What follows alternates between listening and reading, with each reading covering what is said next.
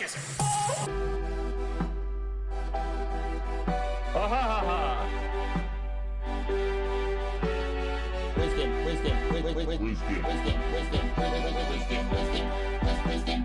Sophia, best girl. Waifu material. Waifu material. Waifu material. Waifu material. Waifu material. Waifu material. Waifu material. Waifu material. Waifu material. Do I look like a cam girl to you?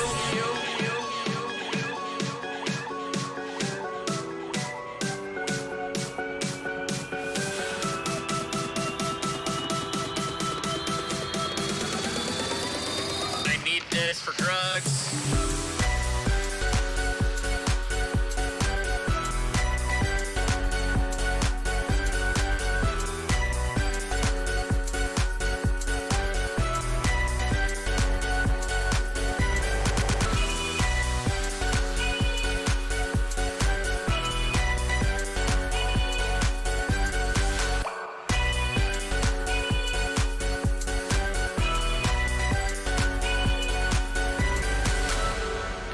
To enter my fortress of solitude.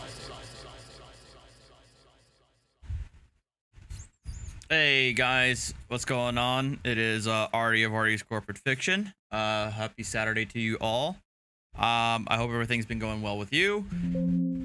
We are deciding, or I am deciding, I should say, to go live as soon as I can see what's going on here. Apparently not. Hell.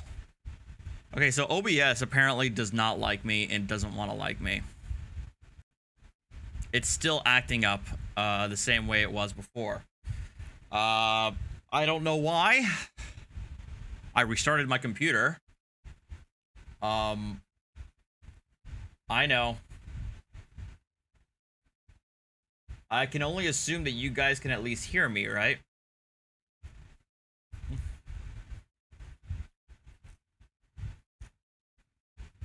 There you go.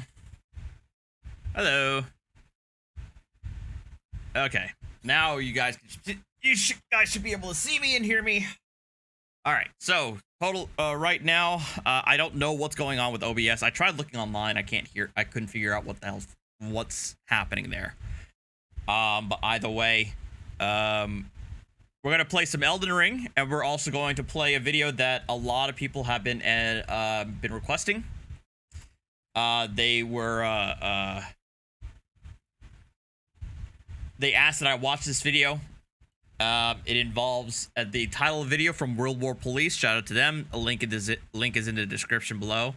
Hillsborough County Detention deputy gets himself fired. It's a long video, so I don't know if I'm going to do this for the entire stream. I might split it into two. But it's been highly requested that I take a look at this. I don't know what's going on here. I really don't. I think I've only seen like the first 15 seconds of the video. So I guess I'll find out. I understand it involves this detention deputy. This detention deputy's wife. She got in trouble. He tried to get her out of trouble, and led to him getting himself relieved of duty. So thank you guys. Any tips for getting past the gatehouse in the first dungeon in Elden Ring? You're gonna have to be more specific. I don't know which dungeon you're referring to, but we'll figure that one out later. All right, let's get this show on the road by opening up Elden Ring. Hopefully that'll showcase on the video without issue. And let's play this video. What's that? There's like food inside. Oh, hold on. You can't go inside yet. It's a traffic stop. I'm at my house. It's a traffic stop. Okay, so the first things first. You don't. It's just says Donut Operator says traffic stops aren't a game of tag. Just because you made it to your house does not mean you made it to home base and you don't get stopped and you don't have to go through the runs. All right. That's not how traffic stops work. Oh, by the way, I did get a haircut. Hopefully you guys noticed, right? And I got my beard trimmed, so I look a little bit cleaner, you know. So hopefully I look a little nice. All right, moving on. Oh God, I gotta turn this down first. Oh, Elden Ring. All right, so I'll stop that. The hammer, $5. Hey, already watch your channel, but rarely.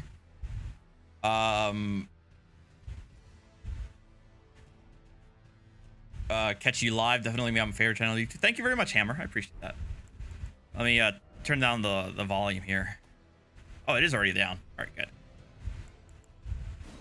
You have to hang tight. No, I gotta put my food in the fridge. If you go in the house, I will arrest you for obstruction. For what? Obstruction. Resisting without. This is only. Food in the house. This is a traffic stop, so you're not free to leave. No. You are not free to leave. No.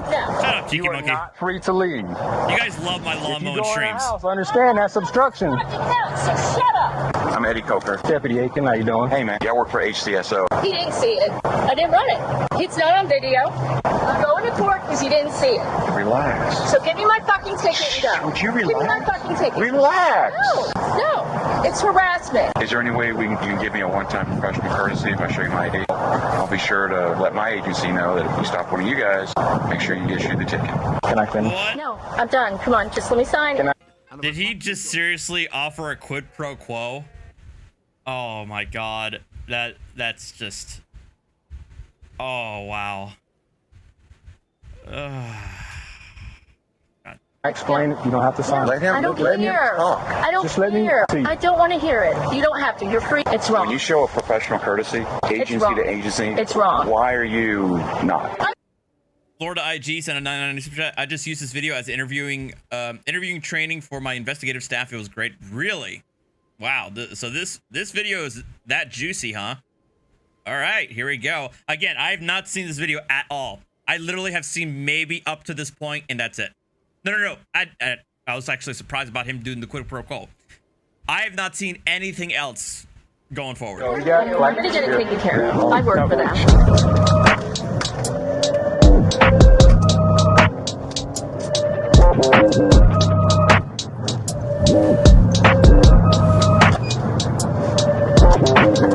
Start 26 traffic stop. Florida 28, Charlie Zulu uniform, Juliet 37, sir. Blue Nissan. Hello, ma'am. So I'm actually doing a traffic stop now. Why? I'm running a stop sign back there. Did- Yes, you did. We didn't. Yes, you did. Can I have your license, driver's license, proof of registration? You have a video. I don't need a video. I saw you do it. No, you need a video. No, I don't. I saw you do it. All right, I actually completely missed it. What did the officers witness her doing? I'm sorry, I actually missed that part. Omaha got arrested and tased again. That sounds about right. Your harassment with my neighbors. Ran a stop sign. Gotcha. Well, we'll be going to court because you did not see me do it. Okay, you say so. Okay, I do say so. And I don't know about my insurance. It's somewhere away. Because I know you didn't see shit. I have a perfect driving record, so good luck with that. You guys have been targeting me and targeting me and targeting me because all the fucking neighbors complain. And I'm not doing anything, so About what? I don't know how to get at my insurance. Wait, so the neighbors have been complaining about you doing what? Not adhering to traffic laws? I don't know, whatever. Write me a ticket for my insurance. I don't know. I Can can't you pull it log up. into it? Or no? I don't know. I don't know how. I know I'm allowed to have it online, but Yeah. Do you have, is it Geico, Progressive? it's AAA. I know that insurance. Do they have an app for it? I would think so. I've never had to log into it before. I don't know. I don't know. I don't know how to do it. There's no way to put their... I don't know. I haven't been pulled over in like 20 years, so I don't know. Okay, I haven't. All right, in fairness, lady, I haven't been pulled over in a long time, too. I still make sure that I have my insurance information readily available in the case I get a traffic stop. I have no idea how to do it. So it's AAA? Yep. Okay. Well, just do me a favor, just hang tight till I'm done, okay? Yep. Public harassment. She was hauling ass.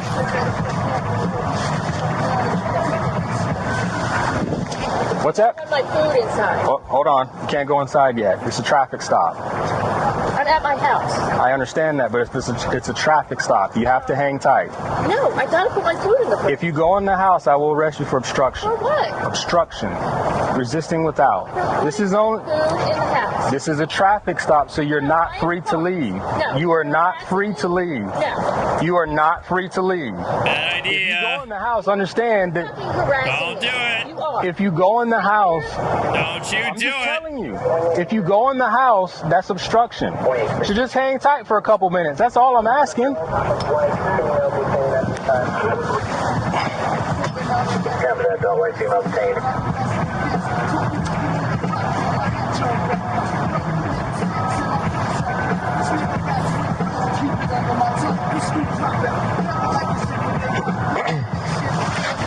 If you go in the house, understand that's obstruction. Fucking house, so shut up. Okay. The cop's like, all right, Karen, this is happening.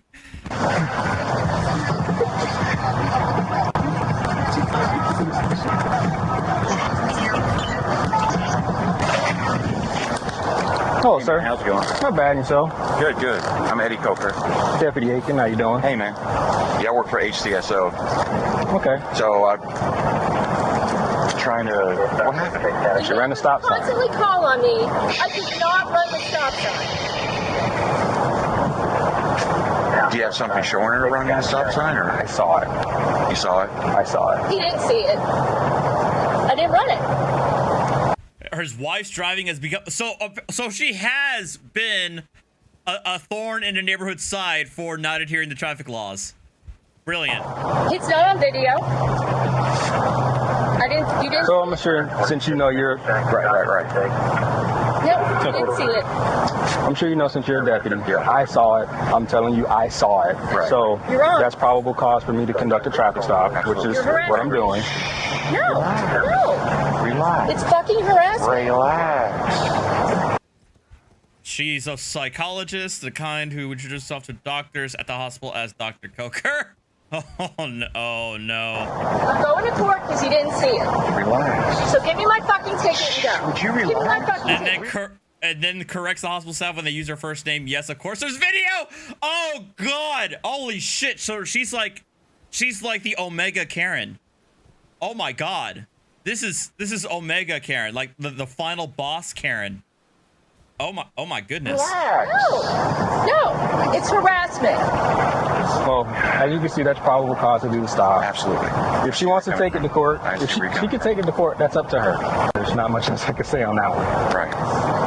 Yeah, is there any way you can give me a one-time professional courtesy if I show you my ID? No. We've been getting complaints in Seven Oaks in general. I'm Okay. assuming you've seen a lot of us in Seven Oaks Right. within the last couple of weeks. It's been in general, so The Elden Karen. that we're enforcing everything. Okay. Well, I'll be sure to let my agency know that if we stop one of you guys, make sure you Don't do that.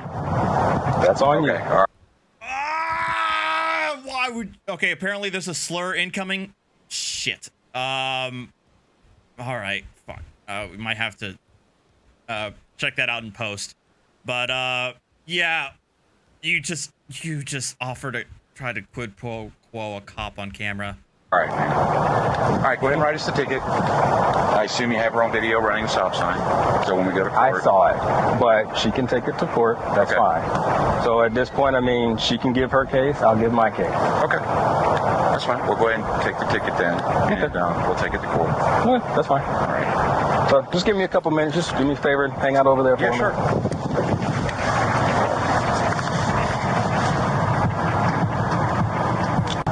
Can I get your name and number and your card? I will do that once I'm done. Please hurry.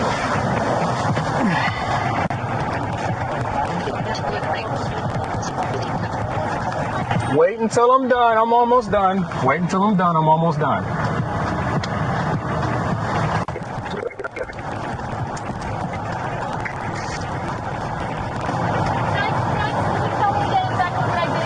Ran the stop sign. And you saw me. Yes. You're lying.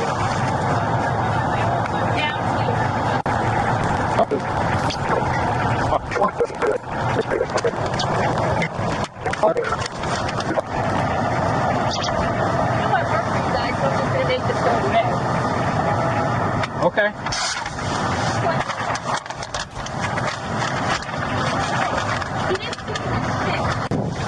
Okay. He's just kowtowing to all these fucking bitches that live on the street that complain about me. Okay. Because he got nothing better to do. This back. Okay. So for the proof of insurance, like you told me in the site before, that one all you have to do is just show the proof. I'm assuming you're going to take. I'm assuming you're going to take it to court anyway. Yes, so for that when's the court date? You have to call to get the court date. How do I do that? Call one of the numbers on the back. Clerk of the court, Pasco Sheriff's Office. All right. So for that one, once you prove that you have insurance, I'm sure that you do. But, I do. Still, I don't know. I got my insurance card in the Jeep. Can you go get it? Yeah. Well, it's too late now. I mean, I already pulled the number, but it's still, all she has to do is show that she has Let's it. get She moving didn't have on this, it. please. Just give it to me. So that one is literally when, because I'm assuming she's going to take him to court, right? Yes, absolutely. So she would Didn't just see show. anything. Relax. She would just show the judge, I had insurance at the time. Let's move along, So the please. stop sign. Then you have, I have to explain the three options. One, pay the ticket. No. Two, No. take the course, No. in which case you wouldn't get points. Or No. three, take it to court. No, go to court. You have to make the choice within 30 days for I've which one already you made my choose. choice. Thank you. But you, Okay. Can I finish? No, I'm done. Come on, just let me sign. Can I explain it? You don't have to sign. No, Let him- I don't let him care. talk. I don't Just let me. care. I just want to explain it to you. I don't want to hear it. You don't have to. You're free. You don't have to explain. Let him explain. I don't want to. Let him explain. Oh my God. Shit, so you know That's it. for court. Okay. You're gonna take me to Yeah. court, All right. so That's the argument. let me explain I it to don't you. care. Okay. No. Relax. No. Relax. You know? Imagine getting ruining your career for this.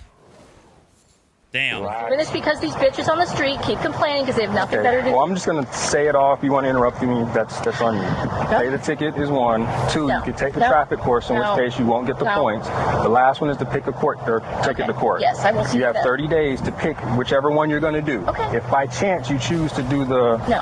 traffic course, No. it has I to didn't be do anything done wrong, so I'm gonna within 30 days, as well as Okay. paying the ticket within the 30 days. Okay. You understand? Move along. You Okay. understand? No, I wasn't talking about her. I'm talking about him.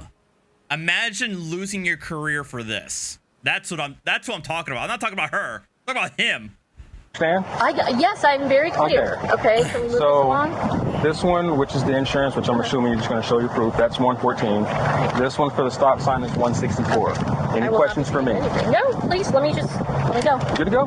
Do you have a card? Yes. You know, I have proof that I've been targeted. I have proof. I mean, I don't like to make a big deal out of it or anything like that, but I know It's wrong. when you show a professional courtesy, agency wrong. to agency, It's wrong. Why are you not? Just I'm doing my job. No, So nothing. no, you're not. You're getting complaints from these fucking bitches on the street. I'm just asking. No, I So work we got, for you. like, I'm going to get it here- taken care here, of. I work for them. Relax. No. We've gotten complaints in Seven Oaks in general. I'm sure you've seen within the last couple of weeks, we've been in here a lot. And we've been citing the majority of the people. So, Would you knock it off? so that's why.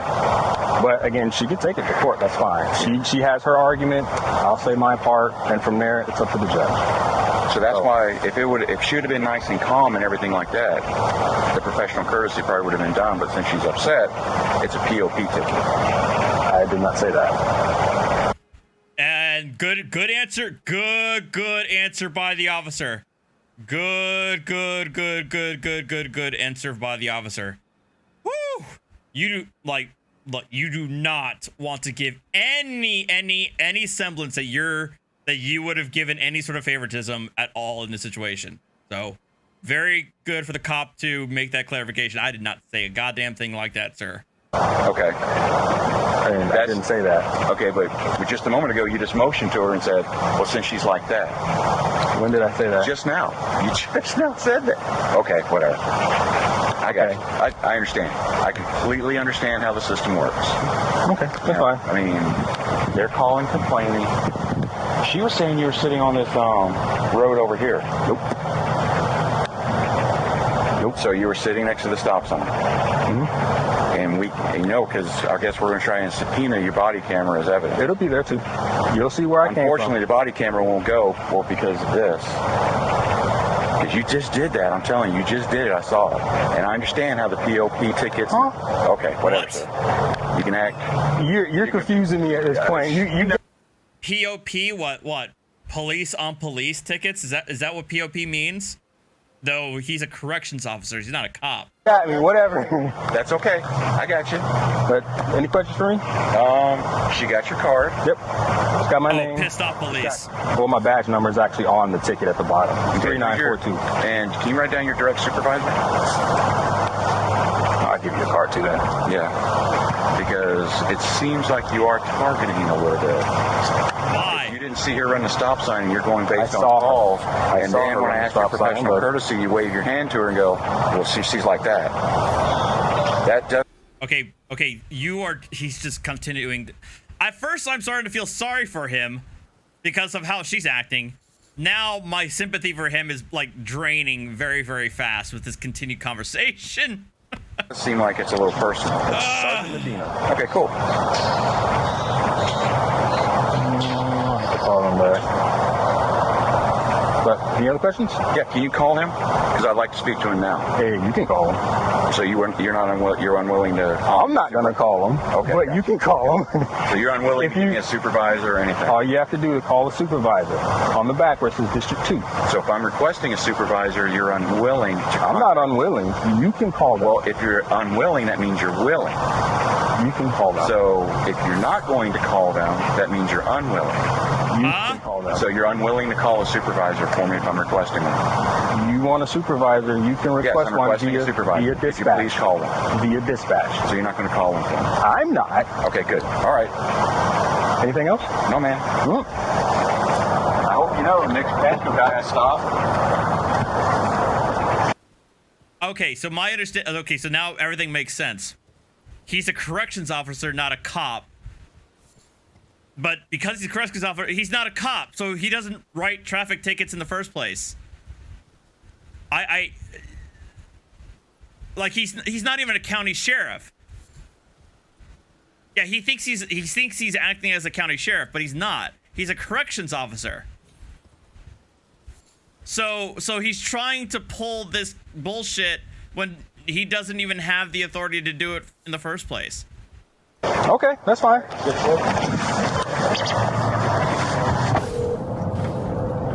Hello. Oh my God, he did. The sheriff's office, how you doing? Hey, how are you doing, sir? I'm okay. We can help you with. Okay. I'm sorry. I was expecting a different sergeant, but I guess you'll work. We just had a dealing with a deputy out in front of our house. A deputy agent. And this guy was being a straight up ass. I'm sorry to use that kind of phrase to you and everything like that. He's being an ass for not giving your Karen wife a fucking pass. There, yeah. Because, I'm a deputy with Hillsboro, and I've been there 15 years. And this guy was straight up ass. I don't know if he's been there, since yesterday or whatever. Would that qualify as impersonation? I don't know. I don't know if that would qualify because it's not as if he presented himself as a county sheriff. He presented himself as he talked about being a corrections deputy, right? And he tried to pull rank. He's a deputy. Now in here he sounds like he's acting like he's a deputy because he says he works for the county. But my Deacon, I don't know if his official title is a deputy with the detention center, not the sheriff's department. That might be his title, but that might make the ambiguity and confusion all the more real. Well, but let's continue playing. Let's continue playing. Like that, and he's out to save the world or whatever. But let me also start from the beginning. Hey, you know what? Hey, can you give me just 1 second? Hold on 1 second, sir. Yeah. Answer the phone, let him know. Hey, we're on the other line with that guy real quick. He's calling in to complain. The deputy. Yeah. No, we'll handle it real quick. Yes, basically. He's saying that he was rude or something. We just literally just called him, so I'll feel it out, let you know what it is. Yep. All right, bye. Are you there, sir? Yeah. Hello? All right, bye. Hello, sir? Hello. Yes, sir. I'm sorry. I had a bit of an issue with my phone. All right, so go ahead. So Deputy Aiken, you guess you had a run-in with him, and he was. I didn't actually have a run-in with him. My wife did. Oh, okay. She pulled to the driveway, and I was inside because today's my day off, and she calls me on the phone and says, "Hey, can you step outside? I'm dealing with a deputy out here that is treating me like garbage." And I'm like, "Okay." So I step outside, and the deputy is saying that he saw her run a stop sign in the neighborhood. And she's saying it's impossible. There's no way she ran a stop sign in the neighborhood. So I was like, so I said, "Hey, trying to be peacemaker here. Can I just ask you what you thought?" And he goes, "Okay, well, who are you?" And I was like, "I'm a deputy with Willingboro. I'm not trying to impede on you, or I just want to ask, what happened?" He's like, "Sure, I'd be happy to tell you." He goes, "Your wife ran a stop sign." And I asked him, I was like, "So you got on dash cam where you saw it, or what happened?" And he goes, "Well, I saw it." And I was like, "Well, so you were sitting there?" My wife said he was not sitting there. He was like a whole block down, and he came out of a side street, followed her up into the driveway, and then turned his light. And I'm like, "Okay, well." But anyway, so we go, I'm like, we know there's a neighbor down here. They hate me because I'm a cop. So they call you guys. He's never been a law enforcement officer, so he is impersonate. Okay, there it is. Right. It was already kind of there, but I think that sealed the deal. Now that he's impersonating. Non-stop, saying that I could buy their house in my police car, I'm flipping off their kids in uniform, anything and everything to try and get me in trouble. I sat down with my supervisors at work, and they're like, "It's a joke." They know it's a joke. Everybody knows it's a joke. Now they're going after my wife. My wife runs through the neighborhood, speeds through 70 miles an hour. And my wife has a perfect driving record and everything like that. Oh, so there's video of his wife driving like a maniac in the neighborhood. Perfect. Anyway, get to the part of this dude being a jerk. I'm standing in front of him, and you know how it works. I'm sure, I don't know how the professional courtesy thing works with you guys, but with us, if you ask, you say, "Hey, I'm a deputy or a police officer or highway patrol or whatever like that, and it's for one-time professional courtesy," and he goes, "No, we don't do that. I'm doing my job." And I'm like, this is like I am aware that this kind of thing exists. I'm aware. I'm not so naive to not believe that the professional courtesy thing is a thing that exists. But my understanding is that you don't exactly like flout it and say, just blurt it out like this, like it's nothing.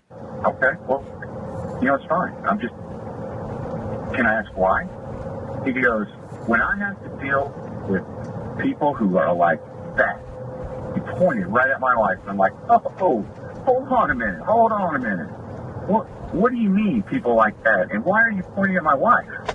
We're going to go to traffic court, and we'll decide, you have no reason to point at my wife like that. He goes, and I was like, "Listen, dude, I've been doing this job probably before you were born." I don't think he said that. Well, you're a teenager. I'm not going to say when you were born. Oh, fuck, I died. I know all about the PLP tickets. I know about the PLP arrest. Everybody does know. And he looked at me, and he rolled his eyes and smiled and goes, "Oh, no, sir. I have no idea what you're talking about, sir." And I'm like, "Okay, well, we're not getting anywhere on this. Thanks, Obama. Can I get your supervisor?" He goes, "Well, I'm not getting my supervisor. You get him." I'm like, "Okay, well, do you have the number to your supervisor?" "No, I don't have the number to your supervisor." So I said, "You're unwilling to give me your supervisor's information?" He goes, "No, I'm not unwilling." I'm like, "Well, sir, you're telling me you're not giving it to me. That means you're unwilling." He goes, "Call dispatch. They'll get it." And I'm like, "Why are you being like this? I'm simply asking for a supervisor, and you're refusing even to give me a phone number." I'm like, "What kind of professional standard is that?" I was like, "If you want to declare war on our agency, that's fine. The next Pasco guy I stop, I can give him a ticket just fast. But guess what? I won't do it because it's a professional courtesy, it's a professional standard. So I don't appreciate you, one, rolling your eyes at me when you're talking to me, and two, pointing your finger at my wife and lying and referring to her as that. Fuck you, sheep. And he's like, well, you got to call him, call my supervisor. And I was like, I'd be happy to. What's your supervisor's number? Call dispatch, they'll give it to you. And he got back in his car. And I'm like, wow. So it's like that now, is it? Listen, dude, I'm not Sarge. I'm not expecting you to kick my ass. I'm not expecting anything. I don't expect you to make the kids go away. But to treat it that way by a fellow deputy is not right. I was referring to him as yes, sir, no, sir. I was being as courteous with him as I am with you right now until he pointed at my wife and said, you know, until I have to deal with that. And I'm like, that's not right. I mean, I'm just... Real quick, guys, for those wondering, the shotgun shells might still happen today, but later on today. You know, it's still summer, so there's plenty of daylight at like 7 o'clock or 8 o'clock. And it only takes an hour and a half to cook them anyway. So look for that. If there's no time, tomorrow. Definitely tomorrow for the smoker. I'm just letting you try to... Thank you, James Blonde, 007 for the super chat. Oh, okay. All right. Well, as far as the professional courtesy thing goes, if there's any... That's fine. You know cops ask for it. Everybody does. I can't tell you how many times I've had a highway patrolman look at me and go, dude, I get a professional Highway patrolman? One time, I'm like, yeah, whatever. You know, it's what we do for each other, but I don't expect it. I don't expect it. Well, if what I don't like we is ask for it. If you don't expect it, why are you asking for it? Yeah, all right, the cop beat me to it. Let me ask you this, though. I gave you a chance to talk, and I'm trying to respond to you now, but you just cut me off within, like, 2 words of me responding back to you. So I just want to make sure we can have a proper communication. We have to have a sender and a receiver. So I just want to make sure that now I get to kind of rebut some of the things that you said and address them with you, and then we'll just keep going back and forth. All right, so as far as the professional courtesy thing goes, I think it's a undocumented but well-known practice that's occurred from time to time, but it should never be expected. And as far as our agency goes, if there's anything that we pride ourselves with the most, it's the fact that we do hold each other accountable, and probably to a higher standard than everyone else. I think the fact that... I disagree with that, but go ahead. I think... Wait, you disagree with officers wanting to hold themselves to a higher standard? But yeah, that looks really fucking good for you. Oh my god, this guy's just burying himself with each fucking sentence. The fact that the deputy spoke with you in the first place on a traffic stop that didn't involve you, that in and of itself was pretty courteous of him, because I wouldn't have entertained that. I would have done my traffic stop first, and then I'd have came and talked to you afterwards. That's just because that's how I handle my business. So I don't find that to be inappropriate. As far as the declaring war on your agency, we're not ever doing that. That's quite absurd to me. I don't think that's something that I would... He shook his head and he said yes and said, okay. He said yes, that he's declaring war on your agency? Dude, you want to declare war on our agency? We can wait, what? And he shook his head up and down and goes, that's fine. But what would make you say that, though?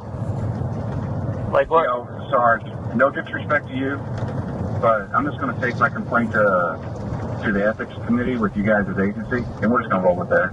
Yeah, okay. Well, just before you do, understand that the... Oh, sir. Well, I'm not going to give you your way, but understand that the deputy uses...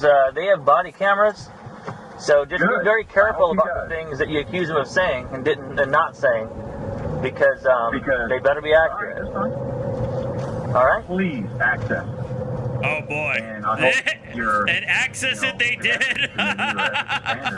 has access, but this guy was slick. And of course, they have access to it, sir. It's mandated by the agency. And the other thing is, he didn't give you the supervisor's number, because that would be inappropriate as well. You would need to contact dispatch and get that. We don't hand out phone numbers to other people on the street. That's not inappropriate. So, or that is I not assume appropriate. it's okay to give me a supervisor's name. Yeah, he could have given you a name. He may not have known which one would be calling you back. So, that's something that we could address with him in the future. He probably could have given you at least somebody to ask for. But you did say that you were expecting a different sergeant, which makes me believe that maybe you did have somebody to ask for. Yeah, he gave me a Sergeant Matias. Well, there you go. He gave you the sergeant's name. So, just a minute ago, you told me that he did. In the interviews that follow, it will be apparent that certain information has been redacted. The more obvious redactions, including information identified in Coker's neighborhood. Ms. Coker's first name. Redactions are courtesy of Hillsborough County Sheriff's Department are probably lawful, unlike some of their earlier redactions I successfully pushed back against. In Florida, there is a public records exemption for the names, home addresses, phone numbers, dates of birth, and places of employment of spouses and children of current and former law enforcement officers, along with a never-expanding list of other officials. This exemption applies even if the officer was filed, decertified, and arrested, even if their family was directly involved. Didn't give you a name, but he did. All right, Sergeant. I appreciate you calling me, but because I can tell that. I mean, I respect the fact that you have your deputies back. Oh Lord, that's the second Hillsborough deputy I've had tell me that. No, it's not about that. It's just that your story is inconsistent, and I'm just pointing that out to you. Okay. I understand. I understand you guys are backing each. I got it. I understand. You're backing up your deputy, and I respect it. I really do. But so we'll just take it to ethical standards and let them deal with it. All righty. Is there anything else I can do for you? No, sir. All right. Have a good day, sir. Today's date is Monday, June 25th, 2018. The current time is approximately 16:06 hours. Oh, so all right. So there's more lore. Perfect. There's backstory to this lore. The footage playing in the background is from the late 2020 arrest of Catherine Coker after she refused to leave a bar and was arrested for trespassing and resisting without violence. When the responding officers told Catherine she had to leave the bar, she refused, telling officers that they would have to take her to jail. So they did. And there was much rejoicing. All right. Oh man. The IA Florida IG 199. Oh, excuse me, 499. Thank you. The IA interview is perfect. The established motive on the IA's unique motive. Also, keep in mind, Florida has very liberal LEO Bill of Rights for IA.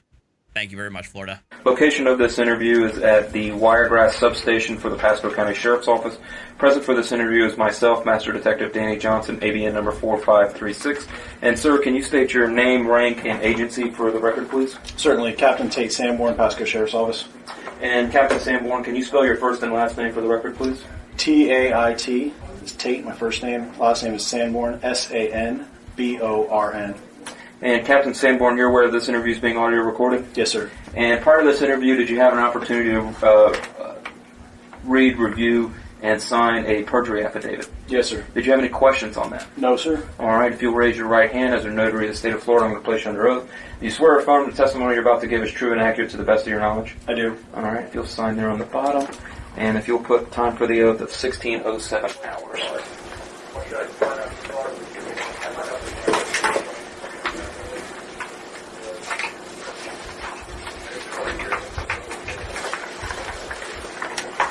The purpose of this interview is in relation to Hillsborough County Sheriff's Office Internal Affairs Case Number I-2018-027. Captain Sanborn, before we get started, can you just explain how long you've been with the Pasco Sheriff's Office, where you're currently assigned, and what your day-to-day duties are? Certainly. I've been with the Pasco Sheriff's Office since December of 2003. I'm currently assigned as the District 2 Field Operations Commander. District 2 covers the range, generally speaking, from US 41 east to Polk County, from Hillsborough County to Hernando. And as the Field Operations Commander, I run all patrol, essentially street crimes and property crimes units within the district. Okay. So prior to our interview, we kind of talked about it, but it's my understanding that as a district commander, sometimes you get involved with neighborhoods, HOA meetings, stuff like that, and you go as a representative of the sheriff's office. And it's my understanding that you you went to a HOA meeting or some type of formal meeting within the subdivision. Can you kind of go into that, how you got involved and what you learned? Certainly. The fairly large community, they historically have had very good relationship with the sheriff's office. Every once in a while, they frequently employ contract deputies. They also have a very good both an HOA and a CDD. In this particular case, my involvement came from one of our newly promoted sergeants, Sergeant Denbo, does some website work for a couple of different HOAs as part of an authorized off-duty employment. And so he's got very good connections. His family also lived in there when he was growing up in high school. And so he's got very good connections to the HOA and the CDD leadership. And we had started getting a lot of feedback, primarily through him initially, that there were some traffic concerns within the area. I initiated oh my God. some conversation. Okay, I had to look back up and I'm seeing feet being carried out of a bar. What the fuck? With the CDD president and the HOA president. Sean, the brand is called Z Grills. I don't know what the model number is though. But the brand is Z Grills. Both of them acknowledged that there were some traffic complaints, some on the main roads, and I was sort of pointed in the direction of a particular complaint that was in one of the specific communities involving a lady that was repetitively driving too fast, driving erratically, doing some things on purpose to aggravate her neighbors, and so wanted to have a meeting. Wow. Wanted to attend one of the HOA meetings in order to hear the concerns firsthand from the community. Now, it's my understanding that there was a lot of Facebook posts or something to that effect about that. Yes, I became aware of those. The community itself within, right, there's some back and forth on the Facebook page. They were expressing some of their concerns. They were communicating it amongst themselves. And again, those are not necessarily anonymous per se, but they have a little bit of anonymity, and I wanted to make sure that I was available to the members of the community here firsthand what their concerns were, as opposed to second and third hand through social media outlets, because it's not the most reliable source of information. So so basically from what I'm getting from this interview is that this lady has been such a thorn in the neighborhood side that a member of the police department came by to an HOA meeting to hear their concerns about this lady causing havoc in their neighborhood with her driving. I wanted to make sure that I had an opportunity to go face-to-face with some people. Okay. And so while you're there, did this family or this particular female that apparently is driving erratic, and I focus on this, were there any particulars that came up about her husband and her husband's employment or concerns from the community? Certainly. When I went to the HOA meeting, it was populated almost entirely by the HOA board on the one side of the table, and on the other side in the audience was, I think with maybe one exception, it was entirely neighbors from, by my rough estimate, there was 25 or so people there, which is significantly higher than most of the HOA meetings that I go to. Even when I'm kind of touted as a guest speaker, usual attendance somewhere sits around the 10 to 12 area. And to see all of those individuals come from a particular subset of the overall was relatively surprising. As we started to get into the details of the conversation, it was very clear that there was a lot of frustration. Some of that frustration was directed at me as a representative of the sheriff's office, because the lady in question, according to members of the community, kind of presented herself as there was also an equal concern that her husband was a deputy sheriff with the Hillsborough County Sheriff's Office, and that maybe there was an agreement, some sort of, for lack of a better term, professional courtesy or something, that we were somehow cutting these people a break because of their connections to and the Hillsborough Sheriff's Office. Okay. And based upon that meeting, was there a direction that members of your district, deputies under your command, were kind of certainly guided to do? So again, it's very unusual to get that many people at a community meeting. It's very unusual to get that many people all upset about the very same thing. Wow. And so that lends a significant amount of credibility to their complaint. So holy shit. I mean, when the entire fucking neighborhood who normally doesn't participate in HOA meetings are there, they're like, this woman's a fucking bitch. I don't go to these fucking things. I'm here to express that this one is a bitch.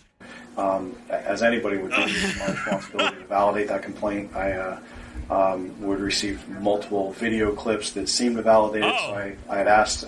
So video evidence on top of everything else. A couple of the deputies, Corporal Denbo at the time, who's been promoted to sergeant since then, Deputy Aiken, specifically to go ahead and keep a close eye on the neighborhood, particularly the interior areas there, on just to validate the concern and obviously to take any sort of enforcement action that became necessary, because what we can't have is the community members thinking that we're somehow trying to protect somebody for any reason, because that would cause them to lose confidence in our agency, and we're not going to have that. So. Okay.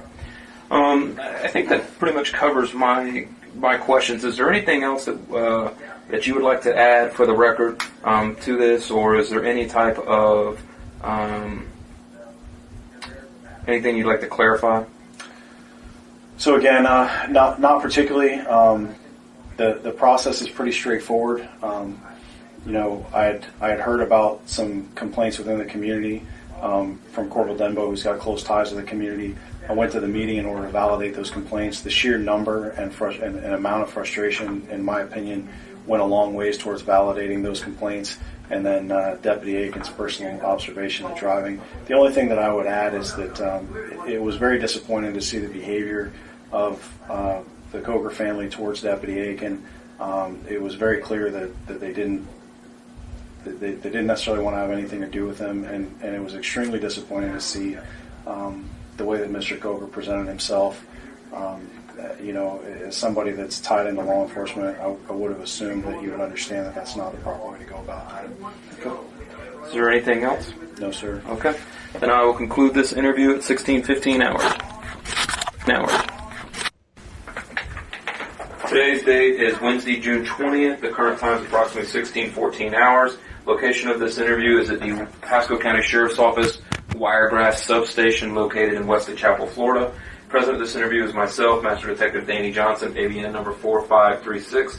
And sir, can you state your name and badge number for the record, please? Deputy Duriel Aiken, badge number 3942. And can you spell your first and last name? Thank you, Mandy, for being a member. Durriel, last name Aiken. Okay. And Deputy Aiken, you're employed with the Pasco County Sheriff's Office, am I correct? Yes. Okay. And are you aware that this interview is being audio recorded? Yes. And have you had a chance to read, sign, and do you fully understand the perjury affidavit that I presented to you prior to the interview? Yes. And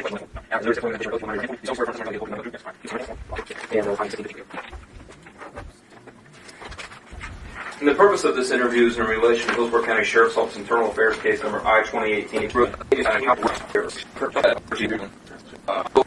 In that, are you tasked with special assignments and different things like that? Yes. Okay. And recently, it's my understanding, and based on our conversation prior to the recording, you guys have been assigned to, or maybe just you individually, due to some complaints about traffic. Am I correct in that? Yes. So, kind of in your own words and in story form, tell me how this all started. Initially, there were complaints, and at one point, now Sergeant Dembo received information that there was a traffic violator. For him, he was informed that a blue Nissan SUV would continuously speed, run stop sign and whatnot within, even though there are kids driving, or not driving, kids outside playing, because it's a neighborhood. Right.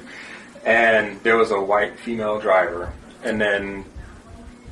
White female driver? Oh my God, how dare he? How dare he? At some point after that, we ended up going to a HOA meeting. It was myself, Captain Sanborn, and Lieutenant Troy. So let me ask you this: you guys received the complaint? There's been ongoing traffic issue. Is it normal for you guys to go to an HOA meeting for traffic violations, or what was special about this? I believe that one of the main reasons why for the HOA meeting, because it was so continuous and it had been going on for so long, and then the fact that the person in question driving and the husband was a deputy in Hillsboro. Okay. So prior to this meeting, or was it prior to this meeting that you learned that her husband was employed by the Hillsborough County Sheriff's Office, or was it at the meeting that you learned this? I believe I learned it at the meeting. Okay. Now, others may have known, but... Okay. For your purposes, you found out at the meeting. Yeah. So what I want to focus on is primarily, what was some of the concerns by the neighbors? What was brought up? Was there anything unusual about this HOA meeting? Was it just a couple people? Tell me about that. There was roughly maybe 25 people at the HOA meeting, which I've never seen that many people at a HOA meeting. And alone, I would say roughly 20 of the people there were all. Okay. And each person was talking about the same vehicle, which is a Nissan Rogue, I believe, blue. And it was the same person driving it, which her name. Okay. They ended up mentioning that she was, and her husband, Ed or Eddie, was a deputy with Hillsboro. Okay. They gave concerns that one reason why nothing has happened to them was because of their affiliation with law enforcement. Okay. And they just kept trying, and that's how we get to the meeting. Okay. So, Deacon, thank you for the $2. They about to lose their jobs. And Steven, thank you for the $2. She's guilty of driving while BWB. I don't know what BWB means. there at the meeting you learn the Cokers. Oh, blonde white bitch? Is that what it means? They're both affiliated with law enforcement. The neighbors are out in force. And that they're concerned that nothing has happened to them because of their affiliation. Yes. Okay. Did they make it? And I understand.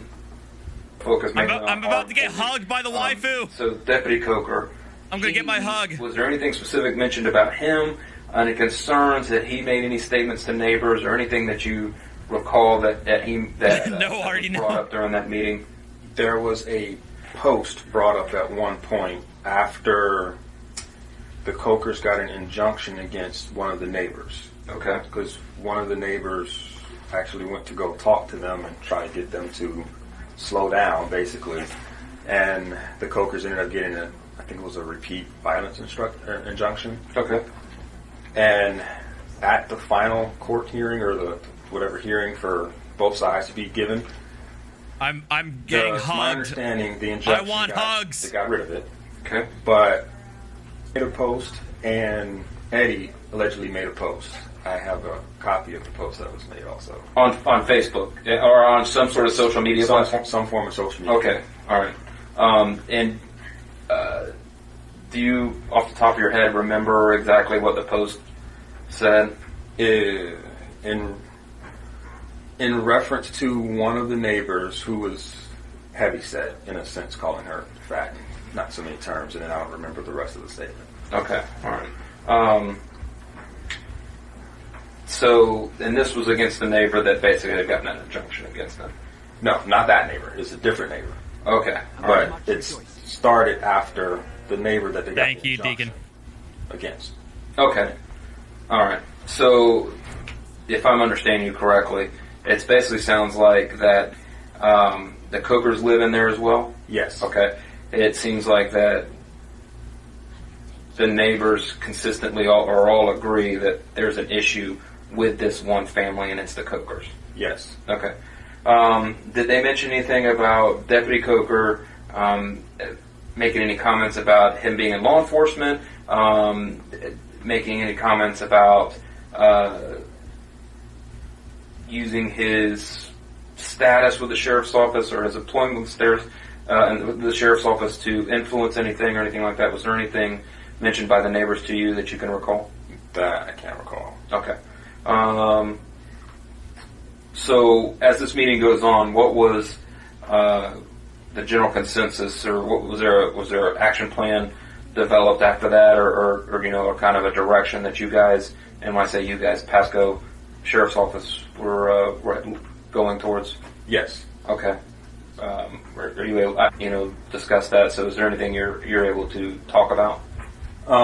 Basically, do traffic enforcement within, and go from there. If by chance we see this car violating some form of a traffic law, and then pull it over, go from there. So at this point, the action plan is to. There's a lot of complaint about traffic, so we're going to go in there and let's just enforce traffic within there, and hopefully that may resolve the issue. Am I understanding you correctly? Yes. Okay. I know at some point in this investigation we were provided body cam footage from you. Was that your first encounter with the Cokers, or have you had a prior encounter with them? That was my first encounter. Okay. Do you know of anybody else, any other deputies or anybody assigned to your squad that has had an encounter with them that was negative? Yes. Okay. Specifically, Deputy Coker. Did the Deputy Coker act in the way that he did with you, with any other deputy that you can recall? No. Okay.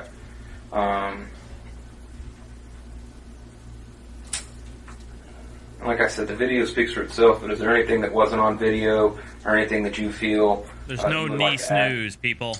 I know after my encounter with him, he actually called to complain on me. Oh, really? Okay. And he spoke to Sergeant Denbo. Okay. Do you know the details of that complaint or the information? Or? All I know is from what's in the call, which said that I was rude and I was scary. Okay. Other than that, I can't remember what was. Wait, who is scary? In the notes. Okay. So Sergeant Denbo would be the best person to speak with about that complaint. Okay. Yes. Guys, you haven't paid me enough money to put on the cat ears, okay? And I swear to God, I feel like if I actually put a dollar amount, one of you mad lads is actually going to donate it and force me to put on cat ears. So I'm not going to put in a dollar amount. Is there an active complaint right now that you can speak of, or is that pretty much handled? With that, I don't know. Okay, all right, no problem. His actions that day toward you, and telling you that he would have Hillsborough deputies stop you and issue tickets to other Pasco deputies and making statements to that effect. What are your thoughts on that? Do you feel he was professional in his encounter with you, or tell me your personal opinion? Personally, I don't think it was professional at all. I think that was his tactic in order to try to threaten me and coerce me into not citing his wife. Okay. Yep. Is there anything else that we haven't discussed that you'd like to add? That I can think of right now. Okay. If there's nothing else, then I'll conclude the interview at... Today's date's Thursday, June 21st. The current time is approximately 17 hours. Location of this interview is at the Wiregrass Mall substation for the Pasco County Sheriff's Office in Wesley Chapel, Florida. Present for this interview is myself, Master Detective Danny Johnson, ABN number 4536. And sir, can you state your name and badge number for the record, please? Yep, Sergeant Andrew Denbo, Pasco Sheriff's Office since 3844. And can you spell your first and last name? Yep, Andrews, A-N-D-R-E-W. All right, let's go, boys. D-E-N-B-O. Okay. Margit the Fell Omen. Just again to reiterate, Sergeant Denbo, you work for the Pasco County Sheriff's Office? Yes. Okay. And the purpose of this interview is in relation to Hillsborough County Sheriff's Office Internal Affairs Case Number I-2018-027. Were you your current assignment as a sergeant? Have you been that the last 6 months? Solo it. No, only the last couple of weeks. Prior to that, I was... Okay. So what I'd like to talk about is when you were... it's my understanding, based on conversations that we've had, that you became involved, or you initiated, or you somehow responded out to within Thank you, Cerebral Tackle, for the $5 by residents there. Correct. Can you just kind of in story form tell me how that got started and what the issue was? Yep.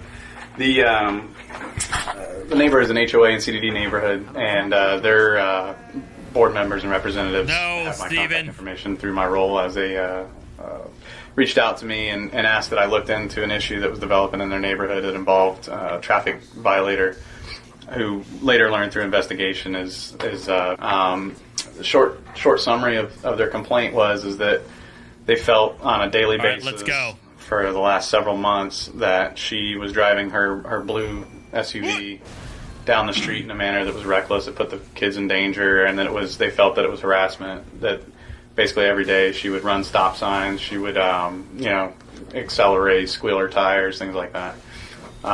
They felt that that there was enough of a concern there that they had tried some different things that hadn't worked out for them, and they wanted to know if the sheriff's office could come out and do some enforcement of the stop signs and check speeding, things like that.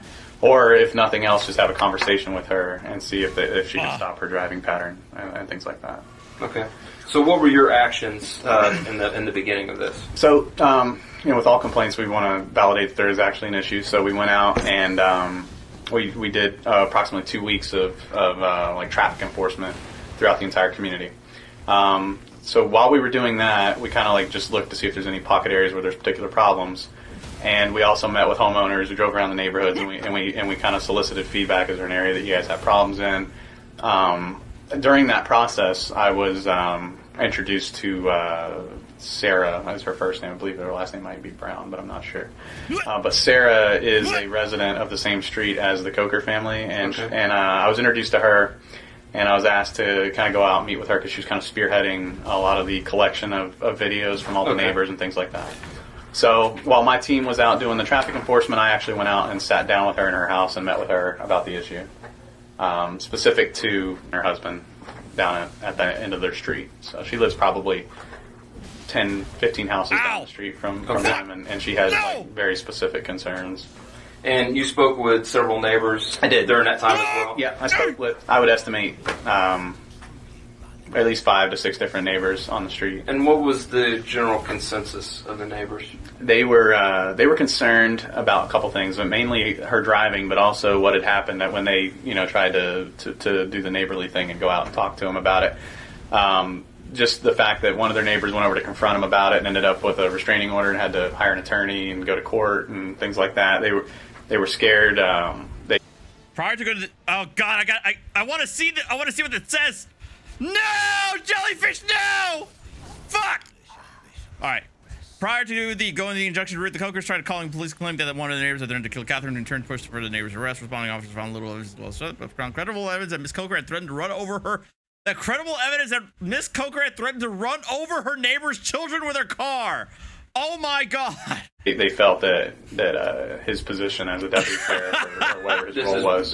Deputy Coker, her husband. Correct. Okay. Yeah, they felt that he was, they knew he was a law enforcement officer, and they felt that there would be issues if they reported things to law enforcement. They said that's some of the reason that they hadn't contacted the Pasco Sheriff's Office about the issue. They said that some of their previous conversations had led them to believe that he was a patrol officer, and several of them work in the Hillsborough County area, so they were concerned about that. They didn't cite specifically why they were concerned, but they said that they were concerned that if they went down there might be some kind of retribution for them making reports against him and things like that. They said at one point they sat down as a community and they decided to send a letter to the Hillsborough Sheriff's Office regarding this issue. I haven't personally read the letter, but I heard that they did send a letter about it. Okay. And then I reviewed, I want to say, 30 or more videos of these alleged traffic violations going on. Okay. And I found that the videos did reflect that there was obviously issues with the driving. Okay. Now, the driving like that, does it appear to just, and the issues appear to only be, or does it also, is Deputy Coker involved in this as well? I don't know that he's involved in the driving. I mean, the testimony I got from all the neighbors was that she is the primary driver of the blue vehicle. Okay. But I can't make out from the videos who's driving and who's not. Okay. Is there anything else that we haven't discussed that you feel is relevant to add, or anything that you'd like to clarify for the record? No, in summary, I think the neighborhood out there, their biggest concern, which was kind of echoed when I was a participant in the interview that Sergeant Formby did with over the phone with Mr. Coker, Deputy Coker. Okay, and this is after the, correct. Just for the record. Yeah. So the traffic stop occurs with Deputy Aiken, and now after the traffic stop, our Deputy Coker. Correct. For those who don't know, Pasco County Sheriff's Office to complain on make a Deputy complaint. Aiken. Deputy, I'm sorry, Sergeant I was given this Formby gag gift. is Deputy Aiken's supervisor, and you were in the vehicle or right there I'm next not putting to it him. on. So, I at the time I still was. I was in training for the sergeant position I occupy now, and at that time, Sergeant Formby was the shift supervisor that was out. He's not his immediate supervisor, but he was the one that generally that's how we handle complaints. They go to whoever's on duty. Sergeant is not normally on duty, at those hours. So. Basically, he took the complaint over the phone, and I heard, the conversation that was going back between Sergeant Formby and Deputy Coker, and based on hearing that conversation, it kind of validated the concerns that some of these people had in the neighborhood. Okay. Because he did allude several times to, even to us as law enforcement officers that, that you're starting some kind of war between the Hillsborough Sheriff's Office and the Pasco Sheriff's Office, and alluded that we needed to be careful when we sped through the, Hillsborough County, things like that. He made so I could it validated that there's that there's obviously something there, and then I know he alluded to us that he was a patrol deputy that worked in law enforcement at that time. He stated at least once he stated that he had a patrol car and that people would give him looks on the street when he came down the street. And the reason that his neighbors didn't like him is because he was a police officer and things like that. So. Okay. That's about it. I can't think of anything else. All right. If there's nothing else, then I'll conclude the interview at 18:26. Today's date is June 27th, 2018. The current time is approximately 12:06 hours. Present at this interview is myself, Master Detective Danny Johnson, ABN 4536. Detective Kevin Shea, ABN 214369. And sir, can you state your name and ABN for the record, please? Dwayne Coker. All right. And is it okay if I call you Dwayne? Oh shit! Is that okay? This is the husband now. Yes, sir. All right. And Dwayne, are you aware this interview is being audio recorded? Before we get started, how long have you been employed with the Sheriff's Office and in what capacity? I'm a detention deputy. I work over at Falkenberg Road Jail, and I've been there since... Detention deputy. 2006. Okay, so roughly 12 years. Yes, sir. Okay. During your...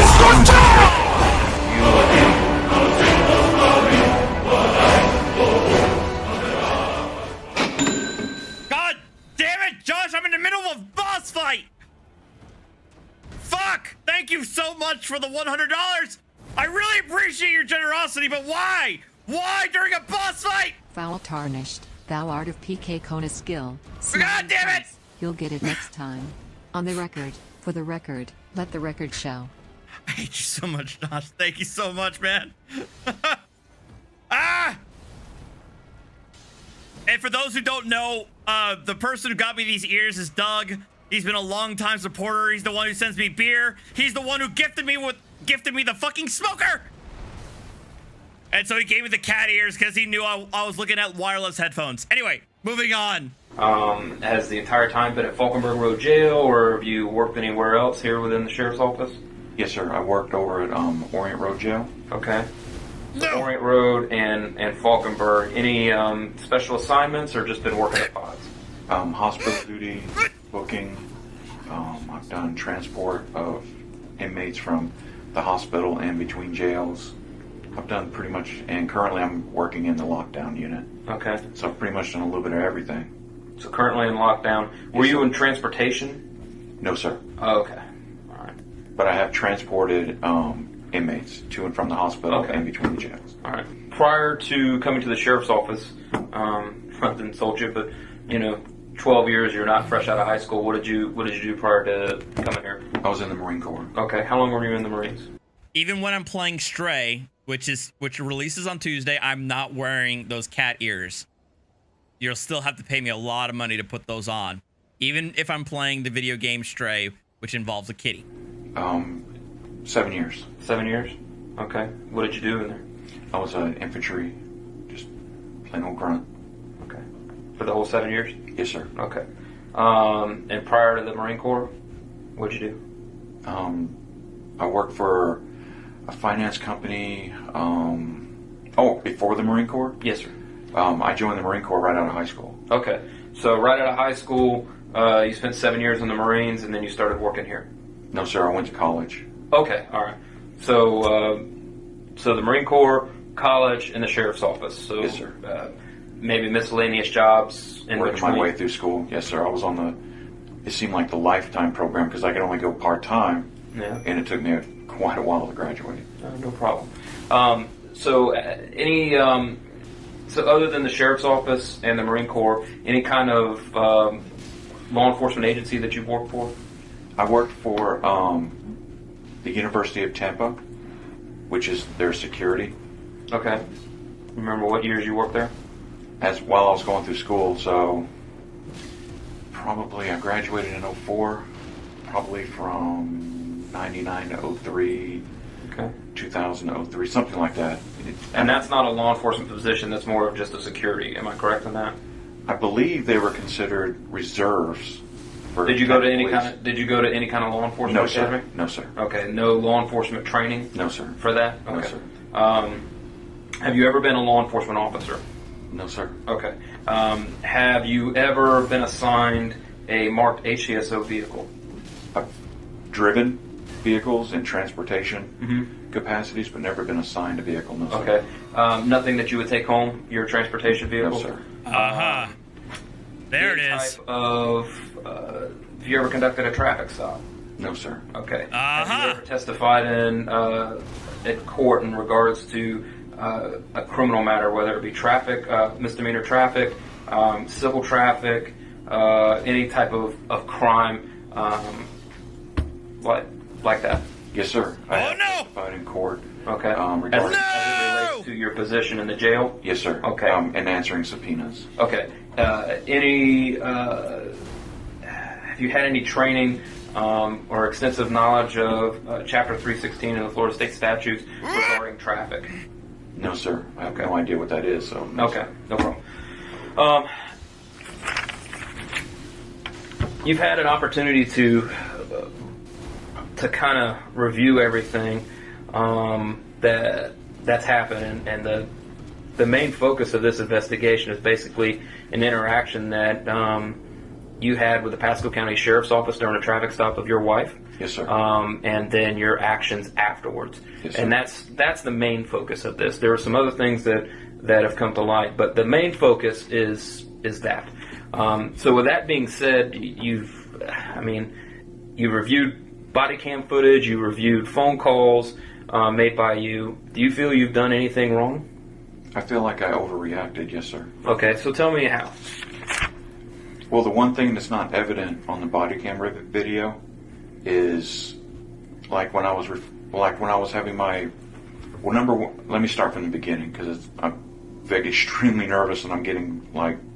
But anyway, right from the very beginning. You should be nervous. The traffic stop was in my driveway. Okay. So that's why I came out in the beginning. Okay.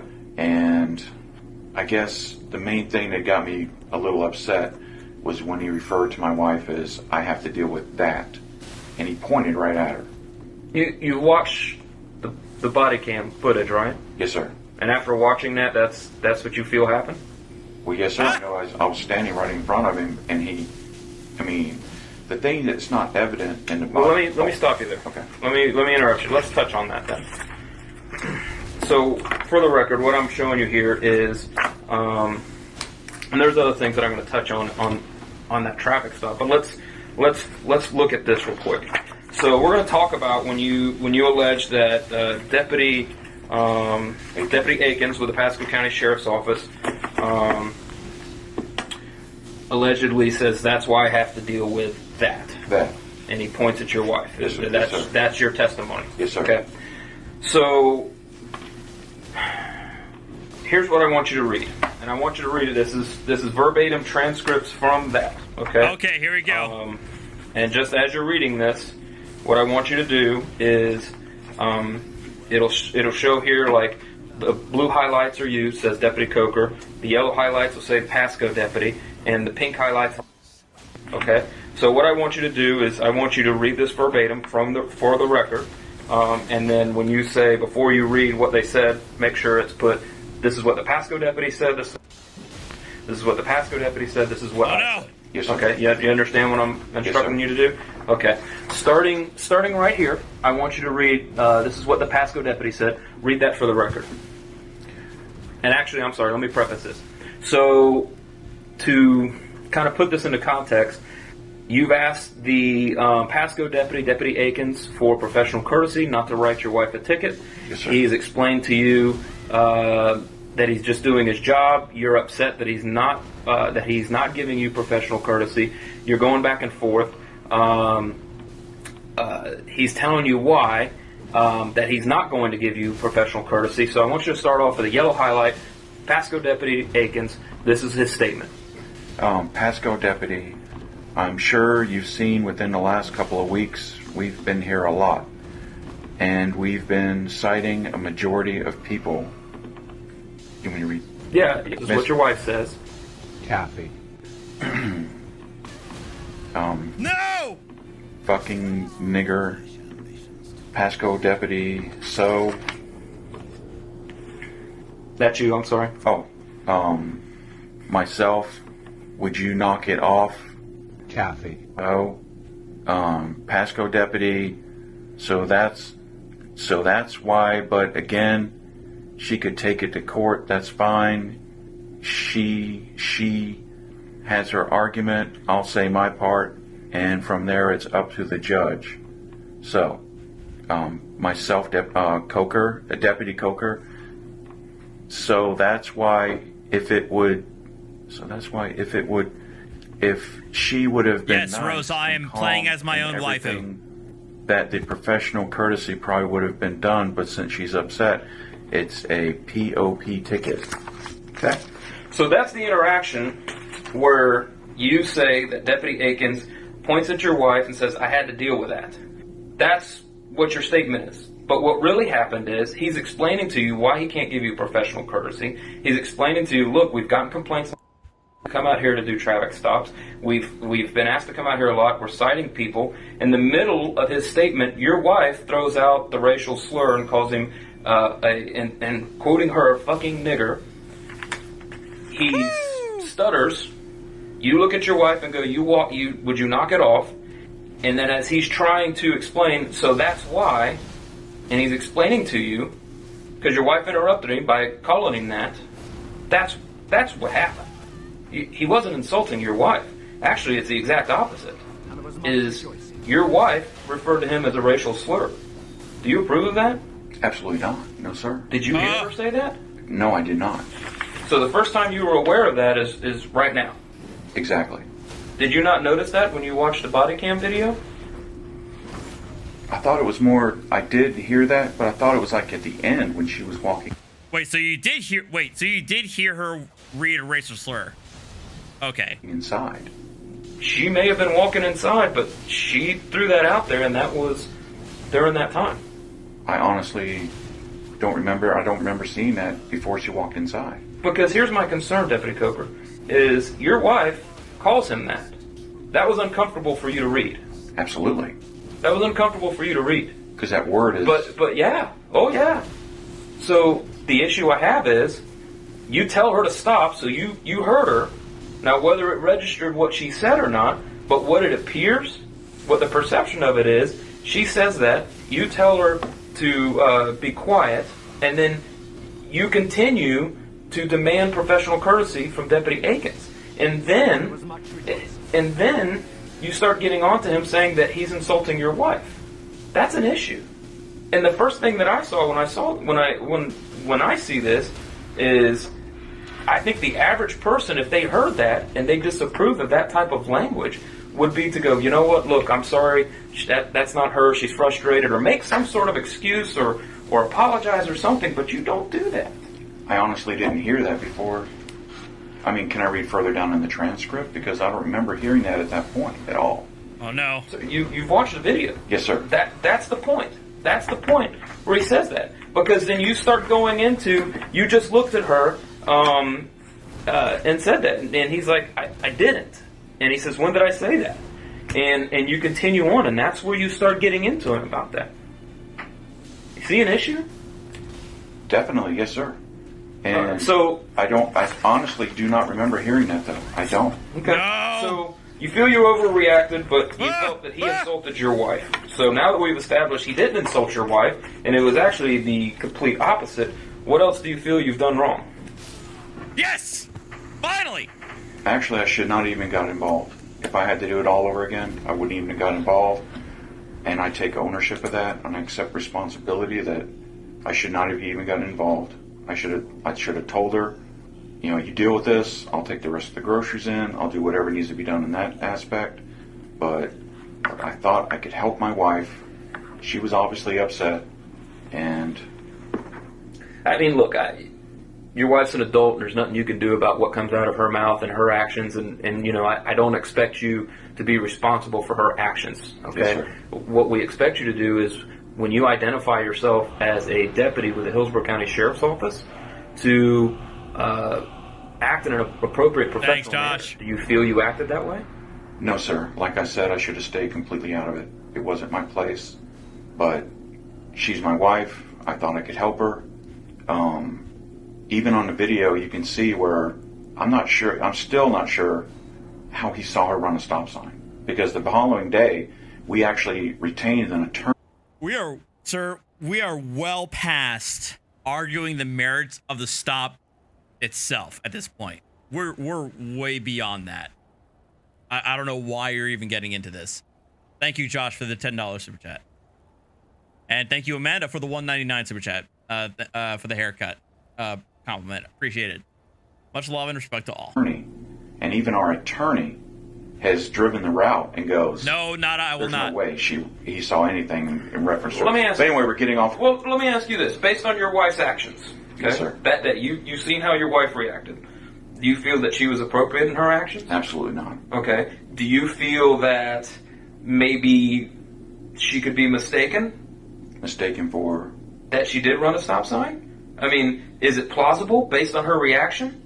I'm going strictly by what she told me. Right. She's told me that she didn't run the stop sign, so he didn't see her run a stop sign, and he feels like based on the constant complaints and even in the information I was given that I was reviewing, the complaints in the HOA meeting, which that's a whole other kettle of fish that I hope we actually get a chance to get to, I'm going by strictly what she said.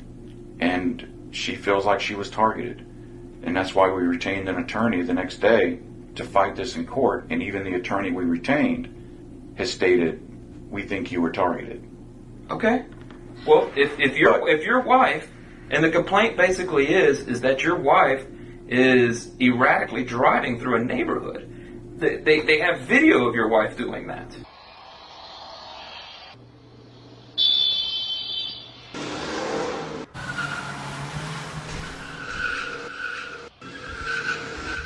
So, which... Oh shit, was that the video? Damn it, my head was down. Hold on. I want to see that. I missed those. Hold on. I'm going to reverse. I'm very curious about the video. I hope we actually get a chance to get to. I'm going by strictly what she said. And she feels like she was targeted. And that's why we retained an attorney the next day to fight this in court. And even the attorney we retained has stated, we think you were targeted. Okay. Well, if your wife, and the complaint basically is that your wife is erratically driving through a neighborhood. They have video of your wife doing that. Whoa!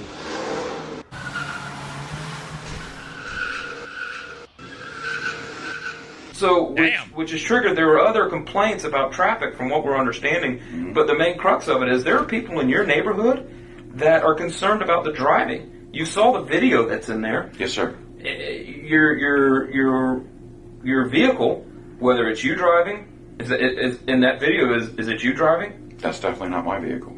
Well, it's a blue Nissan Rogue. And I wanted to bring that up to you. It seems like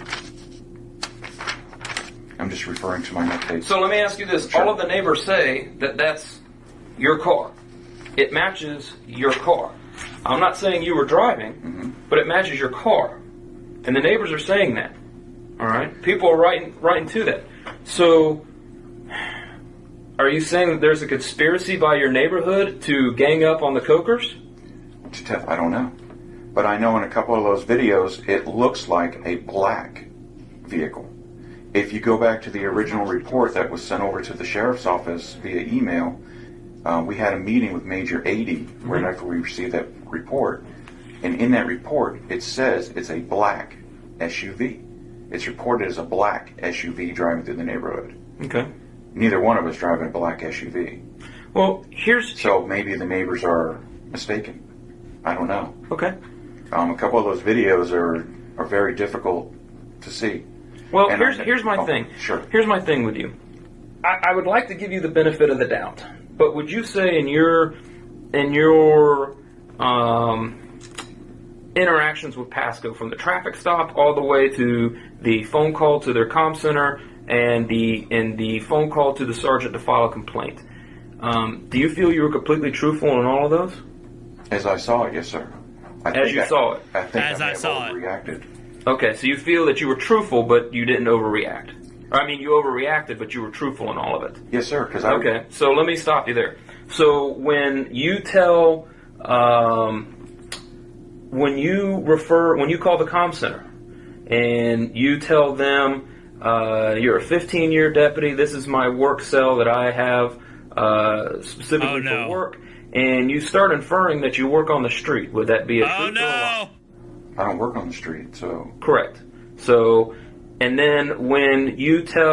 So that's a lie. So, Sergeant Formby, when you file your complaint that when you drive your patrol car home and that when you've done traffic stops on highway patrolmen and they ask you for professional courtesy all the time, would you say that's a truth or a lie? I honestly don't remember saying I stopped highway patrolman. You did. I've been stopped. He did. He did say that. We heard it. Stopped by the highway patrol, and I asked for professional courtesy like about 4 or 5 years ago. Okay, but you refer to stopping highway patrolmen in that video and asking for a professional courtesy. And they've asked you for a professional courtesy, and you give it all the time. You infer that you're going to basically, you try to say that Deputy Aikens said that he was starting a war with Hillsborough County, and there was going to be a war between Pasco and Hillsborough County Sheriff's Office. You say that you're gonna next time you stop a Pasco deputy, you're gonna write him a ticket. Well, if you work in the jail, you don't have a patrol car. How are you going to stop someone? I'm not going to stop anyone. But you said it. So were you being truthful or untruthful in that statement?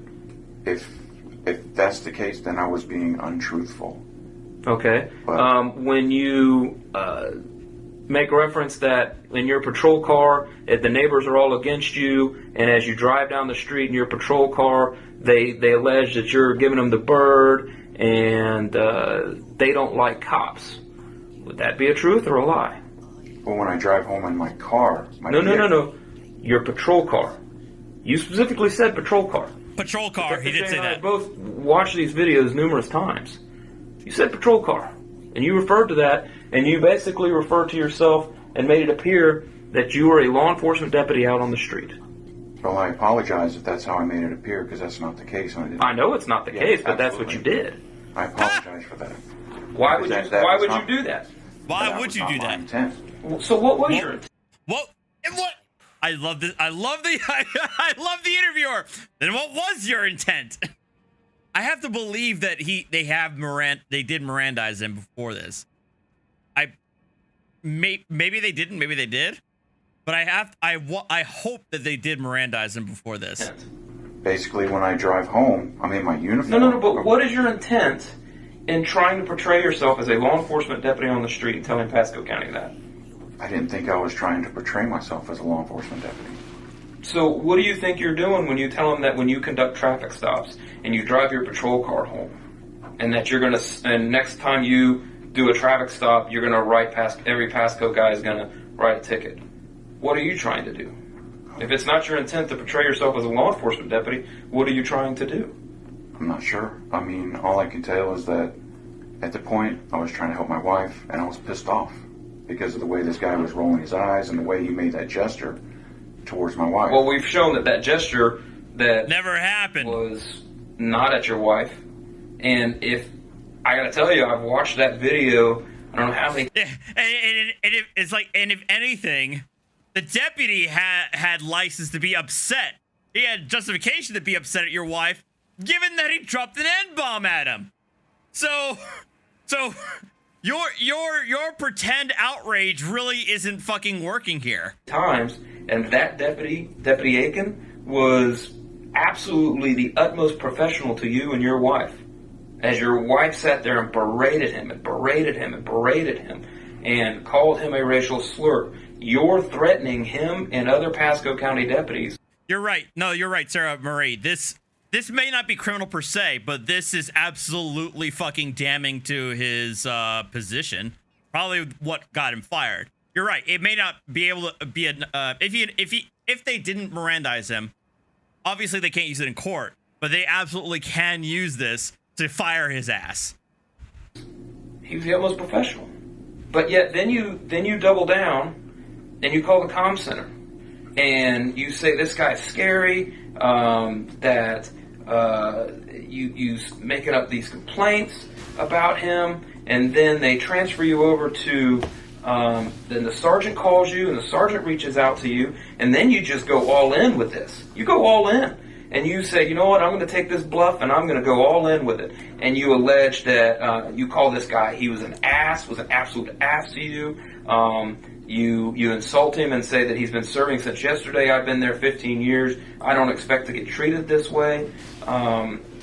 You make references that that you've conducted traffic stops on highway patrolmen. You feel that professional courtesy should have been given. All these things. Why? That's the big question: is why? To get your wife out of a ticket? Was that why? I mean, when you say why, which question would you like me to?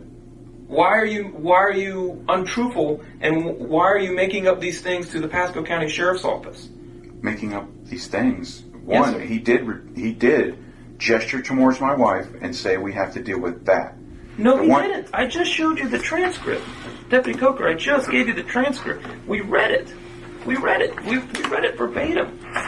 You watched the video. He did not do that. I'm dumbfounded by this. My concern is here's the. Like he's like, stop trying to gaslight me, for fuck's sake. The biggest thing out of all of this, because realistically, you know, to interview you for this investigation, it's all on video, it's all recorded. Yes, sir. Yeah. The thing I got to figure out at this point is, do I have a deputy that works here for the sheriff's office that is untruthful and will take untruthfulness to get his wife out of a ticket, or do you lack such self-awareness and delusional when you get upset that you can't maintain any facts? Because here's the problem. The facts are there, sir. The facts are there, Dwayne. All there. We got a transcript. I had Call him by his first name. Read it. You read it verbatim. He never insulted your wife.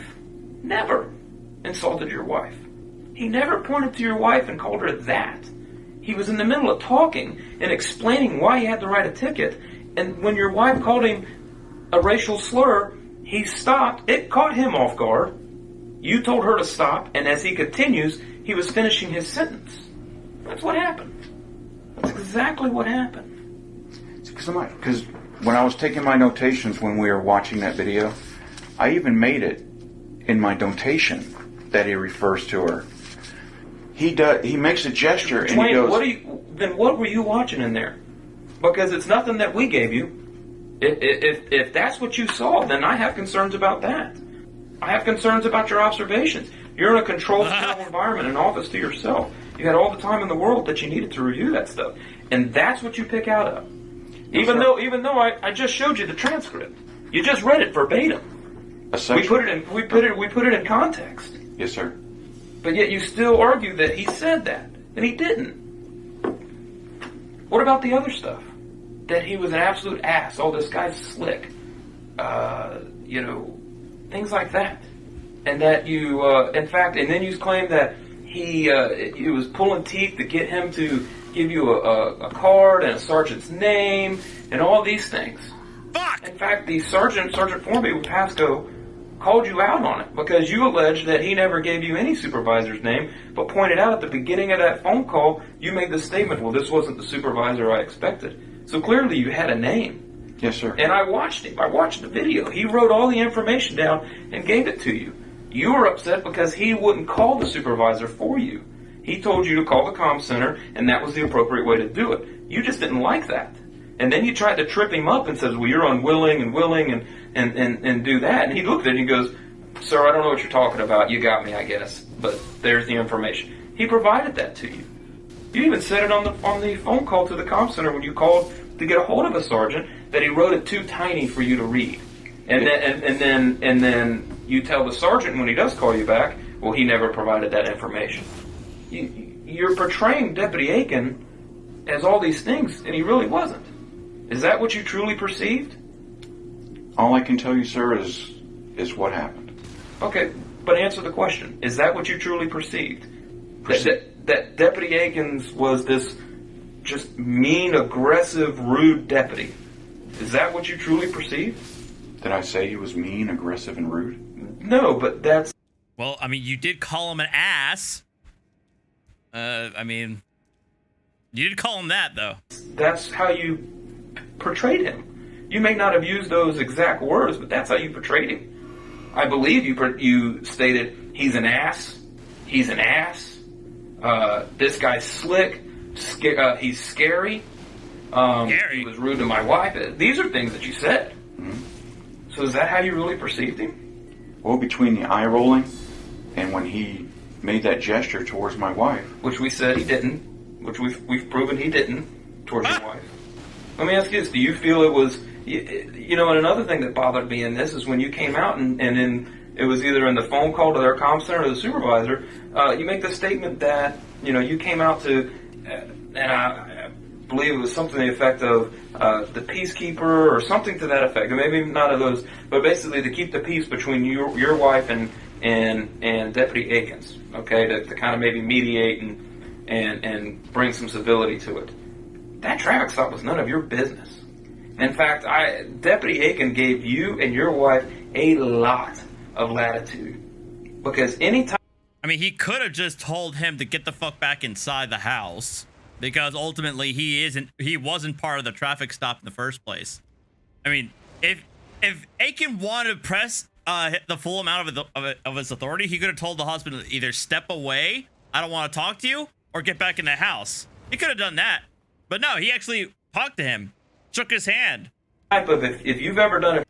Oh, wait, this is a different stop? Oh, I'm sorry. Never mind. My bad. Traffic stop. One of the things is your wife would have been told to stand at the rear of the vehicle or sit inside the passenger and don't move. She is legally being detained. Yes, sir. You should have never been allowed up there. But he entertained you. He allowed you to come up there. He spoke with you. That traffic stop, I believe, was about 18 minutes. And quite frankly, it was about 15 minutes too long. But that's my opinion. And I agree. Because your wife ran him through the ringer, and he maintained his composure. If anything, I wouldn't be concerned about your Deputy Aiken pointing to your wife. I would have concern with my wife treating a fellow deputy that way, because that was completely uncalled for. But yeah. Oh, this is the same stop. That's what I first thought. Yeah, exactly. I said, she's an adult, and there's nothing you can do about that. All right, but that's just absolutely horrendous. But you see those actions. You see what he stops her for.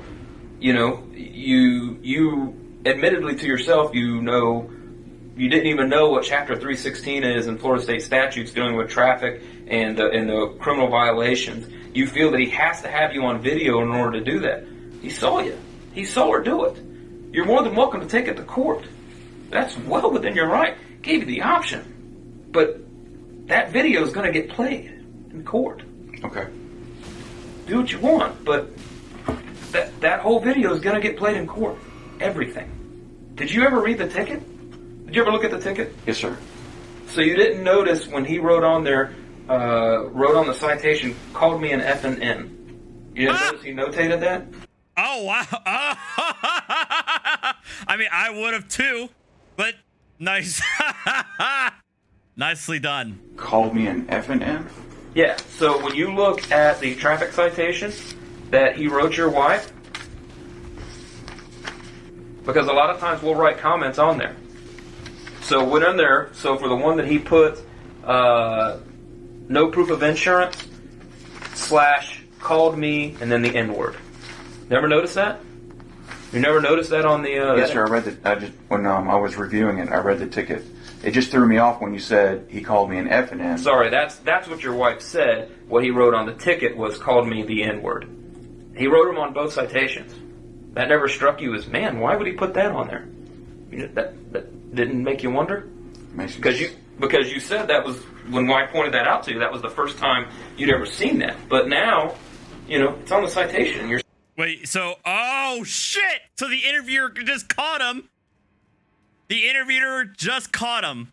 He claimed earlier that he did read the citation. And then the interviewer says, well, on the citation, he says, the officer notated, it called me an effing N-word.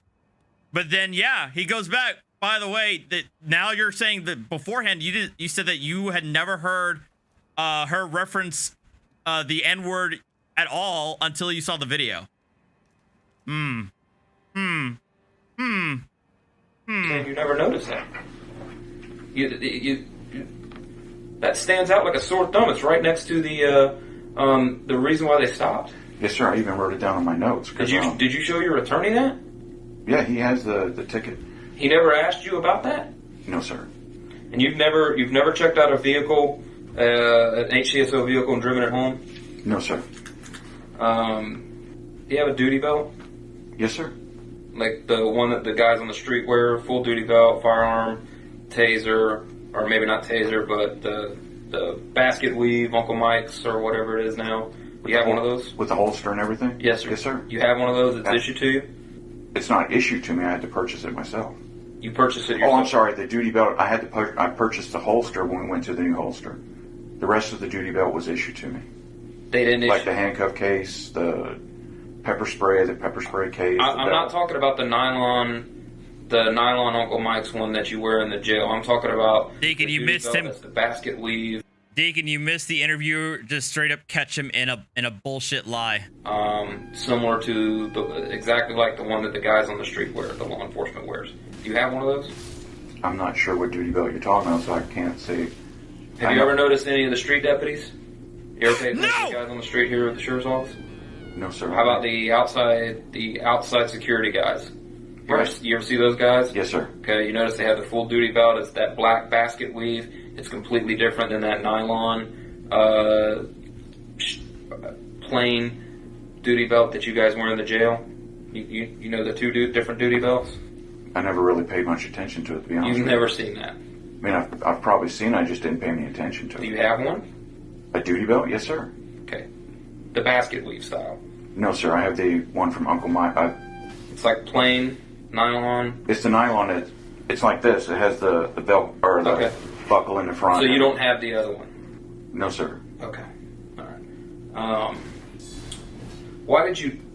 What authority do you feel you have here at the sheriff's office to tell Deputy Aiken that I'm going to go back to my agency and tell everybody to write passcode tickets? Under what authority? Under what authority? Under what authority do you think you had the power to say that? What authority do you feel you have to make that statement? I have no authority to make that statement, sir. Man, I'm surprised he didn't start calling Chris Blair. Why did you make that statement? I was pissed, and I made a stupid statement, and I wish I could take it back, but I can't. Then you tell the sergeant that Deputy Aiken basically said something to the effect of starting a war against us. Why would you say that? He never said it. Why would you say that to the sergeant? Again, I was pissed off. So would you say that was an untruthful statement? I'm not sure what you mean. Did you lie to the sergeant when you said that Deputy Aiken said that there was going to be a war between our two agencies? Deputy Aiken never said that. And that's what you told the sergeant. That's what you told Sergeant Formby on the phone call. And he asked you, why would he say that? I don't know, but I told him do what he has to do, and that was you. You made the statement. He did claim that Deputy Aiken said anything to that effect, and Deputy Aiken said nothing to that effect. Like I said, if I had to do it all over again, like you said, I would have stayed completely out of it. But I allowed myself. I thought I could help her. Then I got pulled into it. I got pissed off based on a perception, I guess, of what he I thought he was doing. And it's, to me, even when you watch his dash cam and you see him, he's coming around a corner at a high rate of speed. Okay. To me, she was targeted. How does that? Do you know their policy on body worn cameras? Are you aware of their policy? No. Are you aware of their policy on when they have to turn them on and turn them off? No, sir. Okay. So is it plausible that maybe his body worn camera is off, and that as soon as he sees her commit the violation, because he's clearly trying to catch up with her, he turns it on? Well, even in a body camera, you see him, he's coming around a corner. Right. Okay. So I'm not sure how he could have seen a stop sign a quarter of a mile away. Again, stop trying to litigate the purpose of the stop. We are so far beyond the initial purpose of the stop right now. We're Through a series of houses. It might not have happened there. You understand what I'm saying? The time it takes for him to see that, put the car in gear, try to catch up with her, turn on the body cam might have a delay or something when he goes to turn it on. Boom. You can cover a quarter mile pretty quick. And if you hear him, you hear the engine, okay? The engine's revving, so he's having to speed up to catch up to her. Yes, sir, as he's coming around the corner. Right. So more than likely, if your wife's traveling, traveling, not driving. And if she doesn't come to a complete stop, or she's going at a higher rate of speed, he's at a complete stop, it's going to take him a while to catch up. That's why the engine's revving. But see, sir, what I'm getting at is, you're tearing apart a traffic stop that you've never done. You've never done one. Absolutely. You've never done one. I can tell you I've done a few. Detective Shea's done a few. And that scenario right there is entirely plausible, because it takes a minute for your brain to recognize it, to act upon it, and start putting things into motion in order to affect that traffic stop. See, if I understand what you're saying completely, but do you? You don't know the makeup of our neighborhood. It's impossible. I mean, I understand what you're saying. He's sitting in his place. He sees it. But you don't know where he was sitting. You're going based off your wife. I'm going based off what I saw on the camera. Right. But you don't know what happened before the camera went on. And the camera are mounted on their epaulets, on their shoulder. So it's not directly facing that. You realize that, right? The body camera's on his shoulder. Actually, that's a great question here I have for you. When did you realize the body camera was on? Or when did you realize he had a body camera? I didn't even see a body camera. All I know is that there's... So it wasn't until the end where you pointed at his body camera and said, we're going to subpoena that. Is that when you realized he had a body camera? I said you were going to subpoena that? Oh, yeah, you did. Yeah. He did say that. Damn it!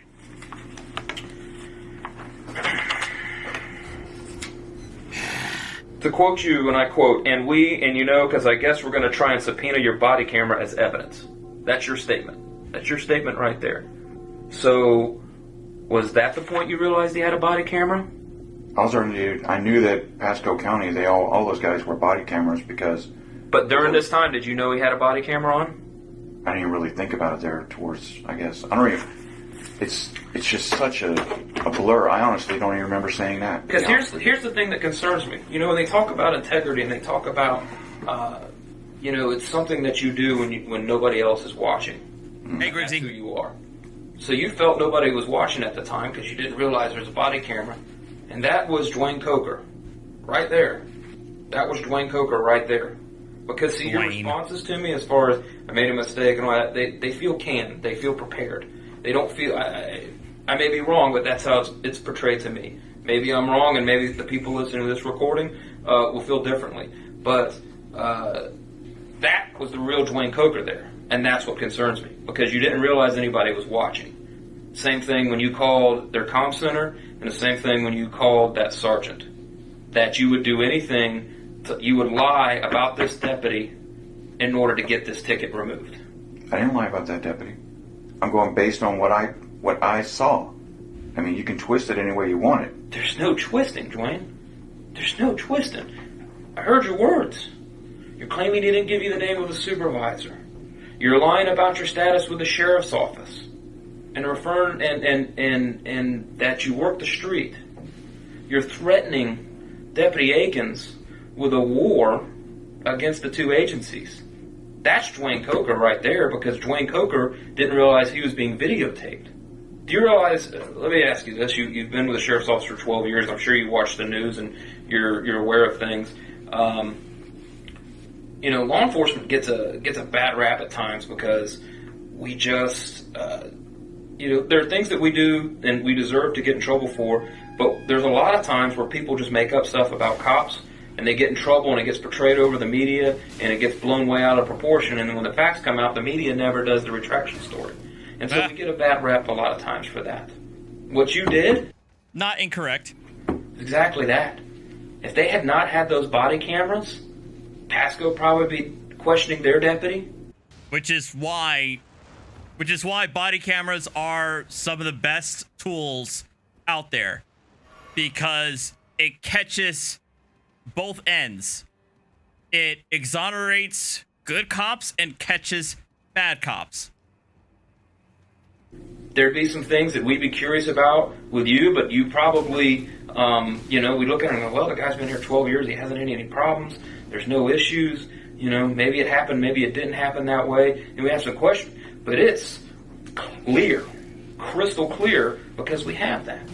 And yet, we read in your emails, you're going to go after this guy, you're filing complaints, you want to call the ethics commission, you know, you're basically calling this guy corrupt, when you're clearly in the wrong. So if you're saying that you weren't untruthful and that's what you perceive, then it concerns me about your self-awareness. That you have no self-awareness of what you're doing. Zero.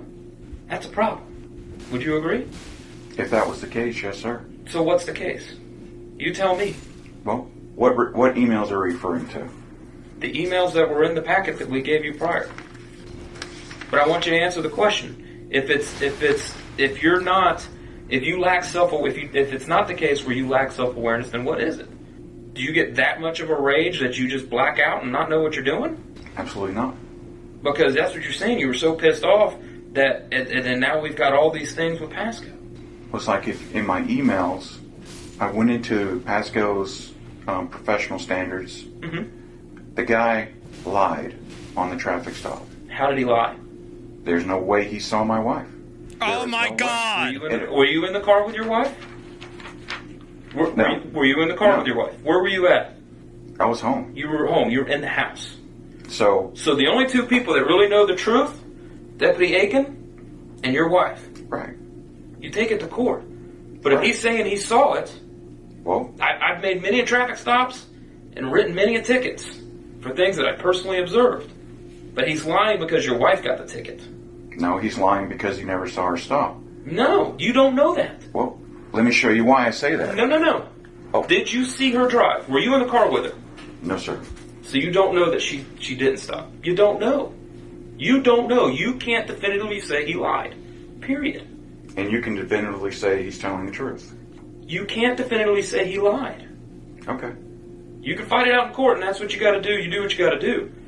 But let's move on. At this point, I think we've gotten across, and I just don't think you understand the severity of this. But I absolutely understand the severity of it, but you're also saying too, in my opinion, you're telling me that if I feel like she was stopped illegally, I'm not allowed to look up information to defend ourselves. You can look up information all you want and take it to court. That's why I sent her that email. Okay. Because based on the Pasco County... No, you're filing a complaint. But here's the problem. When you call Pasco County Sheriff's Office and you complain on him, you better have your facts right. And you didn't have your facts right. Because the interviewer's trying his best to emphasize to this idiot, you're on the body cam. The body cam ain't gonna lie. Is a body camera foolproof? Of course not. But it's unbelievably damning when you have body camera footage that contradicts your statements. Lied. You lied. Yes, you did. Do you work on the street? No, sir. Okay. Have you done traffic stops? No, sir. Okay. Have you been asked by the Florida Highway Patrol for professional courtesy? No, sir. Okay. Have you ever written a POP ticket? No, sir. What is a POP ticket? Pissed off police. Okay. Who told you that? All right, there we go. Now I know what it means. Just I can't remember exactly where I heard it, but it's common knowledge. Okay. So you've never worked the street. You have no knowledge of how traffic stop works. You have no knowledge of traffic law. But yet you lied and told him that. You lied and you told him that Deputy Akins was an ass. He was an ass. When he wasn't. We've all watched this video. Let me tell you, we'd be in good shape if that's the way deputies acted on the street, because he was very professional with you, very calm, and I went above and beyond to treat you respectfully. But we're going to move on. So I'm not allowed to reply? You will in a minute. When I'm done, I'll give you an opportunity to talk about whatever you want to talk about. So let's talk about your emails. November 4th, 2016, you write to Corporal Ramos, R-A-M-O-S. I was dealing with an idiot and I did not hear you on the radio. Sorry about that. I can almost promise you you have an unhappy F-tard come up to you when you were here to... God damn it, I lost my runes. They complain. What does F-tard mean? Fucktard. Okay, what does that mean? Oh. Like, just boy. An idiot. I mean, I'm not sure how to break it down. All right. So, did you get Corporal Ramos' response when he said, remember, emails are public record, refrain from using terms like that? Yes, sir. Did you continue to use that term? In talking to Corporal Ramos? Just anyone. Just in general, dude. You don't say things like that in your official capacity. Fuck me. I think I might have said it in an email to my wife, but I'm not sure. You've sent him multiple emails. Here's one March 29th of 2017. Warrant on F-tard still in effect. Let's see here. That's her ex-husband up in Citrus County that is currently $22,000 behind on child support. Is your email still public record? Yes, sir. Is that an offensive term that your corporal told you to stop using? Yeah, he advised that I not use that term, yes, sir. Okay. And you used it again? Yes, sir. Okay. Sorry, I have to get a verbal response for the record to pick it up. So, how about this? Your wife asked you, are you still the tard whisperer? Is that a thing that you refer to yourself? Because you write, you bet. So, do you refer to yourself as the tard whisperer? Oh my God. What that means.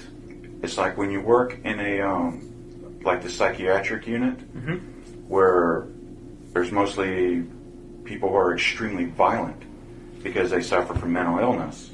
Everybody over there refers to them as tards. Tard. So,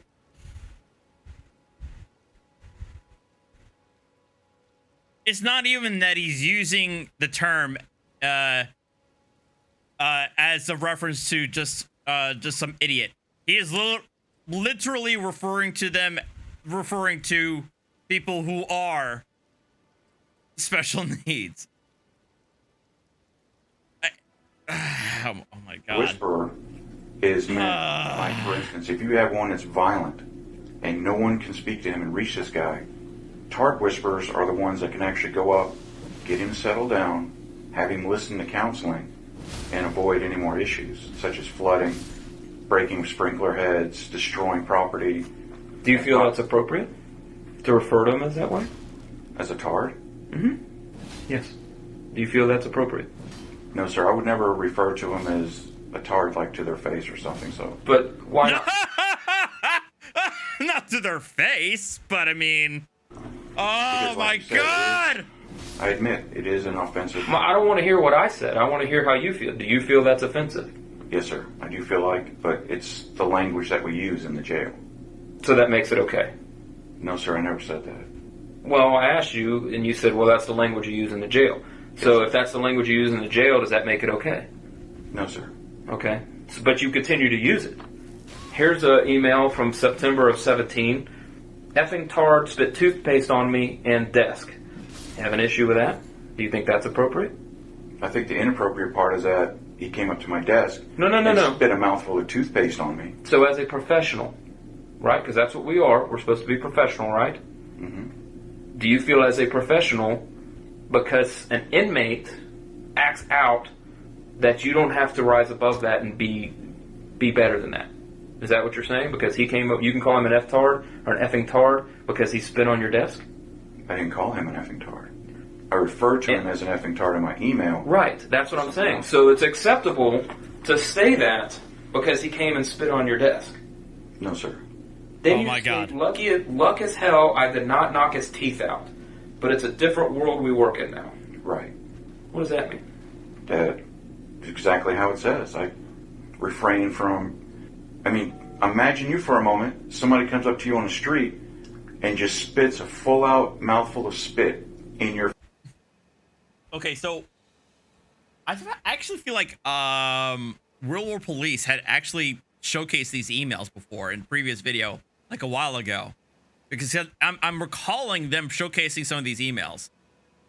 But here's the thing: I get being angry, I get being upset.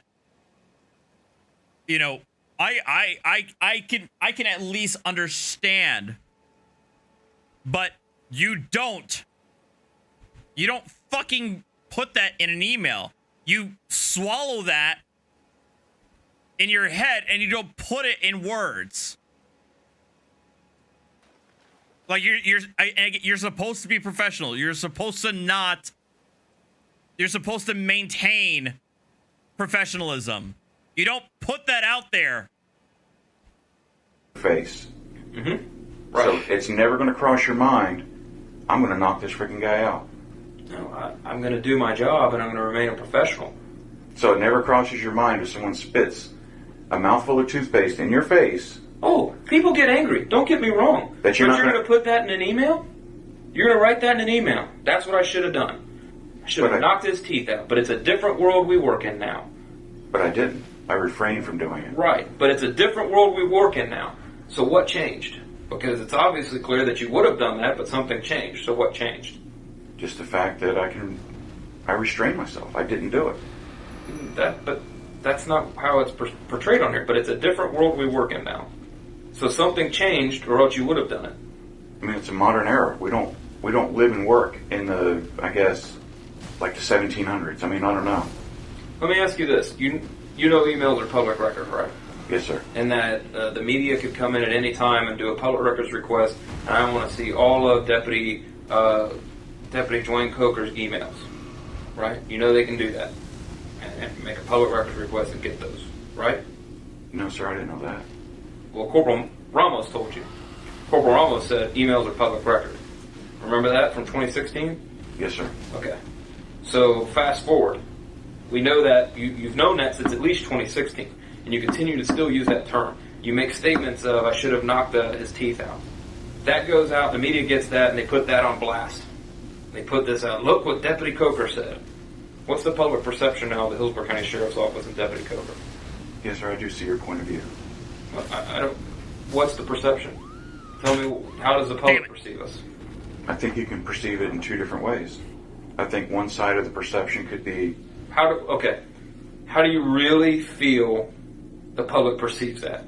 Like I was saying, I think you can perceive that in two different ways.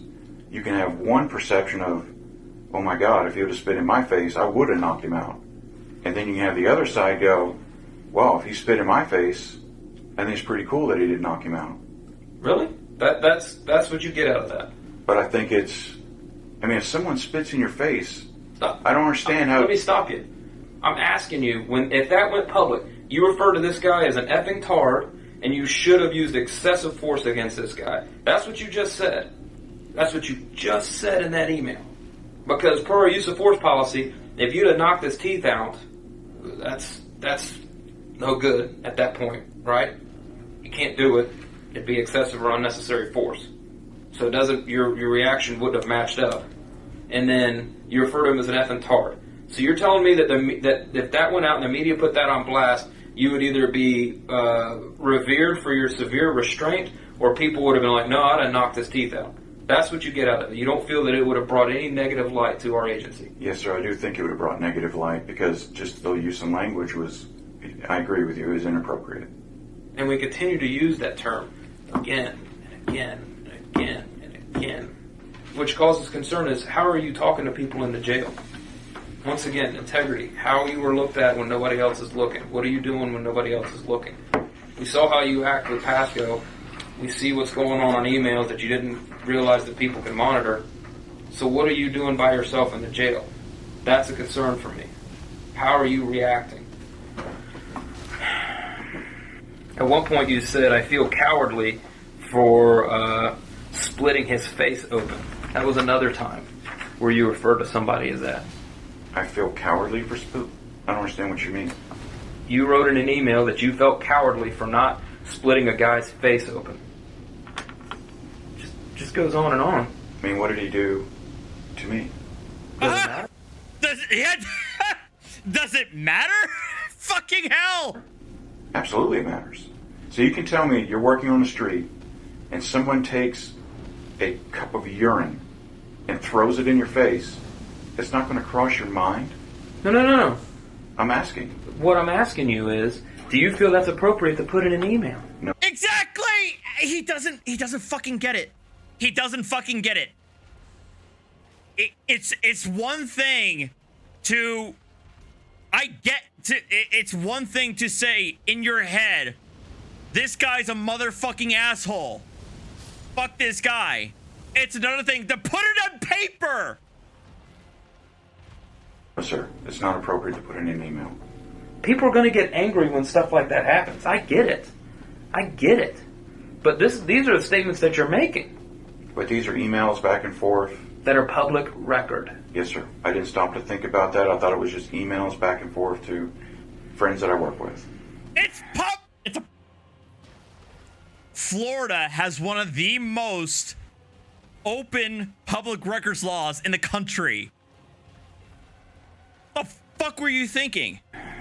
I'm not really going to touch too much on this whole neighborhood dispute because, quite frankly, that's your personal life. But I'm going to tell you, you're held as a deputy sheriff, whether you work in the jail or the street, to a higher standard. Mm-hmm. You understand that, right? Yes, sir. And the way you act and the way you are perceived reflects on us. Yes, sir. All right? Because I got to tell you, Pasco County takes that body cam video and they put it on their social media site and go, look at this guy. Look at this lady. Look how they acted. She drops a racial slur. This guy says he's a deputy. He's going to wage war on our other deputies and go from that. Does that affect just you and your wife? No, sir. That affects me. That affects him. That affects everybody here at the Hillsborough County Sheriff's Office. Everybody. I don't think you realize you made our entire agency look bad with Pasco. You made us look horrible. A little bit. Quite frankly, I was embarrassed when I saw that. I wasn't even there, and I felt the need to apologize to those guys for your actions that day. Do you understand the severity of that? Yes, sir. Deputy Coker, I can't tell you how to live your personal life. It's not my business, and it's not my place. But I would ask that when you're out there in your neighborhood and you're dealing with your neighbors, because it's clearly there's some animosity between all of you, sir, you've got to get some things back in order. Because right now, the perception out there is that, great, we have a deputy down here down the street, and they just do whatever they want. And that's a reflection on all of us. If you're Dwayne Coker, a private citizen, and not associated with the sheriff's office, hey, look, if you don't get along with your neighbors, whatever, man. But at this point, the two have crossed into each other. And your personal life has bled over into your professional life. And you have to be very careful on how you act when people know that you are a deputy sheriff. Would you agree with that? Yes, sir. Okay. Dwayne, I'm not going to beat a dead horse. There's so many things I probably could ask you. It's all on there. Is it okay if Detective Shea asks you some questions? Absolutely. Can I ask you a few questions there, Deputy Cougar? I just want to touch on the traffic stop real quick. Your wife drives a blue Nissan Rogue, correct? Yes, sir. And you're saying that the reports were a black SUV. The reports... I bet does. An email that was sent over to Major 80, I believe it was August of 2017, that it referred to the vehicle that was driving at a high rate of speed was a black SUV. Okay. Have you ever made a mistake in color between a black and a blue vehicle? I think so, Deacon, yeah. You can make a mistake. Could they be confused? Black. Dark colored SUV? She doesn't drive a dark color. She drives a light blue. It's almost like the color on that napkin box right there. It's like a teal, like a bright teal. So I'm not sure how you. When you watch the videos on YouTube of a car turning that corner, screeching tires, and driving down, do you think that? That looked like a bluish Nissan. Is anybody else? It depends on the state. In some states you can have an attorney present for situations like this. It'd be part of like the CBA. Except for your wife. I couldn't see who was driving the vehicle. Of course, windows are up in a dark territory. You can't see the driver. I know that. But watching it over and over and over again, you live in the dead end of a cul-de-sac. That's the last stop sign before your house. It's a small left-hand turn bend to your cul-de-sac circle, right to your driveway. Actually, is there anyone from that stop sign to that cul-de-sac, your house, that drives a dark-colored SUV? Blue, black, green. Actually, when you turn to the right on that stop sign and you're coming down towards the cul-de-sac, there's another street that heads down to a different cul-de-sac. Little right-hand turn. Okay, Florida ID says he can have an attorney or representative there. It's more like 15 or 20 houses in there. But I think there's a lady over there, or man, I don't know. But I know there's a black SUV that parks over there. Have you seen her speeding around? I can't say that I have. No, sir. I'm just saying that these neighbors and everything are basing on a perception on what they think. They see a car not stop for the stop sign, Mm-hmm. turn and screech tires in front of kids where it's a neighborhood where kids are playing. Mm-hmm. If you lived at that intersection and you had kids out front that are screaming every time the dark SUV turns the corner, doesn't stop, beeps at cars not pulling in the driveway fast enough, wouldn't that be concerning? Absolutely, and I would get the tag number and call the police. All right, so lots of phone calls made into the police station, made into the sheriff's office, Pasco. Hey, will someone come out here and look for this SUV that's almost hitting kids, driving erratically? Do you think that's a good enough reason to send some deputies out to a neighborhood to see if they see this SUV? May not have a tag. Maybe they drive by too fast. Maybe they don't have a piece of paper and they don't remember it right. But is that a good enough reason for a bunch of Pasco deputies to be sitting in a neighborhood? Absolutely, I believe so. Do you think they're targeting somebody?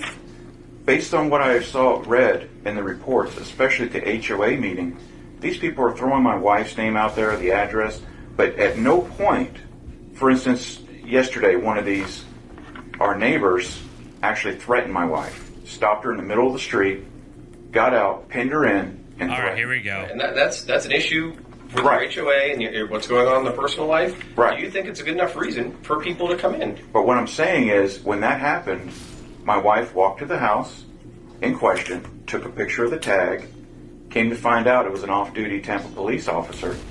She called in to professional standards and filed a complaint.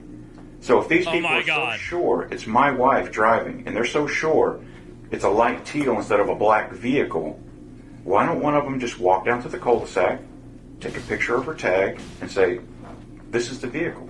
I don't understand. I can't answer why people do the things they do or don't do the things they do. But if they're calling the sheriff's office and saying, there's a dark colored SUV that turns a corner, this is SUV that turns a corner and almost hits my kids. We got it on video. We got 10 of them. We'll throw it up on YouTube. Can you see why the sheriff's office would come out there and start watching that intersection? Start looking for this vehicle? And plus, I mean, is it personally being targeted, or they're targeting the neighborhood because people are complaining? I mean, that's what we do. The sheriff's office handles complaints from neighborhoods. Our district would send out the motor units to these neighborhoods. But the complaint very specifically mentions my wife and her vehicle. Very specifically at the HOA meeting mentions my wife. Okay, and if they know your wife drives the vehicle, so what? If they can accurately ID who drives the car, so what? And her vehicle. The thing that's not being said is two of the chief complainants. The reason we, like it's in the paperwork when we had a no contact order filed against them, they followed my wife home and threatened to murder her and our children in her front yard. We have photographs of this woman standing at the end of our driveway holding a broom in her hand, yelling threats and screaming at the front of the house. That's one of the main complainers about this. And maybe she is standing in her driveway. No, our watching this driveway. car. Hold on. Maybe she is standing in her driveway watching this car fly by her children every day. I don't know. I don't know where the complaints come from, but looking at it from the sheriff's office standpoint, from Pasco, isn't that thanks, Ulrich. some deputies in there to start looking for vehicles? Maybe issue some tickets? Maybe slow down. $4.99. Yeah, I saw in the paperwork, it looks like several tickets were issued. Okay, so they're doing their That's job. great. That's a good thing. But I'm just letting you know that one of the chief complainers here actually threatened, and it went to the point where Pasco County, it went to their IA And department. that's nothing to do with this investigation. It's all here. The It's in the complaint- paperwork, and part of the paperwork I was told to review. In regards to why the sheriff's office is out there, you feel like you're being targeted. I feel like my wife is being targeted, not me. And the neighborhood is definitely under a closeful eye. Yes, sir. He said that on the call to the comm center, when he called to complain, the deputy was scary. What did he do to scare you? I didn't mean scary as in scared me, like I was afraid.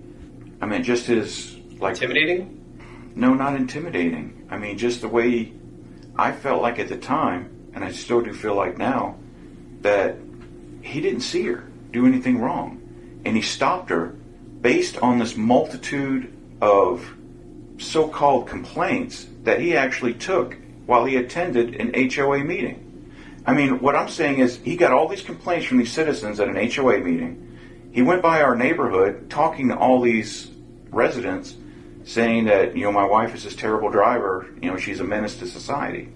But at no point did he come just ring my doorbell and say, hey, we're getting these complaints about your wife. Can you ask her to slow down? Did no one notified you of complaints? The only time that someone did that is when 3 of our neighbors followed her home and threatened to kill her. And I quote, cut her throat.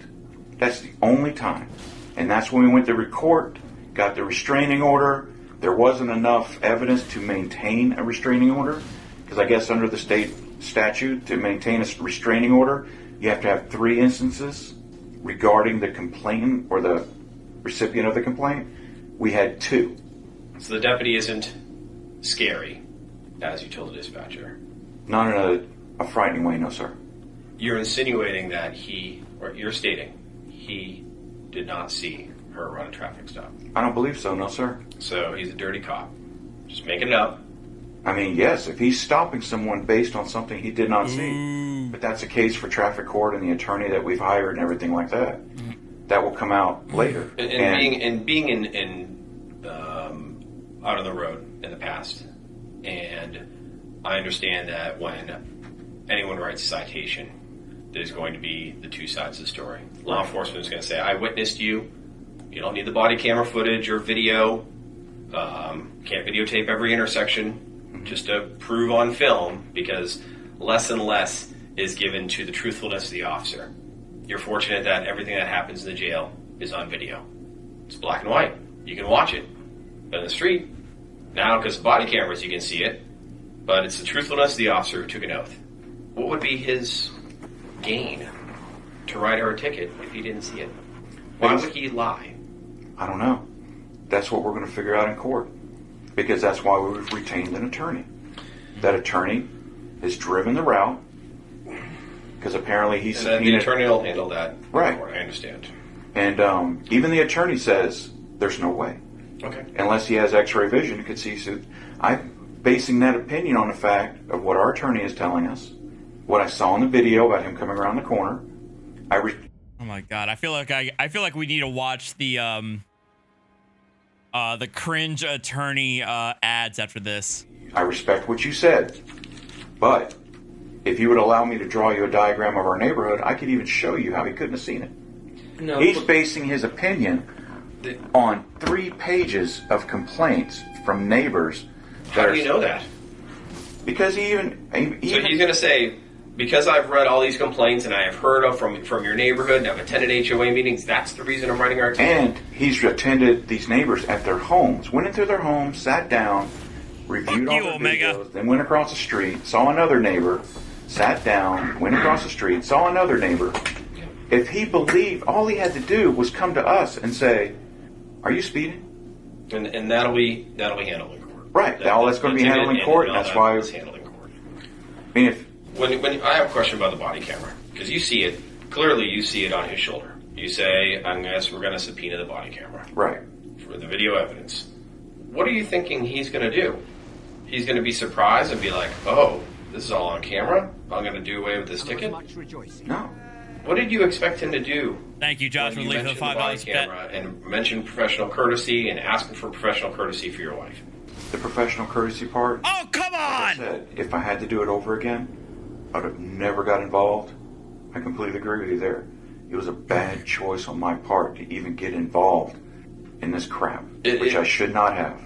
It all sounds slightly threatening. Like, professional courtesy, where's the professional courtesy? Oh, see, you're pointing at my wife. This is what it's all about? When it clearly wasn't. He's in the middle of a statement explaining to you and your wife, who doesn't want to hear anything except for I'm taking it to court. And then when she walks away and makes her racial slur, in the middle of how he's explaining to you, who he doesn't have to explain anything to, he's already explained it to her, he's doing a courtesy to you, explaining to you the process, the reason why. We've gotten complaints. We've had a lot of cars in here. We've ticketed a lot of people. Racial slur out of the background. Things are disrupted for 2 seconds. And that's why. And he's not saying that's why to your wife. He's saying, let me finish my statement. And that's why I'm out here writing tickets. But you're so blinded by your wife's anger that, and then making him second guess himself. Oh, well, you get that body camera on, we're going to subpoena that. He knows that. He's a law enforcement officer. He does this all day long. I'm sorry for interrupting. Could I get just a cup of water or something like that? My throat is absolutely killing me. I really only have one more question, and then I'll end this. You mentioned in the email the warrant on the FTARD is still active, correct? Shut up, Omega. Who's that? That's my wife's ex-husband. You say it was a pod, you know that it was still active. It's not the police. Because you can go into the Citrus He County seemed upset. website. It's a public website. He seemed upset with my wife. You can go in and actually see there's a tab there. You click active warrants. Are you doing that at work? You can do it at home or at work, either one. Did you run it at work? Did I run it? Well, Did you run your wife's ex-husband's on the Citrus County Oh, no. website while you're working or at home? Well, I looked it up on the computer while I was at work. Should you be looking up personal stuff on your computers while you're at work? Personal stuff. It's a public website. But It's not like I'm... It's a personal inquiry. I mean, that's your ex-wife, your wife's ex-husband. That's $22,000 on child support. Does she have access to her computer at home to be able to run that? Yes, sir. You didn't use any sheriff's office databases to run him? We can't run. I don't understand what you mean by run. Did you look up any information on your wife's ex-husband using sheriff's office code? No, sir. We can't look up individual's information. The only thing we can look at is, like, for instance, if you go into the Citrus County Sheriff's Office website. Again, I apologize. My throat is freaking dry. But you can go into the Citrus County's public website, and there's a tab there. It's public information of saying active warrants. Okay. And his name was right at the top of the page. I don't have any other questions. I just got one final question for you, if that's okay, and then we'll be done.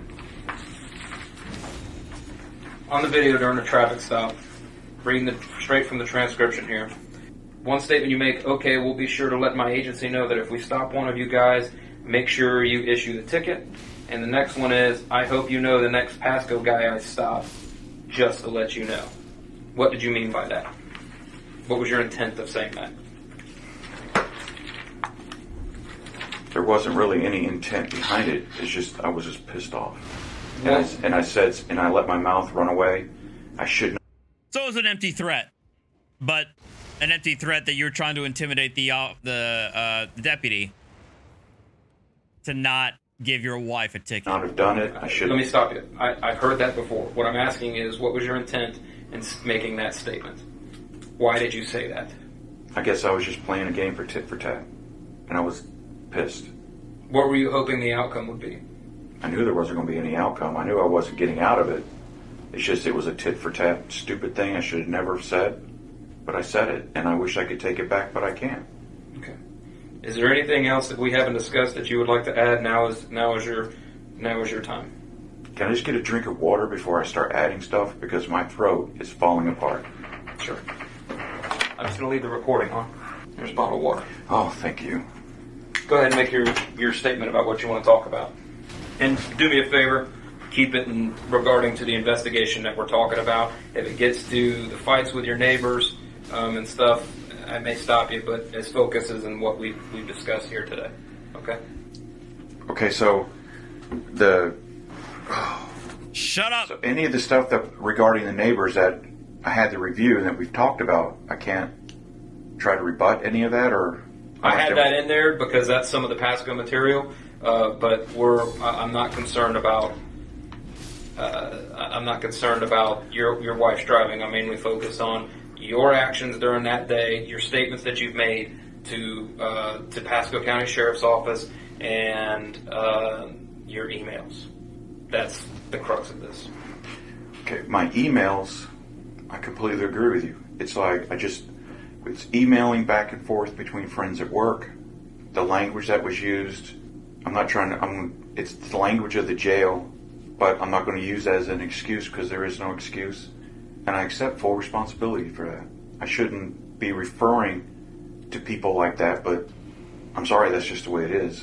And I did it. There's no sense in saying I didn't do it, but I did it. It's just the language of the jail. Let me interrupt you. Anything you want to talk about, you know what, just go ahead and do it. So if you want to talk about that other stuff, go ahead and do it.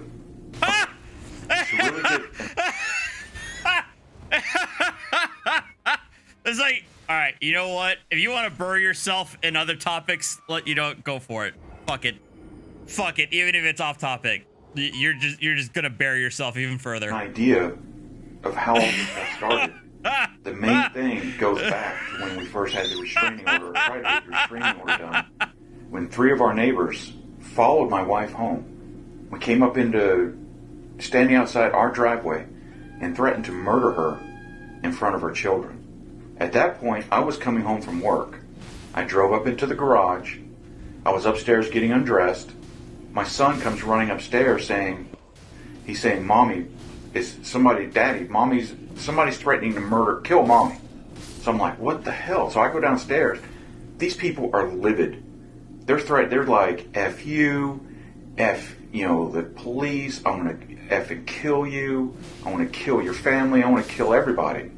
That's the whole basis of this. Bullshit. Can I ask you something in regards to that? Sure. Do you think any of that falls upon... And he's about to...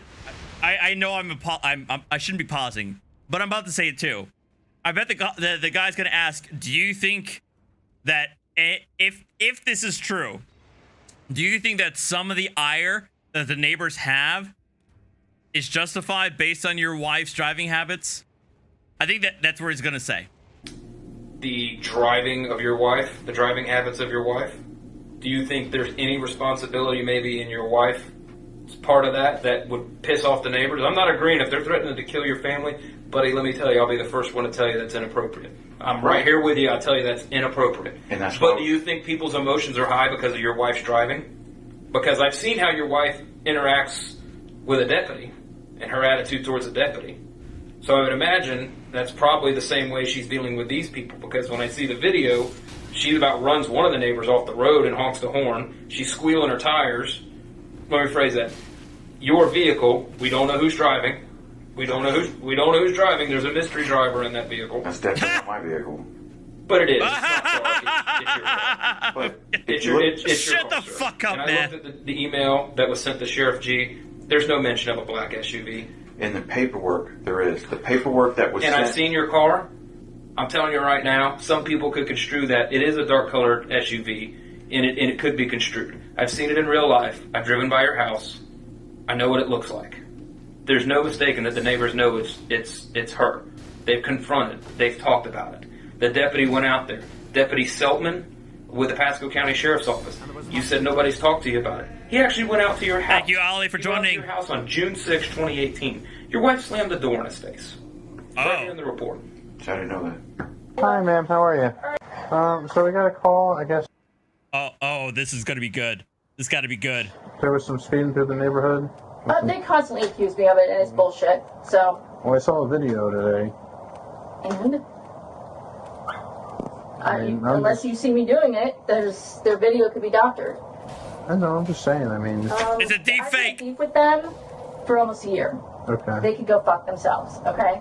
I'm not doing anything wrong. They call the police on me constantly. I don't care. I did nothing wrong. Unless you catch me, I'm good. But that's the problem, Deputy. Unless you catch me? Y'all heard that, right? Unless you catch me. That's not a damning statement right there. Coker, you don't know all the facts, but you go off and get upset instead of being a fact finder. Okay? Instead of getting everything and taking an impartial view and overlooking everything, you get upset and you assume. Do you see how that's a problem? Do you see how that could be a problem? Do you feel that and you've already said your wife's behavior was not appropriate, right? You said your wife's behavior towards Deputy Aiken was not appropriate. Am I correct in that? It was not appropriate. But... Okay, so let me stop you. So based upon that, based upon the way she acted, based upon the neighbors seeing her, they videotaped it. I showed the videos in there. So I could see how the neighbors get pissed off. So I can see that. I don't agree with them threatening your family. I absolutely don't agree that. But when 20 of your neighbors show up to an HOA meeting, generally those things, people are apathetic. They don't care. But they showed up, and it's all because of one person. Whether your wife's doing it or not, your neighborhood perceives you as the nightmare neighbors. It's very clear. That's not specifically what they said, but Lord knows we've all moved places. We're like, oh gosh, I hope our neighbors are decent people. Your neighbors don't like you. I get that. I think hate is a better word. There you go. But I got to tell you, with my kid, if my kid's playing on the side of the road and seeing your wife to drive the way that she is, I would really be upset. And I think that if it was your kids out there and somebody was driving the way, that you'd be really upset. I think you would. Absolutely, I agree. We're all dads in this room. We're all dads. And we do anything for our kids to protect our kids. Right? Absolutely. And so emotions get a little high by people when it comes to their kids. My question to you, okay, and I'll let you talk about all of this, but my question to you is, what is Dwayne Coker doing to maybe try to diffuse and settle this issue? You don't have to answer it, but think about it. I want to give you something to think about. What are you doing to diffuse this situation and maybe try to make peace in the neighborhood? Especially when they know that you're a deputy with the Hillsborough County Sheriff's Office. And it's been brought up. And there's concerns. What if they legitimately do have fears about you being a deputy in retaliation? What if they do perceive that? Well, that's probably something we got to work on, right? Would you agree? We got to work on that because they shouldn't be afraid of a deputy. Absolutely not. We shouldn't be. We should be pillars of our communities. We should be upstanding citizens. We should want kids to come up and talk to us when they're upset. It doesn't matter. It doesn't matter if you're in the jail. It doesn't matter if you're on the street. You wear a white shirt and a badge. I mean, the interviewer makes the good point. Like, I mean, if you don't have faith and trust in your institutions, especially the institutions where they are authorized to, use force to carry out their duties. If you lose faith in that, then you're on the downhill swing to a lost society. And if you see like police acting a fool, or not police, but perceived law enforcement acting in a certain way, it's not going to be good. You're a deputy sheriff, and people in your community should look up to you. I agree. And so my question to you that you really need to think about, what is Dwayne Coker doing to ensure that there's peace in his neighborhood? Because right now, they don't like you. Your words, they hate you. Right. So they threaten to murder me. So I'm not sure how much more hateful they can be. So is there anything that the Coker family can do to maybe try to let's ease off of that? Granted, I get it that you can't control what your wife says and does, but if she really is, let's play devil's advocate. Let's say that is her car. Let's say that is her driving that way. Maybe that's something we can improve on, if possible. Maybe try talking to your wife. Maybe try making peace with the neighbors. Look, I'm sorry, I'm frustrated. And instead of trying to threaten to kill each other and take each other to court and and have a lynch mob against everybody in the neighborhood. Maybe let's just kind of sit down, take a step back, take a deep breath, and let cooler heads prevail. That way nobody has neighbors that they hate. That way nobody's threatening to kill each other. But when we go tit for tat, that's when the problems start. Let's work it out. I'm sure you've had personal conflict with people, and that, you know what? We just got to talk this out and things got better. You know, it may not be right away, but that's my point. Think about this. You don't have all the facts. You just said, I just talked to you about when Deputy Seltman came out. I didn't know that. I didn't know that. You were unaware of that. I didn't even know that name. So what if there are other things that are going on that you're not aware of? So all you see is this small view that your wife's telling you, right? That your wife's telling you, and you don't see all the facts. Think about that. What if you don't know all the facts, that you're only getting a minuscule part from your wife, and that it's biased? Oh, I'm not doing anything. I'm not saying that your wife's lying to you, but she may not be disclosing everything to you, or you may be hearing alternative facts. So why don't we get big picture? Why don't we look at all the facts surrounding this and say, you know what?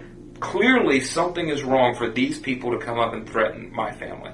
Something happened. Because people just don't randomly come up and threaten people like that. I assume you live in a decent neighborhood. I drove through there, and it looks like a pretty nice neighborhood. It's a very nice neighborhood. So why, you got to ask yourself, why would people do that? Does that make sense to you? Sure. That's exactly what you're saying. So when I tell you that your personal life and your professional life have now bled into each other, and it's mixed together, you got to do something to work on that. Whether you like it or not, you got to do something about it. So go ahead and finish what you want to say, sir. I'm sorry. But at what point? I mean, if just one of these neighbors, because I drive home in uniform, if just one of these neighbors flagged me down, can I talk to you for a second? Could you please tell your wife to slow down? It's never happened. Never. Instead, they pick HOA meetings to go to. They send these videos that are suspect. You can't tell it's her driving. I mean, I know what you're saying, and maybe if from the fact that it's my wife, I'm just in too much of a hurry to take her side. It's very possible. And that's understandable. I mean, but it's my wife. I get it. And the main part of I know of is that I remember these people coming to our home and threatening to cut her effing throat right in front of our kids. So, and that's unacceptable. I'm right there with you. I'm right there with you. And it's the same Pasco County Sheriff's Office that we called. We got pictures, we got video. Here she is. She's standing in front of our house. Even the Pasco deputy was like, oh, this is aggravated battery all day long. Nothing's done. Nothing. Threatening that is not aggravated battery, but... I'm just... Yeah, no. What the fuck is he talking about? I'm just telling what I was told. But do you see how... Did you ever question on how it got to that point? Like, what happened prior? You ever question that? What if, devil's advocate, what if they went up and talked to your wife, and your wife just flat out laid into them? So they never talked to you, they talked to your wife, and hey, because if it's not you driving, and they see her driving, well, maybe they went up to you, or went up to her, and not you. You ever think of that? No, sir.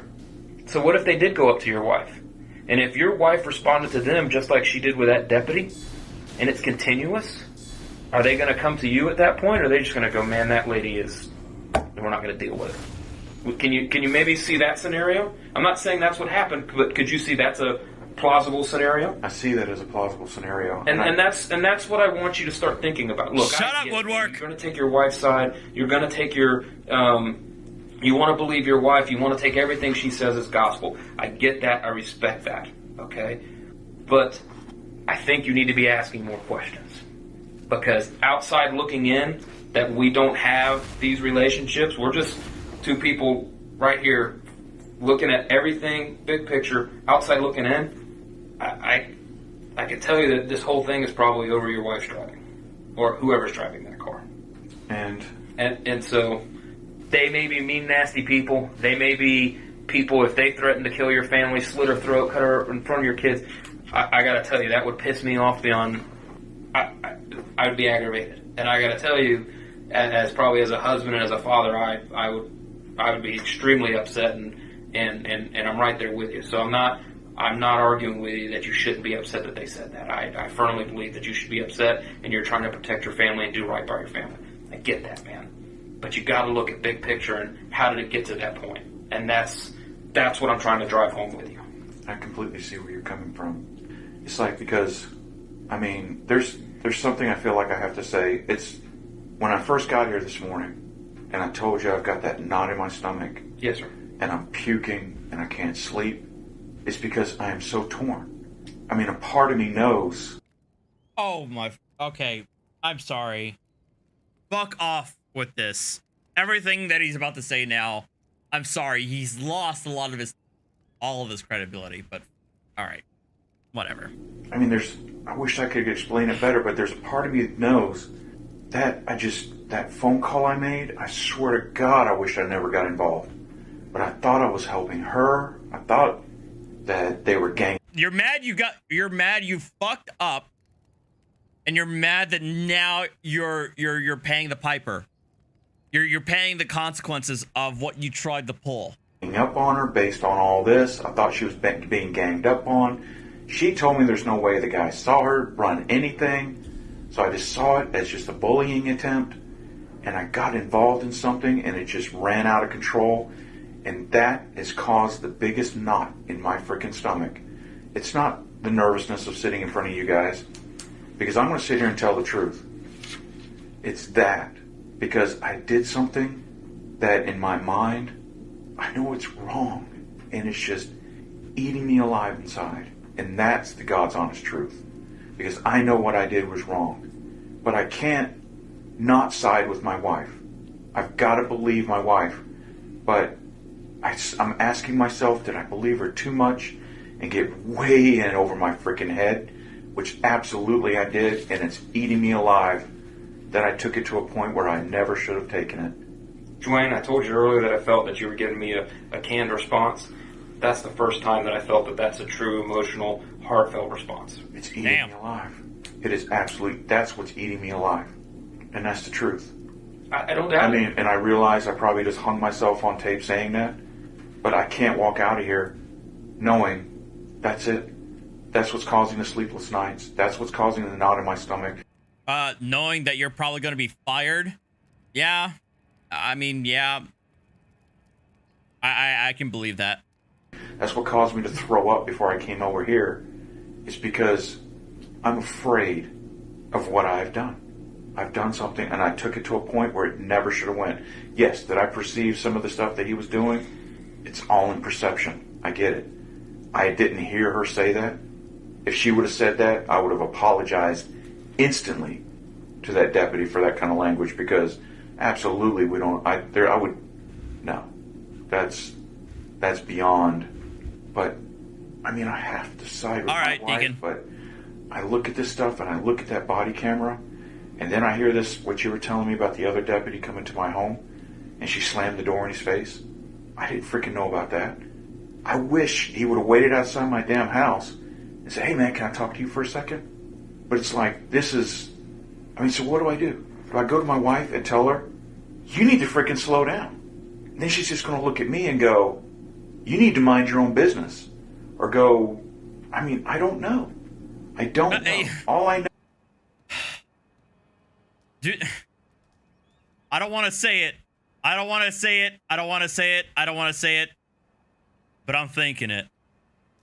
I'm thinking it, though. Know is that day is eating me alive because I got involved in something I should have never got involved in. And then once I got involved in it, it ran out of control. It was like a runaway train. And I apologize, and I apologize, and I apologize. And I swear to God, if I could, I would allow you to cut off one of my freaking fingers, because I'm not going to say it. I'm not going to say it. I'm not going to say it.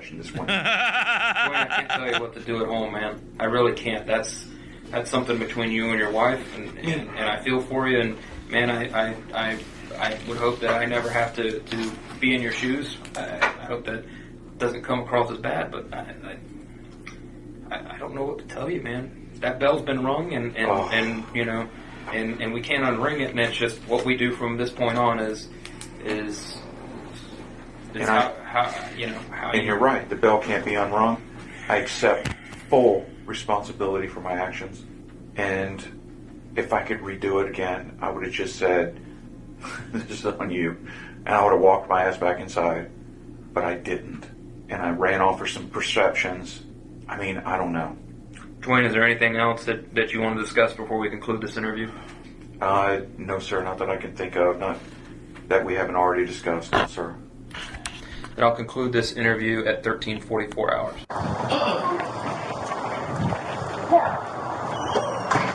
Dang, I'm sorry about that. Hey, She is just I don't. Yeah. She was upset when I got here. Yeah. I can't imagine how upset she was before. She was pretty upset. The biggest issue is there are kids. It's a small road. There's not much space. And when she drives down, some feel that she's driving too fast. I don't have any evidence to say she's driving too fast. I've seen a video of her stopping abruptly and not hitting a child, but she was able to stop. Things happen, you know. But all of her actions point to her being the one upset. Because when I got here, she was angry. I appreciate you guys not putting her in cuffs.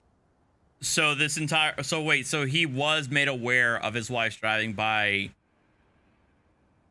the cops beforehand.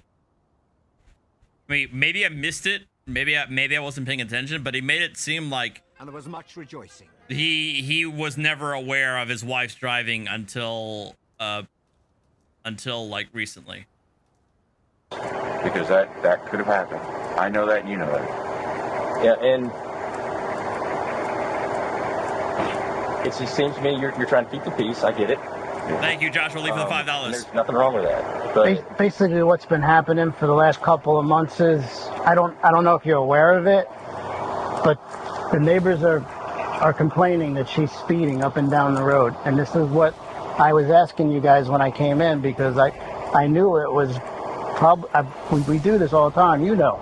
Yeah. It was leading to that. It's going to be that. We talked to 1, 2, 3, 4 or 5 people that all tells us the same story. Now, when we talk to the other half, the people that made contact with you guys up front here, they came down to talk to you guys, but they are the ones that said when your wife was coming in and when he was saying slow down, it's like she said they jumped in front of the car. He's on the side of the road just saying slow down, and then your wife is giving the middle finger saying F you. And I mean, what do we see when we come in here when we start talking to her? She's still doing the F you stuff. But in her defense, well, yeah. She's under an enormous amount of stress. No, she was upset because, I mean, like outside of this, is there other stress? Not that I can think of, the normal stuff for work and kids, big bills. I mean, she does this for a living, but, we don't see it all coming on. It just comes on over a period of time, and these are good signs. But in her defense, though, this lady did follow her down there. The other lady was pretty wound up, too. She did threaten me as well. And that's my biggest. She's got the same. Right. She's got the same speech. That she was threatened as well. Her kids were threatened to be run over. She had threatened to run the kids over. Not good. Oh my God. I was coming home from an event, coming down my street, and a neighbor, never seen him before, jumps in front of my car waving, and I weaved around him. I came home. He had just gotten home. I pulled in. My dog squirted out the door, so I came out running. I wheeled my trash down, and him and his wife come running and accosted me. The wife threatened to kill me and wielded a broom at me. She had a broom above her? Above her head, threatening to kill me. How far away was she from you? All right, about that close. Okay.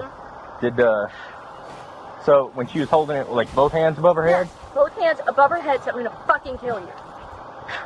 I want her arrested. The only thing I could think of. Oh my God! I want her arrested! Fucking Karen! Woo! Oh, the Karen response. They are horrible. I hate to say, they're horrible parents. Suits. playing in the street. Wow. I almost ran one over a couple weeks ago because there's no parents. They don't supervise their kids. Their kids are never supervised. And my daughter can testify this. Have you called in the abuse hotline for that? No, I'm a psychologist. Yeah. You know, it's like, what am I going to do? She had threatened to run the kids over. Shouting your name. And I mean, she's not telling you the whole, I don't think she's telling you the whole story. I mean, granted, I was upstairs when all this stuff broke loose. And my first contact with it was my son coming upstairs when there's some lady screaming the N-word at mommy. And I was like, oh. And she's got no problem cursing around everybody. I mean, I can't argue with that. You just saw that. Yeah. That's why I got him, and I was talking. And everybody says the cursing is coming from your wife. Everybody that we talked to today. And that's what I asked, you know. Just, I mean, we're all on a stressful job. Maybe she's not really identifying that because this is what she does. Right. You know, doctors are the worst patients. You know? I'm not going to argue with you there. I'm not going to argue with you. You know? I mean, I would hate for something worse to happen. I agree with you. I agree with you 100%. You know, and she's not going to be receptive to me because I already lost my cool in there, but... well, I appreciate the fact that you kept your cool. Yeah. Because I know how it feels when you get somebody barking at you in the face. You're like, oh, hell, you're not going to yell at me. I mean, we spent nearly 3 hours. I know. And I appreciate all the effort you went into. When I go back inside right now, I'm telling you, hey, you could be in the back of that car. Very easy. You're barking at them like that. You were. I mean, you're out of control. Well, she's saying we're not doing anything. There is going to be a report written. I know. But I want y'all to explain that to her. But there is not going to be no arrest. It's an ongoing neighborhood dispute. The report number on it. So my main concern is when I'm not here, these people following you again. And this time, you know, vandalizing your car, vandalizing your house, you know, stuff like that. I really don't think that's going to happen. I mean, we talked to all these people. They're just like you. They're nice. They're like us. They just want to talk. They want peace in their neighborhood. Oh, absolutely. That's why we live here. And I think, you know, just as an outsider, not living here, I think that everybody got upset because their peace is being interrupted by her driving by and, you know, her potentially giving the bird and kids as well. Right. And then her peace is interrupted when them coming down here and wanting to confront her about that. Right. I mean, I know there's nothing happened here. Right. Other than, you know, everybody's filled out some reports and, you know, feelings were hurt. Right. But I wouldn't want it to escalate to where someone lost their cool. Somebody does get hurt. And then if someone does get hurt, then it's stemming off that stop sign. They're sending the supervisor. Okay. No, they're sending the supervisor because I'm extremely dissatisfied with the service. Oh my fucking god, she's still Karening. Now she wants the fucking supervisor because she's not satisfied with service. Holy shit. This really is like the S tier Karen. The fucking millennia level Karen. I am Kristen, Karen of Mikola. Okay. But you have to, I mean, I'm caught in the middle here. I can sympathize with you guys. No, but I gotta. And then you got your wife. You got to. Yeah, this is your family. I know. You know, I respect that. And that's why these people are losing their cool out here. I was slow down. Sir, you get a hold of your wife. I'll get a hold of my wife. These two females separated. Yeah. And just to let you know, interaction with everybody, it's all recorded. So I mean, I know. I see the. Just will you let her know that? Just I mean, you know how it is when the camera goes. I know. You're not thinking about recording devices. You're not thinking about. See it all the time. All right. Well, my supervisor hasn't called me, so I don't know what she's talking about. So let me. I'll get a business card with the case number, and then I'll start entering information, and then see if supervisor. We'll go from there. All right, man. All right. Thank you. I'm sorry. Be safe, man.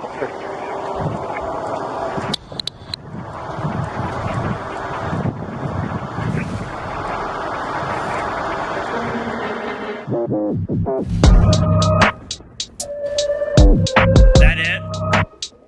That's it?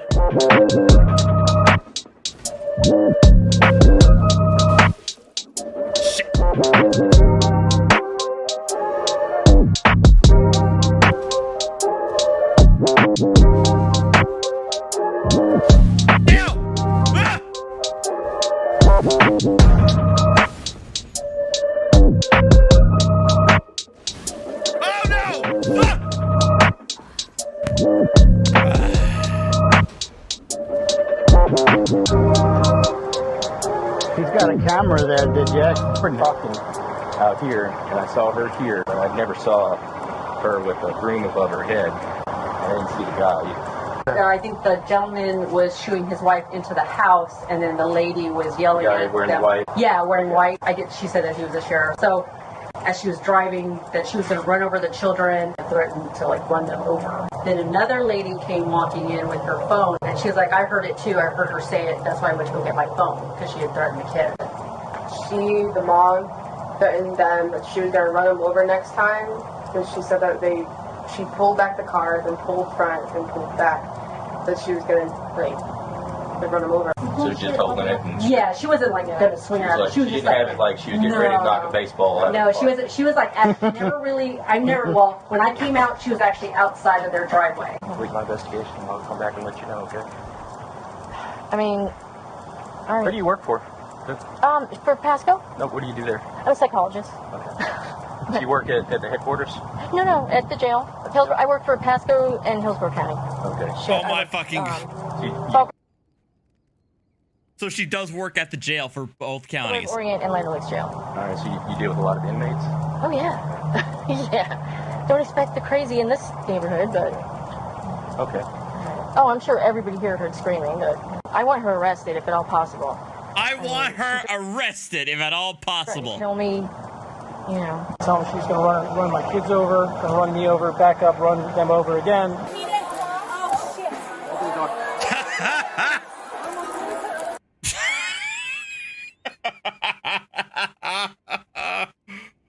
Oh my God! Imagine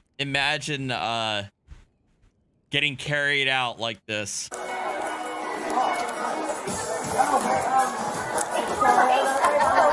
Have a good night.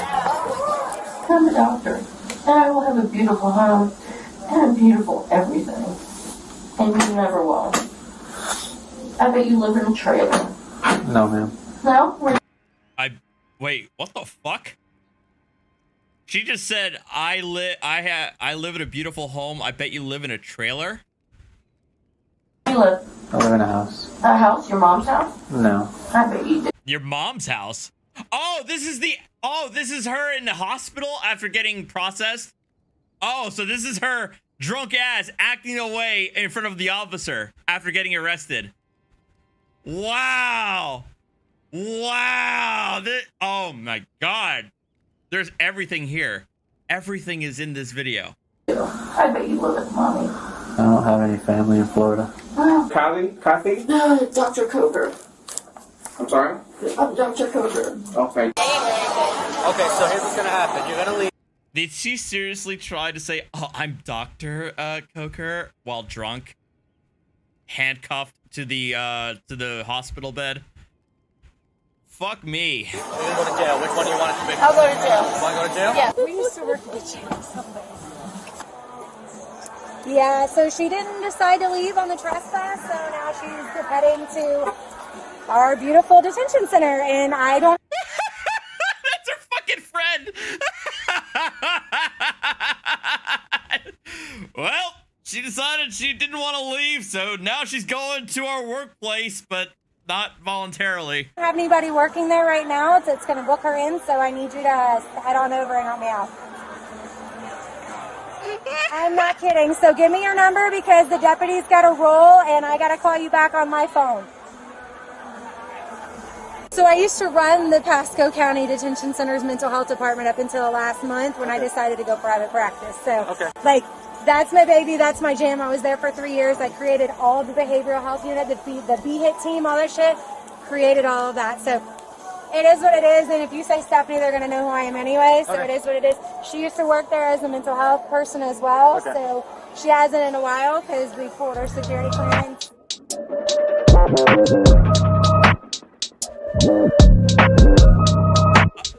Amazing.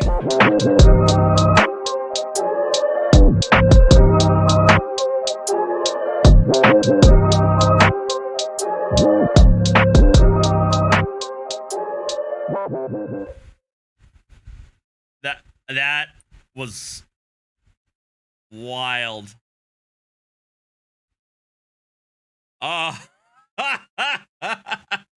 That's. Oh my god.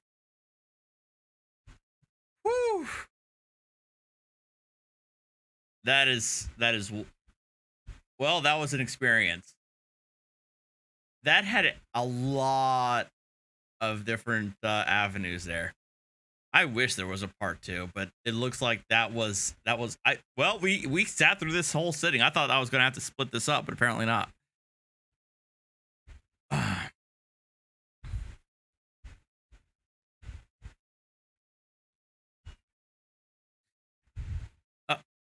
What, Archer? No. Shut up. That was an experience, to say the least. But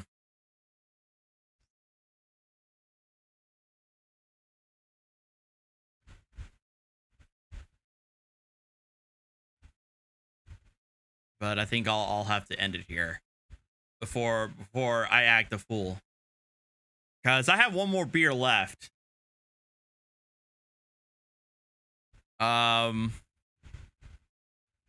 Gary, not yet. I mean, I could actually just start a new stream and start heating up the smoker. I mean, there's plenty of daylight still out. It's 6:45. I mean, there's still daylight for at least another hour and 15 minutes. So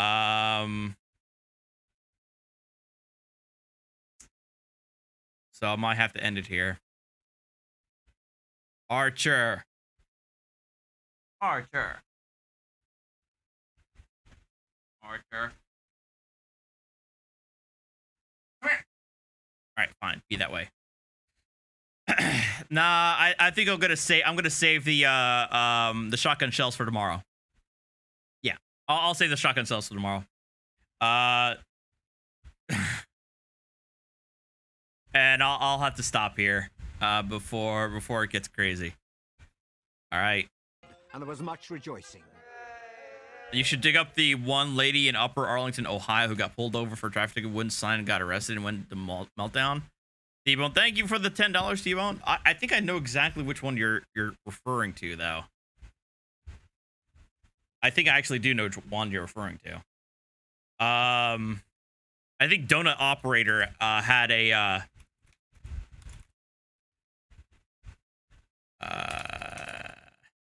a compilation with her involved.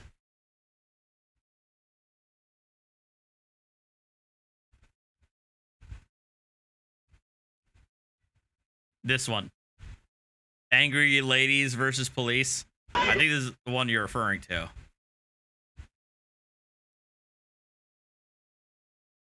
All right. We can watch this and I'll call it a day. I'm gonna put in an ad break while I go capture the kitty and get the last beer. All right. I'll be right back.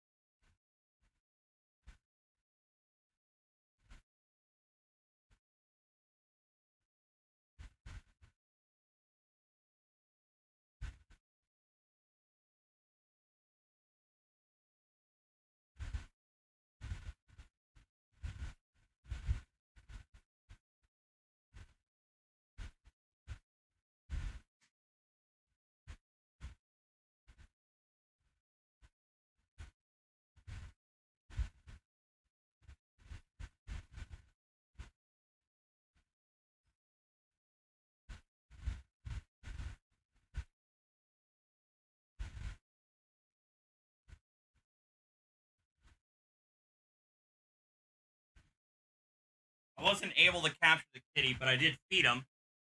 I had to feed the kitties, though. Okay.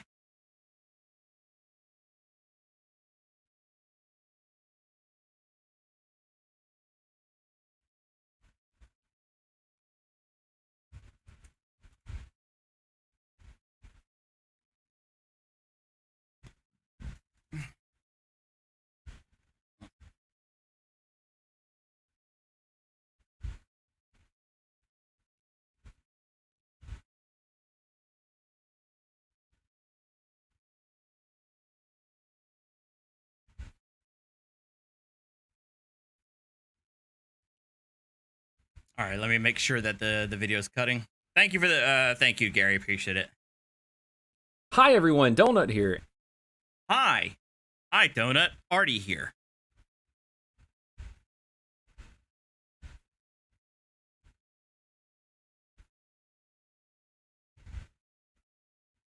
And today I went down the rabbit. Keith Newton, PewDiePie wears cat ear headphones and he has 100 million subs. That is a correlation without causation. Hole of crazy people screaming at police on YouTube, and I just thought to myself, you know, it would be cool if I shared my pain with all my followers. Before we get any further into these hellacious video clips, I just want to say I am still banned from Facebook. For those of you who are sending me messages on Facebook, I'm still getting a lot of messages on there, people wanting me to review certain footage or just to say hey, and I can't. I've got another 9 days left on my Facebook ban. I just wanted to make a little compilation to show you some of the people that police officers have to deal with on a daily basis. We're Shut up, Omega. With the classic Article 4 free inhabitant. You've probably seen this already. We've already seen her. A video on one of my live Leo recaps. I'm gonna we edit already know this one, so you don't have to watch the entire video. And I'm just gonna say beforehand, I apologize for the tinnitus. As soon as this video is released, I will be streaming at twitch.tv/donut. Headphone warning. So come hang out.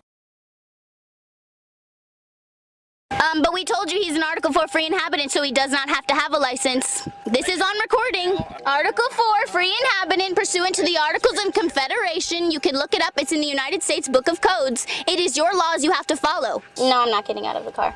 You can go get your superior. Well, I am going to tow this car, and you cannot be in the vehicle while I'm towing this vehicle. Well, if you go get your superior, he'll clarify right that he can be set free because he does not have to have a license. It's not going to happen right now, young lady. On your own free will, or I'm going to assist you. Are you saying you have authority over me? Yes, I do. You have proven authority over me? Yes, I do. How did you do that? The County of Imperial through the sheriff. You do not have authority over a human being, over a free inhabitant. Do you want to argue the point? I mean, it's worse because she sounds like she's fucking 12. You need to go look up your laws. I don't have to look at anything right now. That law only applies to U.S. citizens. Well, where are you a citizen of? I am not a U.S. citizen. Well, see, that's I where am you're a free mistaken. inhabitant. I am of the earth. I do not belong to any corporation. I do not belong I'm of the earth. to any country. Yeah, but as long as you're in the sovereign states of the United States, you will abide by the rules and laws. See, and you have certain protections. a free inhabitant is they are allowed to. They're free people. They have all of the rights of a U.S. citizen without following any of their laws. Well, that would just be So at least she admits she wants to have her cake and eat it too. pure anarchy if that were the case. No, because So we're I'm gonna have peaceful you step people. out of the We're vehicle peaceful for me, people. So call your superior. Well, it's going to take a couple hours or so for somebody to come down. Well, and just that's call not going to them. happen right now. Well, then we're gonna have to solve it some other way. All right. We just need to. You need to call in, tell them I'm a free inhabitant, and find out what that is. Well, I am going to tow this vehicle, young lady, so you cannot be in this vehicle. I understand that. So all right, then I'm gonna get out of the vehicle and I'm going to walk down to that house No, you're because not. you do not have No, authority you're over not. me. Well, then I'm not getting out of the vehicle. No, you're not. Why? You're not free to leave. Why? As soon as I conclude the rest of my investigation, you will be free to leave. As far as I know, you have not done anything wrong at this point, but you are slowly reaching to that point what? to 148 PC. I'll get out of the vehicle for you. I will get out of the vehicle. I'm getting All right, well, you're not free to leave. You're going to take the bag off. No, I'm You're going not. to take the bag off. No, I'm not. Relax your... Hey! You're raping me. This is rape. This is rape. Relax. Told you, headphone warning. Relax your arms. It's relaxed. Stop fighting with It's me. relaxed. Stop fighting with me. Stop fighting. All right, I'm not fighting.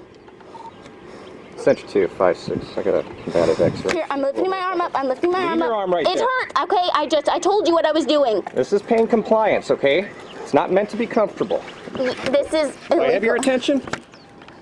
This is completely illegal. No! Take my bag off! I can't. You're not putting me in the car. You can wait till you get superior. You are not taking my bag off. You can handcuff me with my bag on. You're right, I will. Relax. I'm relaxed. Don't touch my bag! You touching my bag! You're gonna get in so much trouble, you son of a bitch! You're gonna get sued! You don't even know what you're doing! I'm telling you, I'm Young gonna lady, fucking sue you! Stop. What's your name? Our fucking Godona, you're gonna get arrested. You're gonna get fucking... Oh my god, you don't know your own laws! Relax, young You lady. don't know your own laws! Relax, young lady. I can't believe you just did this. You need to calm down. You're gonna get in trouble. You don't know your own laws. Calm down. You're illegally doing this. I told you I was a free inhabitant. Calm down. You are illegally doing this. Young lady, calm down. You are illegally doing this. I told you this is against my will. You did this illegal. You cut my bag. All right, you're under arrest. No, I'm not. No, I'm not. Give me my stuff. Relax. No. You're Leave under me alone. You can't have this big camera around. You can go get your superior. I will. Go get, somebody- and I'm but not waiting right right here. Go get your fucking superior. You son of a bitch. Give me my fucking stuff. You fucking asshole. You need to calm down. You need to fucking learn your goddamn job because you don't know your fucking laws. Go get your superior and go Calm get down. your fucking laws. Let's go. No. You son of a fucking bitch. Fuck you, you stupid son of a bitch. You don't know what you're fucking doing. God, I feel like I've watched this video so many times. What crime have I suspected? People versus battle. Have I been suspected of committing? What's that? What crime have I been suspected You of have no committing? brake lights. Is that a crime, officer? It is. Give me your license. According to People versus Battle, traffic infractions are not crimes. Give me your license. Unless there's been a crime committed, officer, I'm not showing my Has been ID. committed, and I need to see your driver's Where's the corpus delicti? Oh God! Is there an injured party, sir? Oh, drink. Is there an injured party? I'm not asking you. Is there an injured party, officer? According to Black's Law Dictionary, a crime is defined as there being an injured party. Can't hear you. According to Black's Law Dictionary, a crime is only defined as there being an injured victim or injured party. Is there an injured party? Your brake lights don't work. Okay, according to People versus Battle, traffic infractions are not crimes. Okay. If I've been suspected of a crime, then prove it. You have committed a crime. Okay, well, according to People versus Battle, officer, traffic infractions are not crimes. Please show me where the crime is. Okay, ma'am, I'm not asking you. I'm telling you to give me your license. According to People versus Battle, there is no crime. I'm sorry? Where's the corpus delicti? Oh my God, she said it again. Give me your license right now. Where's the corpus delicti? Okay, backup has gotten here. Okay, I'm surrounded. I'm not... What crime have I been suspected of committing? No brake lights. No brake light. We need your license. According to People versus Battle, traffic infractions are not crimes. Did we ever find out what state this took place in? I don't even remember. For those who don't know, People versus Battle is a California state state decision that was actually overturned, I think, a year or 2 years later. Please open your door, ma'am. I'm not opening my door. Please do not attempt to touch me or my property if there's been no crime committed. What'd you say? Georgia. Please do not attempt to touch me or my property unless there's been no crime committed, officer. All right, what we need to do is we need to find your license. We need your license, ma'am. I'm not suspected of committing a crime. Yes, and ma'am. unless there is no crime, Yes, ma'am. I do not have to identify myself. Ma'am, please please roll down your window and let us have your license. I'm not. Fine. What crime am I being suspected of committing? For a traffic violation of a break. Traffic infractions are not crimes according to People versus Battle. Ma'am, please open your window. What crime am I being suspected of committing? Ma'am, if you don't open your window, I'm gonna break your window. What crime am I being suspected of committing? They're attempting to break my windows.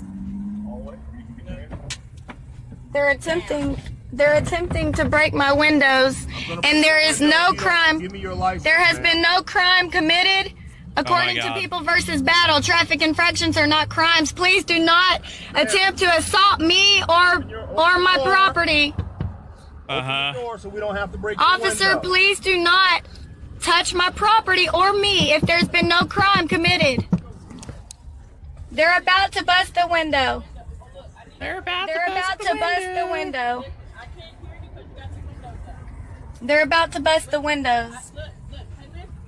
They're about to bust the windows. There's been no crime committed here.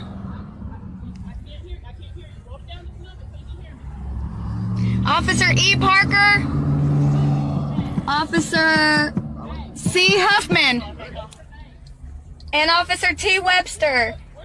There has been no crime committed. Oh my God. There's been no crime committed. Please do not touch my property, ma'am, if there's been no crime committed. Please do not touch my property, ma'am. There's been no crime committed.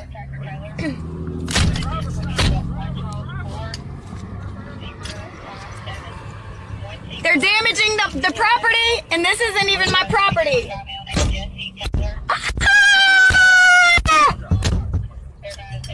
Please.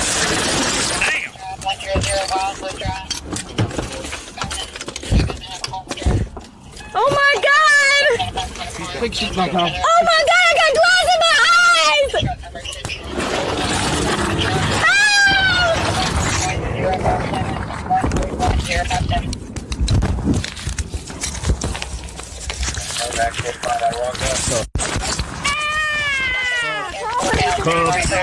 Cuffs. Do not take my property. I got it. Put his on. I'm good. They're on. Hey, go ahead and lock them down. Give me my property, ma'am. Give me my property now.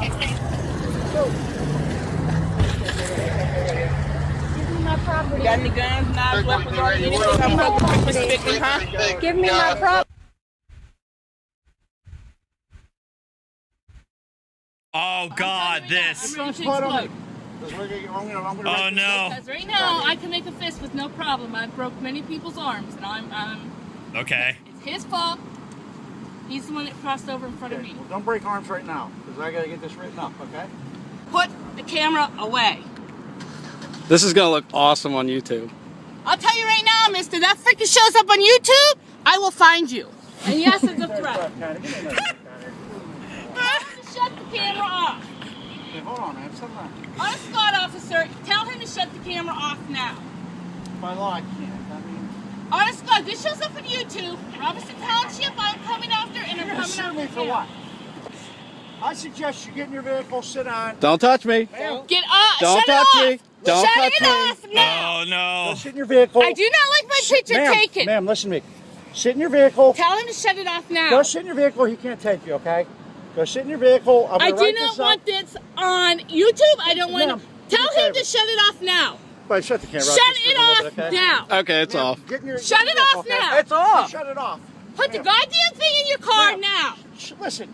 No. Get in your vehicle. I'm going to arrest you for creating a disturbance, okay? Do you understand me? Sit down. Let me write this up. We'll get everybody underway. He's taping me again.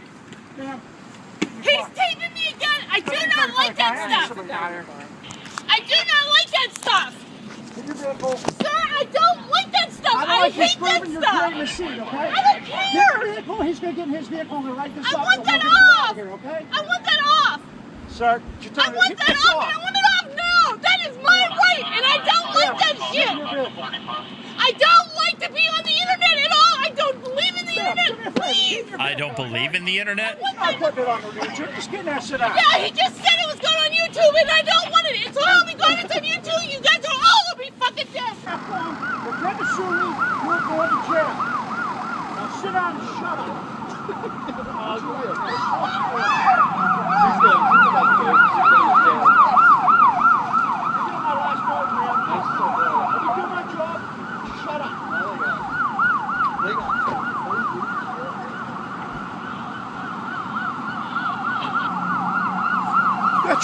license, registration, proof of insurance, anybody? I do. I'm so sorry. Nah, she's about to go to jail. She don't shut her mouth. Oh my god. No, I'm going to repeat it to you. You're all right, here it is. The ticket. Well, I'm the one whose life has been destroyed by police officers, and I can't handle this. Okay. All you need to do is sign the ticket, and you'll be done. I'm not signing anything. You're not signing anything. To my husband. Okay. If you don't sign the ticket, I'm going to arrest you right now. Okay, so as many people know, and if you don't know, it depends on the state. It's always dependent on the state. You don't have to sign the ticket, and you can go on your merry way. But in some states, if you don't sign the ticket, then the officer can arrest you. That is a thing that happens in certain states. Apparently in Ohio, that is the case. You're not going to arrest me. Thank you, Paul Berry, for becoming a member. Arrest you for not signing the ticket. I'm asking you kindly to repeat everything now. I will happily repeat everything to him as soon as you sign the ticket. I cannot Okay. sign that ticket. Step out of the car. Under arrest. I'm not under arrest. 5-7, start me another unit. I got one refusing to sign the ticket. I'm going to go through. 60 feet is that way? 60 over now. I can't do this. Step out of the car. I can't do this, You're sir. under arrest. Step out of the car. You're under arrest. Oh boy. You're under arrest. If he's under arrest, step back. Not signing the ticket. Wait a minute. Right.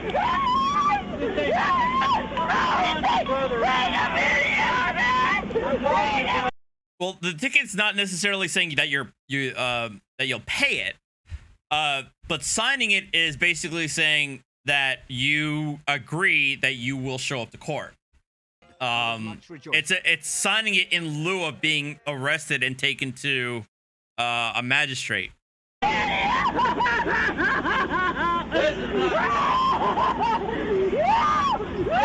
You have your choice.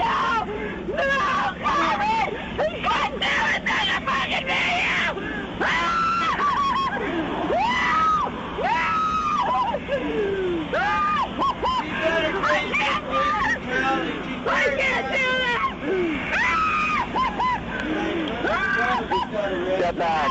Step back. Do you have any weapons? Help me! Stop. Take a video! Take a video! Stop. Stop resisting, or you can get charged more. I'm not! You already threatened me with jail! You threatened me with jail! Before I even saw the ticket! Oh, I'm not doing anything. No! I can't do this! I can't do this, officer! Please! I can't do this here! We really should Sit down. You should! Sit down. Sit down. In the back of the car. No! No! Sit down. True. Why are you doing this to me? Put your feet in the car. Put your feet in the car. I can't Put your feet in the car. Put your feet in the car.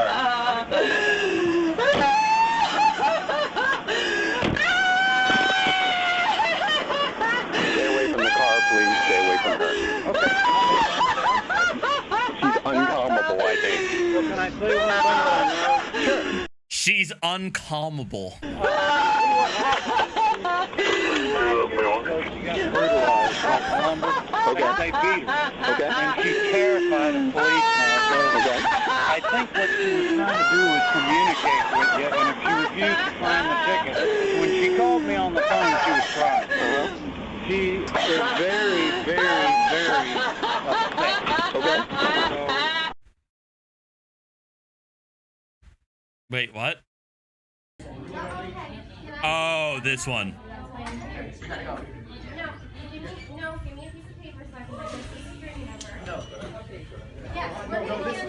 Listen to me. Listen to me. Ooh.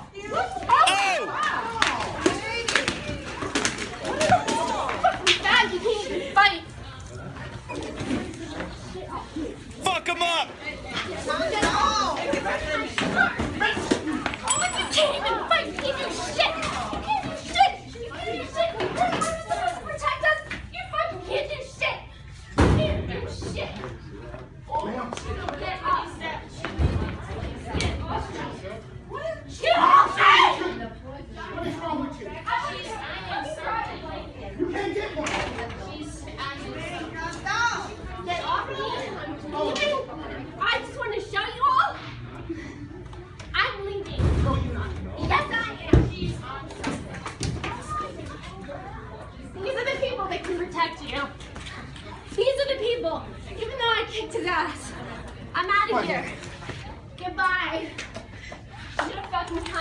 because I was your guy.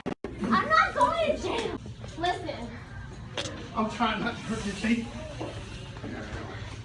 I'm gonna keep fighting with you. What is your problem? She's on something. Why would I have to get her like I'm not going! I'm not moving! You need to get this stuff off me. If you let me go, then I won't be seen. But I'm begging you. I'm not going to jail for trying to get a driver's license. You're really nuts. Are you out of your mind? Ow! What are you? Damn. She's on drugs.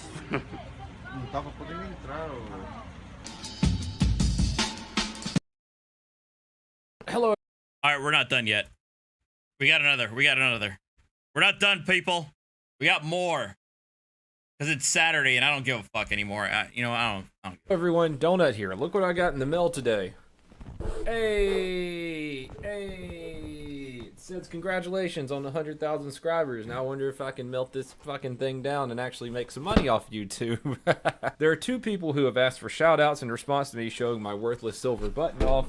And the first person is Lex Phantom Hive, who helped boost my channel more than probably anybody has by making the video about giving me the Asimov skins. A lot of you guys probably came over from him. I want to thank him very much for helping me get to this point. Another person who asked for a shout out from me was Deputy Hookem of Hookem and Bookem. 2 very, very, very funny cops.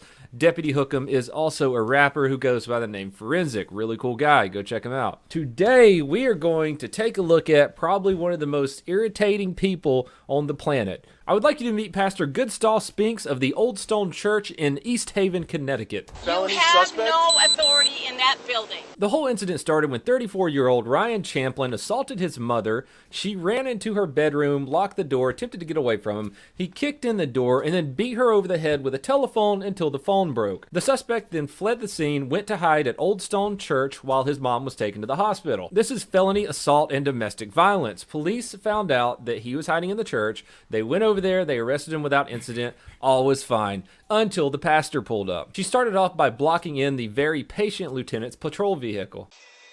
Yeah, so that's not, again, I feel like I don't need to tell you guys, but I'm gonna say it anyway.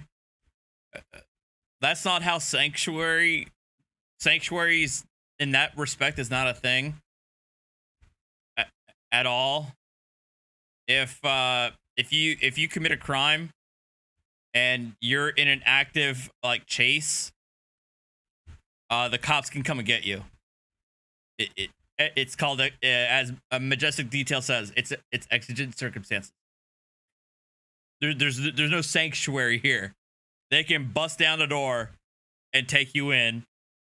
Doesn't matter if it's a Pentecostal church, a Catholic church, or non-denominational. They can go out and get your ass.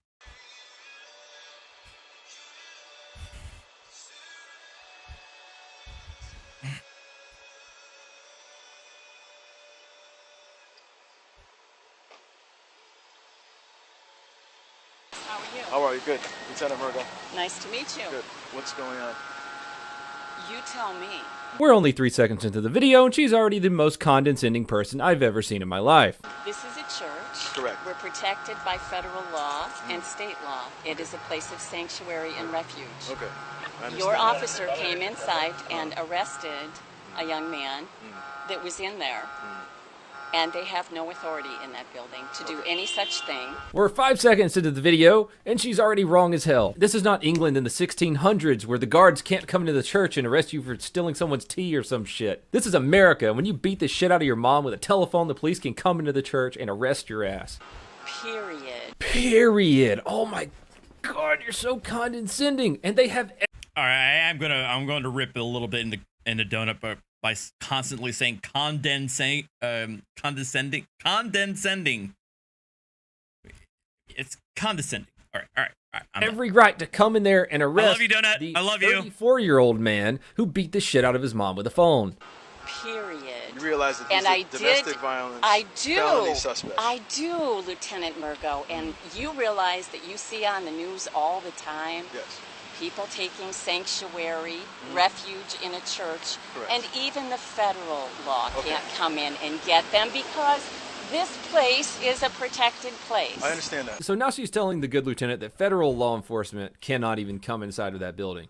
By law, mind you. We're already like a minute into the video. I would have already told her to kick rocks, that she's wrong, and drove off. Thank God we have patient lieutenants like this. Yes. You understand that he assaulted his mother to the fact that she's at the hospital now. We have a domestic violence victim at the hospital, and he's a felony suspect that was wanted for, amongst other things, assault in the 2nd degree, interfering with a 911 emergency phone call. His family is terrified of him, okay? I understand what you're saying, all right? But if there has to be this way, you don't get to violate the law to enforce the law. You don't get to do that. But I asked them to wait 5 minutes. We don't have that 5 minutes. Oh, we don't yes, have that time. you do. Yes, you do. Yes, you do. Let me explain something to this nutty lady. There is a preschool and a daycare center attached to that church with children in it. A felonious suspect who just beat the hell out of his mom with a cell phone, putting her in the hospital, is inside that church, and they know it. But according to her, oh, they have time. They could have waited. Get a hold of yourself, lady. I understand what you're saying. You're very passionate about this, and I get it. I totally respect that, and this is no disrespect to the church. With that being said, with that being said, if there's going to be a mistake here, we're going to err on the side of caution. Good. And we're going to apprehend the suspect. And you could have waited because they knew I was 5 minutes away. Ma'am, you have nothing to do. You have nothing to do with a felony assault that took place. I do when the person that's being charged is in my church. And we don't owe anything to the victim? I have everything to do with it. We don't owe anything to the victim? When the person being charged is in my church. We don't have anything. We don't have anything owed to the victim here. That's the thing here, and I understand. I understand what you're saying, but what you don't seem to want to hear is that you didn't have the authority to do that. Do what? Come into this church and arrest anybody. That young man could have been counseled by his pastor to walk out the door of that church, meet you in the parking lot. And do you think that's what would have happened? I do, because this is how it's supposed to work. Okay. No. No. Not, I mean, look, not even in the common law have I ever seen this kind of exception being heard in American common law. No. Okay. Okay. Let the pastor tell the police lieutenant how policing is supposed to work, because that works every time. I don't know if you guys do this, but every time police get into an incident, we make sure to get on our cell phones, pull up Facebook, and see how the public wants us to handle situations. But how it's supposed to work, and how it's supposed to work, and how these things actually work are two different things. Okay. Got him. So Listen, I wasn't born yesterday, and I'm not appreciating this at all. I get it. I'm not appreciating this. I respect your work. Letting you know where I our am not stance is. stupid. Fooled the shit out of me. I am stupid. I'm just letting you know where our stance is. I understand. You want to arrest the domestic violence perpetrator. I understand that. Okay. I get that. Thank you. I get that. I was a hospital chaplain at a regional trauma center for years. Okay. You want to know how much domestic violence I've seen?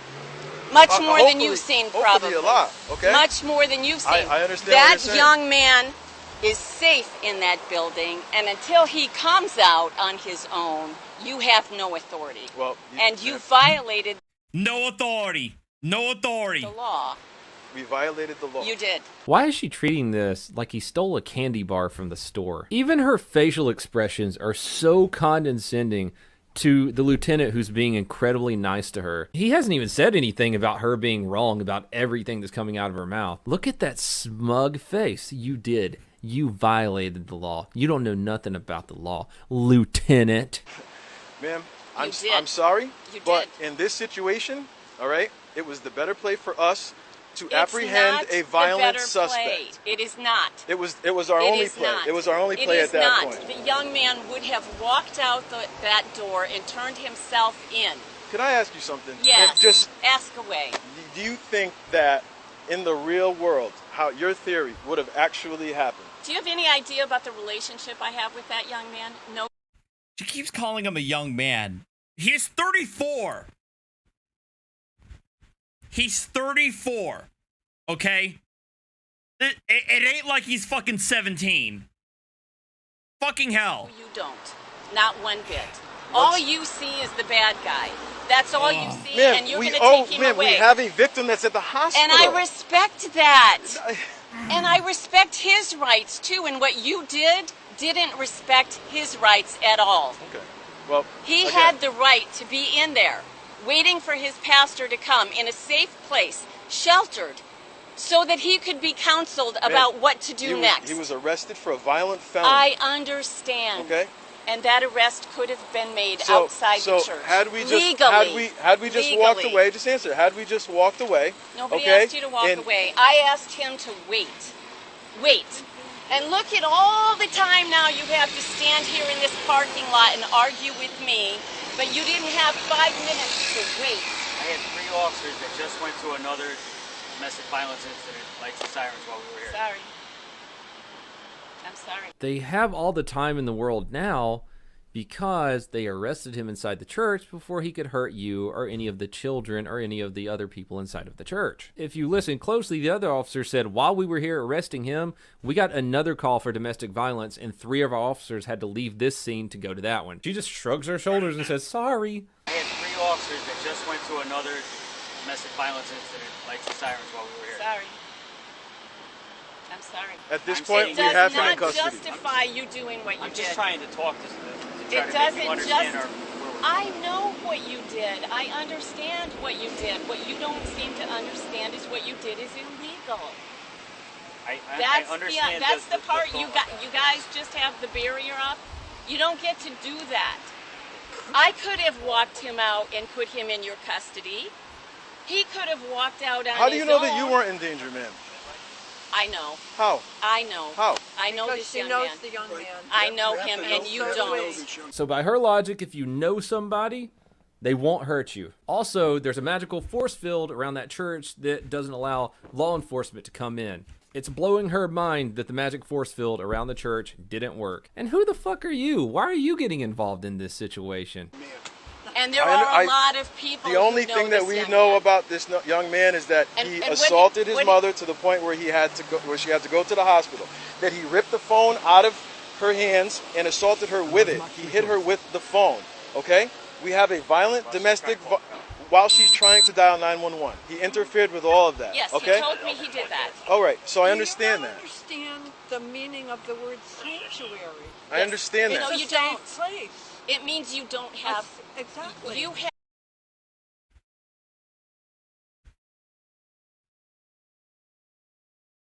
The problem is, it's not a fucking thing in America. You have 0 rights in that building. This is America, lady, and if a police officer needs to arrest somebody who just committed a felony, they will take that door off its fucking hinges if they need to. Your magic sanctuary bubble doesn't work like that, and the law also doesn't work like that.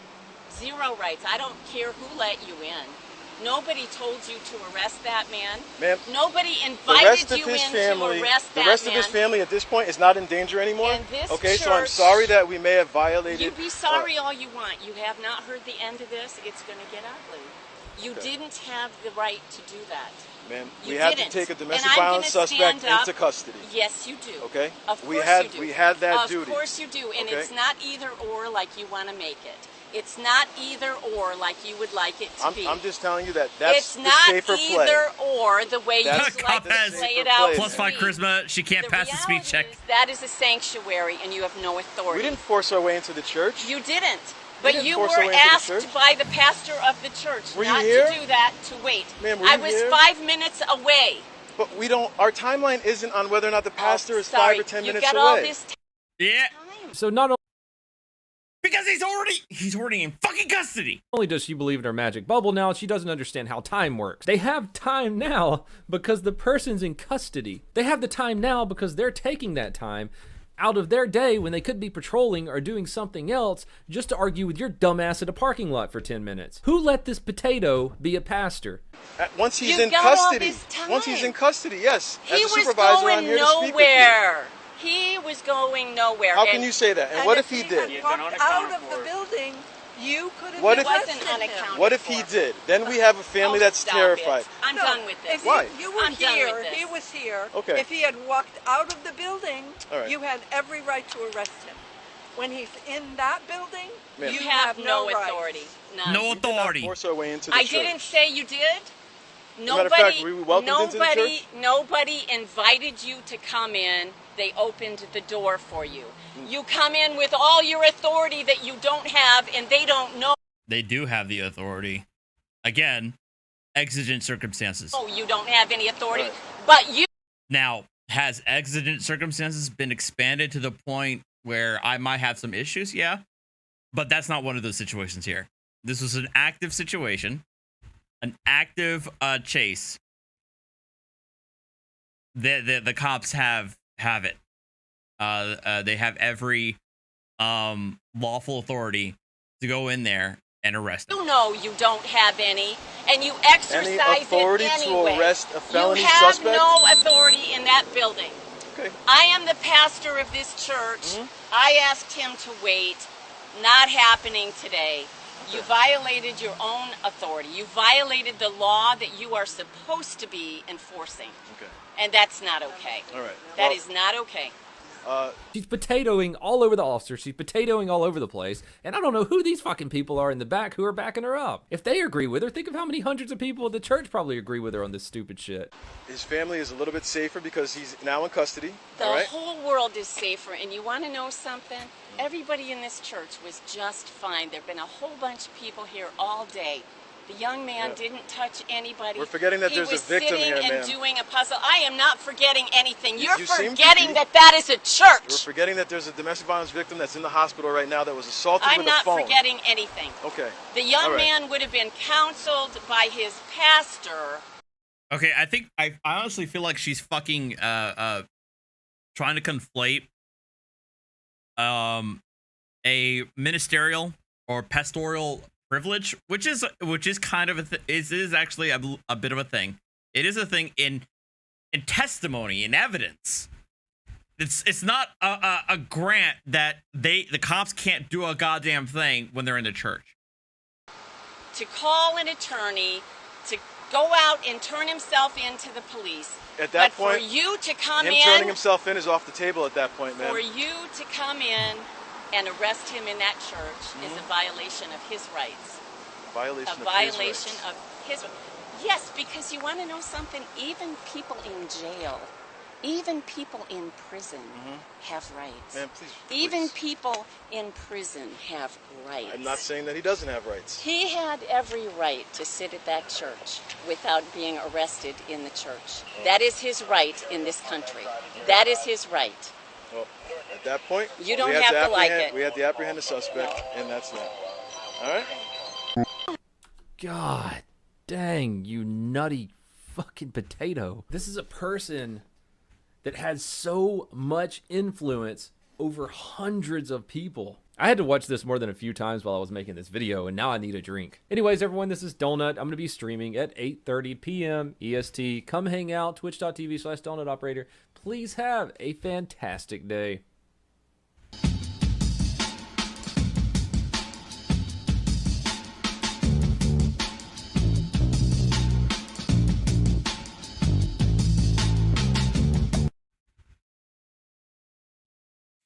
We're not done yet, bitches, because I have to watch this one too.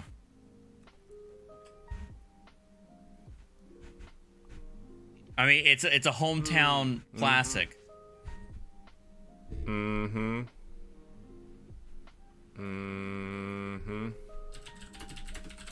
Matt, say hello. I'm here. Now the party can things get it's awful. Officer handles it like a champ, though. He's like, fuck, here comes Karen.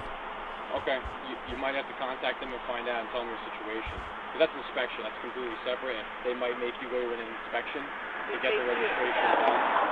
So then could that be done from the lot? Like, I mean, is there Probably not. Look at this. Look at his eyes. He's going, oh, fuck, is that Karen? Is that Karen? Be done in the body, I'm guessing. There's Karen. No, you can take this mouse check remotely. I've done it before in Illinois, so I'm not sure what. I can only tell you New Jersey. I have no idea about. If I told you something, it might be completely incorrect. New Jersey, I can tell you 100% what the process. I have no idea what's about. You have to call their DMV. Here she comes. Hey, J Doctor, thank you very much. It's a holiday weekend, so. All right. Oh my God, Karen, could you not? What's your driver's test taken? Oh no. What do we need? How do we get the car back? Here she comes. Valid Look at her. registration, Look at her valid stomping insurance up. card. How do they know that this is her car? Like, don't you need to give us a receipt or something? Like, how are they going to know that this one? Ty, The thank receipt you. just goes on file. Dealt with a person like her before. All right. Ty has dealt with a person like her before. Please, man, all police officers have dealt with people like this. So, oh, the lag is starting. It's okay. Karen just kind of interjects herself into a traffic stop that has nothing to do with her, which automatically, if you're a police officer, you know a police officer, is probably the wrong thing to do. It's very irritating when someone who has nothing to do with your scene puts themselves in your scene.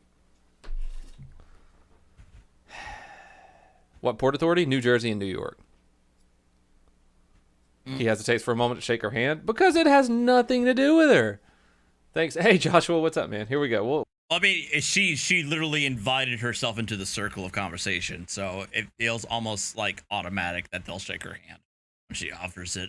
Maybe that's what I'm getting out of that. We'll go back to that. Look at her stomping. She's stomping up. She's like, I'm going to talk to their fucking manager right now. How do we get the car back? Valid registration, valid insurance card. How do they know that this is her car? Like, don't you need to give us a receipt or something? Like, Look how at are her. they going Look to at her. know that this one This is the her? receipt. This goes on file. Hi, I'm Karen Turner. Hi, It's my there. mom. I'm a resident. There you go. It's fine. I don't need that. I don't need your card, lady. Okay, fine. She gives her card to the officer there and tries to give it to the one who, I think it's his scene. And he says, I don't need that. We're off to a good start. It's his scene. Fuck off, Karen. Oh, this one This is the her. receipt. This goes on file. Hi, I'm Karen Turner. Like your name's supposed to There, mean I'm something. a resident. There you go. It's fine. I don't need that. Okay, fine. I'm Karen Turner. You're just here as the rider, right? No, I'm not. Okay. I'm here as a concerned citizen and friend of the Concerned. mayor, and been in Tennessee Concerned citizen and friend of the mayor. for 20 years. I take full responsibility for them. Okay. So she is coming to pick them up, but she still has nothing to do with the situation. She pulls up, and what's the second thing out of her mouth? The first thing is, I'm Karen Turner. The second thing is, I'm a friend of the mayor's. Oh, okay. Let's see if that helps you. And what is the reason they were pulled over? The driver has all the information. He'll tell you. No. I Okay. He's the driver. He has all the information. He's an adult. She has nothing to do with this. He told her he has all the information. And she goes, no. It's not your fucking scene, Karen. It's that police officer's scene. Do you know who my friend is, right, Anthony? Do you know who I am? Yes, by the way, guys, again, she was forced to resign from her position after this. Awesome calculated misstep. Thank you so much. need to know. Hold on, I want to hear that. No. Mayor, Hold on, dear friend of the mayor. I want to hear that. No again. Can you get one of my sweaty jock straps, Danny? Yeah, absolutely. $20. Throw in another $20 super chat. I'll get. Take full responsibility for them. And what is the reason they were pulled They're over? adults. The driver has all the information. He'll tell you. No. I need to know. No, you don't need to know. Okay. We're not involved here. You're picking them No. up. I'm involved. Trust me. Well, I'm I'm very not going to tell involved. you. He's the driver. The more time she says no, the more the police officer's going to respect anything she has to say. That's all I'm saying. She says, I'm very involved. You're fucking not, Karen. Go away, Karen. The automobile, he's over 18. That's all you I would look for it on Paige. I would look for it on NJ.com. If you go to NJ.com, they'll have a story about it. Okay. From 2018. We don't need to see credentials. Okay. You need it. If you can give me a little bit of space here. She pulls out a big gold badge that says commissioner on it. What seems to be? Are you a commissioner? I am a commissioner. I am the commissioner. And I'm heading up. Do you have an ID with that? That is my ID, and that is my business card. I am the commissioner of the Port Authority, and I'm heading up over 4,000 police officers. Okay, she said I'm heading up over 4,000 police officers, right? If you read the article about this, there's only like 1,600 police officers that work for the Port Authority. Yeah. Oh, man. Not that it matters. Okay, so if there's a problem, I think I have... There's no problem. Well, I think there's a problem. It's an unregistered vehicle. Okay, let's hear, why were they pulled over? They just said unregistered vehicle. Miss. Now, don't call me Miss. I'm Commissioner. Ooh. Address me by my title. Thank you. Woo! Don't call me Miss. I'm pulled over, first of all. Miss. Now, don't call me Miss. I'm Commissioner. Thank you. Commissioner. Yes. All due Why respect. were they pulled over? All due respect. Yep. Why The did driver they will tell you. No. I need... No, no, no. There's another one. No. Why is No. Go ask him. No, I'm asking No. you Go ask That's who another ordered one. it, and trust me. Miss, this does not involve you 1%. Yeah, it does. It does, because I'm picking them up, and I'm offering to take responsibility for them, and you can't even tell me the charges. I'm also an attorney, so I think if you can't I'm also an attorney. tell me what is the problem. That's fine. Why is it such a difficulty to say why they're being pulled over and why the car's being towed? Because everything has already been explained. I know, but I know. Why do you Here, need to know? she's a control freak. I need to know. That's all it is. Look at the hand gesture. I need to know. Karen's not included in this, so it's driving her fucking crazy.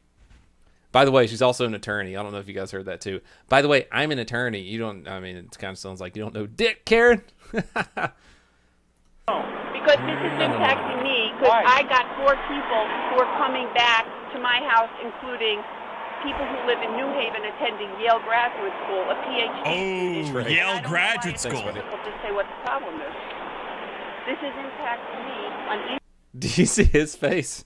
He's going, are you kidding me? That's the face he's making right now. He can't believe this shit is happening. Someone could be this condescending and just... He said it again. Complete ass. Easter Sunday. You know what? Okay. That's... I'm now. There is no... You have no right to know what's going on. No, I do. She doesn't. Explain to me why. Because these are 4 people that I have You're to take just a responsibility. Why do you have to take responsibility? They're all adults. That's my daughter. And she's a these backseat are her passenger. friends. Do you hear how she's talking? But yeah, by the way, her only involvement is that she's the parent of one of the backseat passengers. Not even the driver, but one of the passengers. That's my dog. Sounds just like the... I think her daughter's probably sitting over there going, oh my God, mom's doing it again. Because they were all respectful and complied with everything the police officers had to say. They were. NJ.com on YouTube has the entirety of the dash cam footage available. Like, it's like almost 2 hours. And the driver and the passengers were nothing but cordial to the officers, very understanding of the situation. It's only when Karen decided to walk in that it all went down. It all went to hell. It's going to be, if you have a problem explaining what the problem is and why their car is being confiscated, then we have a problem. And trust me, I will be in with the commissioner of police of Tenafly. Take a step back. Take a step back. If you can't even describe what the Take a problem step back is, from me. I can't move back any farther. I keep moving back farther, and you keep moving closer to me. Because you can't She's even being put a sentence very aggressive. together on what the problem is. Because she just said she's going to talk to the police commissioner too, and she's she's advancing on him. That's what he just said. I can't move back any further. I'm not because of your demeanor. Don't do that. No, I came in very nicely. I'm under no legal obligation to tell you. And I'm under no legal obligation to tell you what I will He's be being doing. super But patient. I You can do whatever you would Okay. like. Yeah, he is. Honestly, he's giving her a lot of leeway. I mean, he could just tell her, lady, you're not involved. Get the fuck out of my face and walk away. But no, he's not doing that. She's been This is a lawful motor vehicle stop. You are here to pick them up. Okay? Okay. There's going to be a report. Yep. The There will driver be a has been report. advised of everything that's going on. Okay. I was All the there for proper your forms have been graduation filled out. when you guys came in the town, and it wasn't that long What ago. graduation? What are you talking about? Okay. What graduation Thank when you I came very into much, what town? What- Saditsky and Catherine. Thank you for Have your a nice day. information and help. You know what? Ooh, hit her with the have a nice day. I hope you have a really nice holiday weekend too, because you just ruined it for a lot of people without I even the didn't. decency. I didn't ruin anything. Yeah, I'm just you doing my did. job. Yeah, you did. I would just This hope is you their being Easter, a commissioner this is their Passover. that you would understand You the job did it. police officers have to do. All right, now Karen's saying that the officers here ruined their Easter weekend, ruined their Passover. That he's being really, really patient with her. There is no Bye now. explanation. How can I understand? You, You didn't don't even have ask the him. decency. You didn't even no, ask I'm him. asking you because you're the one that's making the report, the problem, stating it. I'm going to I the don't source. appreciate the way you approached me, the way you demanded information, the way I'm you're, not demanding. you're I'm stating asking based you. off of your I'm asking your you. position I'm asking in another you. agency, I'm asking whatever it may you. be. I mean, you have a business card with How many credentials. times- I don't know you. I just met you a minute ago. You have no official So identification. Louis, what's his name? Schmarodovsky? What is that? Schmarodovsky. Well, What the do you know Louis Schmarodotsky? I would like to understand the rationale. She's so upset that she's not included in this situation. She's not in control. For their being pulled over and their car confiscated. This is a courtesy. I don't know why it's so I difficult. believe know you what? should ask your Can you daughter and the please- driver of the motor My vehicle. daughter is a backseat passenger, as you've Exactly. said. You're making the accusation. I would like to know What accusation? the accusation of I don't know what, because you haven't told me. You're telling me to go Monday and read the report. When these kids, you said ask them. You know who I am? It's not them. I'm not going to ask the driver what you are accusing Exactly, them Deacon. of doing. I'm asking you. If you haven't picked up on it yet, this is the same thing as a stranger walking up to a traffic stop, because it is a stranger walking up to the traffic stop and saying, "What's going on here?" You don't fucking, I don't have to tell you anything. Exactly. He's the equivalent of a fucking First Amendment auditor walking up and demanding what's going on. Like, bitch, we don't have to tell you anything. You're not involved. Fuck off. James Earl Jones, right? Colin, yep. We have patrolled 3 towns. You have 4 officers for 3 towns. Ty, goddamn, dude. Stay safe, man. She wasn't drunk or high, dude. She's entitled. That's all it is entitlement. Yeah, she's high on her own supply. She thinks because she's the Port Authority Commissioner of New York and New Jersey that she can talk to these officers like that and just put herself into their traffic stop when she has nothing to do with it. Like I said, it's the same thing as if a stranger, if that guy on the motorcycle stopped and said, "Hey, what's going on?" You don't have to fucking tell him anything. And he's telling her that because she walked up in such an aggressive manner and just started off being a dick, started throwing names out there. "I'm friends with the mayor. Here's my badge." Yeah, Trout, we're going to get into that. The best part's at the end. Trust me. We'll talk you're about the it. source of the accusation. They are not the source. You're the source. So I'm trying to go to the Port source. Authority. You want me to go She's to a boat their captain. side of the story, but I She is a boat captain. do that. I think it's the best thing at this point. You know what? I'm very disappointed in the way that Gary called it hands on hips. I'm an attorney. Don't you know who I am?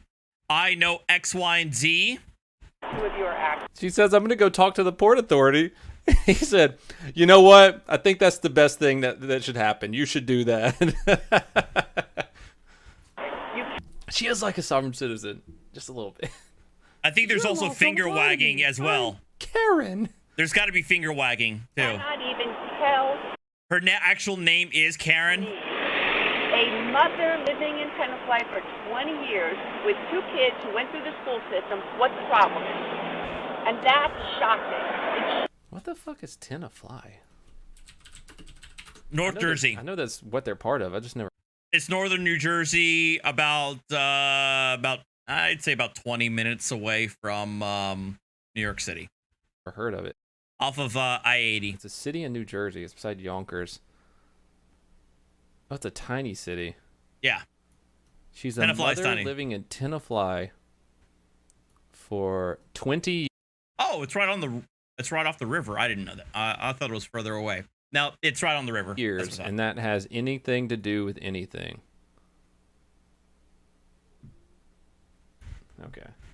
Shocking that you It's Karen with a C for this one. can't even give me a sense. I think no, we should conclude this. I will. Just for safety reasons, absolutely. this is a high-speed road. I think we should all get off of the road.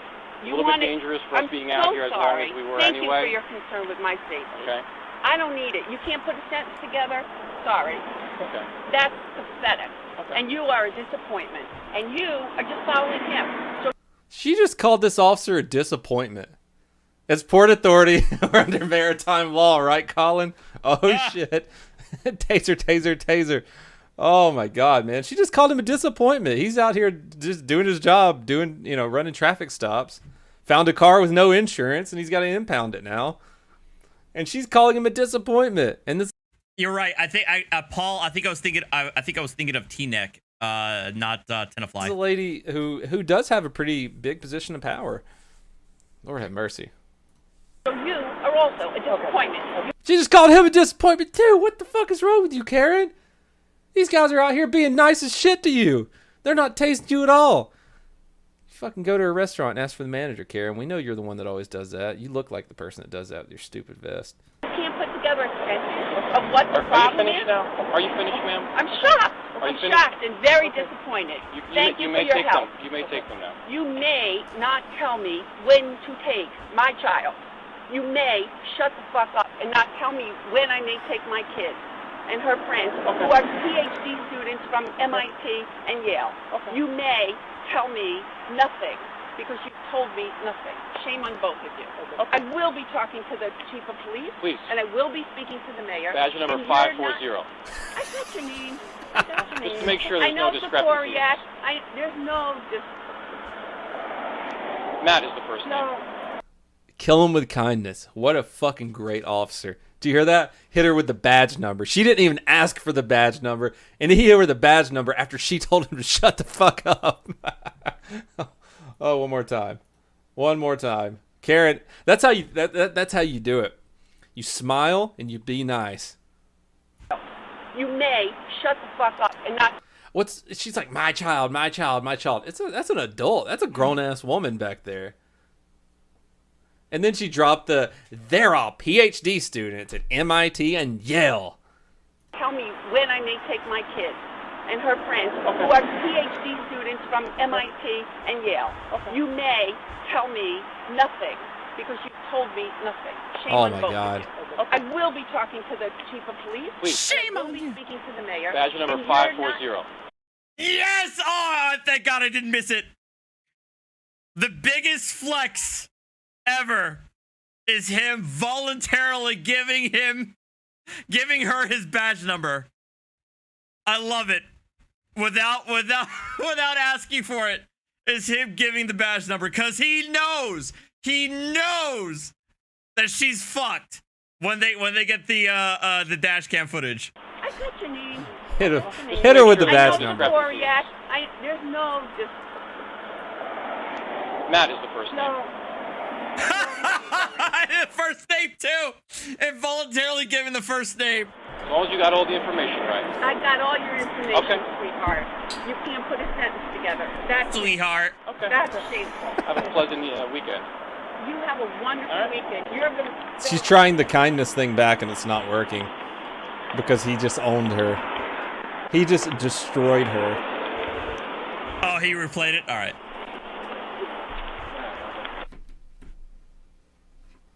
All right, so. No, I'm not going to So do she that walks terrible away, tackle. and Thank you it's for the okay. $5. He hit her with the badge number. They're gonna laugh about her later. Whatever. She comes back. I think the car gets towed here in a minute. And she comes back and she starts talking shit again. It gets a little loud, so tell me if it gets too loud. I'll turn it down. Just in terms of a receipt for impound. Is that all contained in the Look at her. Yeah, there is no Smug ass look. Her kids probably go to some cheap ass community college. Still can't tell me the reason why you're being pulled over. If I was the mayor that she's friends with, I'd be very embarrassed, says Jesse. Are you tomorrow? Liz says my first time actually making a stream on time. Love you. Love you, Liz. Should have hit her with disorderly conduct, says Alex. I know, right? The video just read at Trout. Yep. Shame on you. Shame on you. Have a pleasant day. Shame on you. You just told this officer who was on his traffic stop to shut the fuck up and called him a disappointment and called his partner a disappointment. Shame on them? Okay. We're going to talk about that, Karen, here in a minute.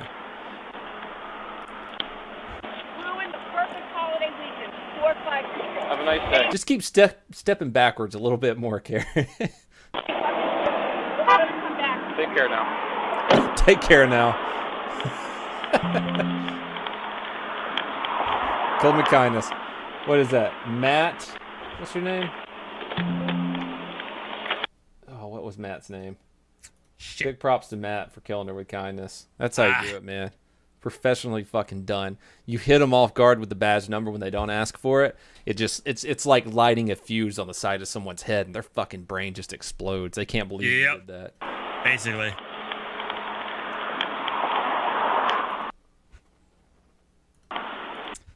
Damn it. I can't see Matt's name. Anyways, Matt, badge number 504. Props to you, My food's man. here. He should have pulled out his pocket P-bomb. I ordered tacos. The Port Authority and the Notary Republic, right, Carl? I wonder if she knows the Notary Republic, the president of the Notary Republic.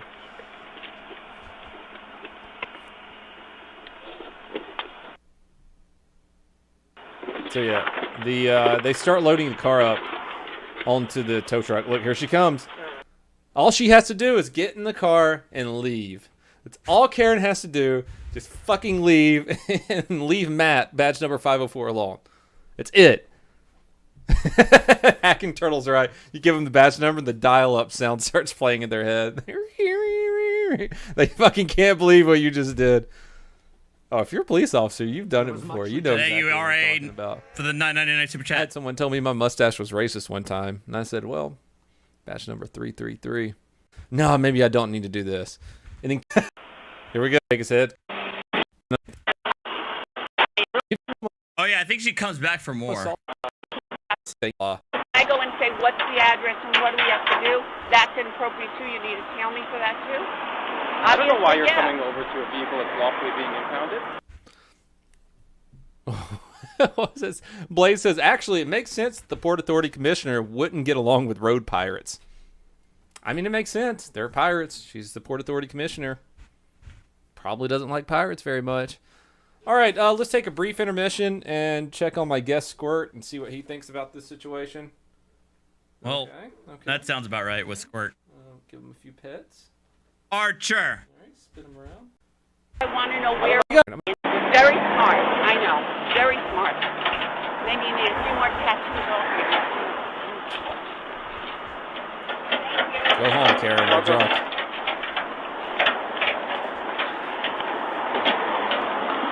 See you later, Deacon. Is that it? Oh, no, it goes on a little bit. Good D. That might be it, man. Maybe Karen just hasn't been boinked in a while. That could be it. Karen just needs to get with old Mr. Karen. God, I wouldn't want to. Oh, he still goes on. All right, that's it. I got my food. I think it's probably the best way for me to stop here. Unless you guys have suggestions, but yeah, I gotta stop before it gets crazy. And I gotta eat food. But yes, tomorrow, Smoker, it's happening, I promise. Tomorrow at lunchtime. Like I said, I already got the ingredients. It's just a matter of putting them together and putting them in the smoker. But thank you guys again. I'll see you next time. Have a good rest of your Saturday. And if I don't see you Sunday, have a good rest of your weekend. All right. Take care, guys. Adios.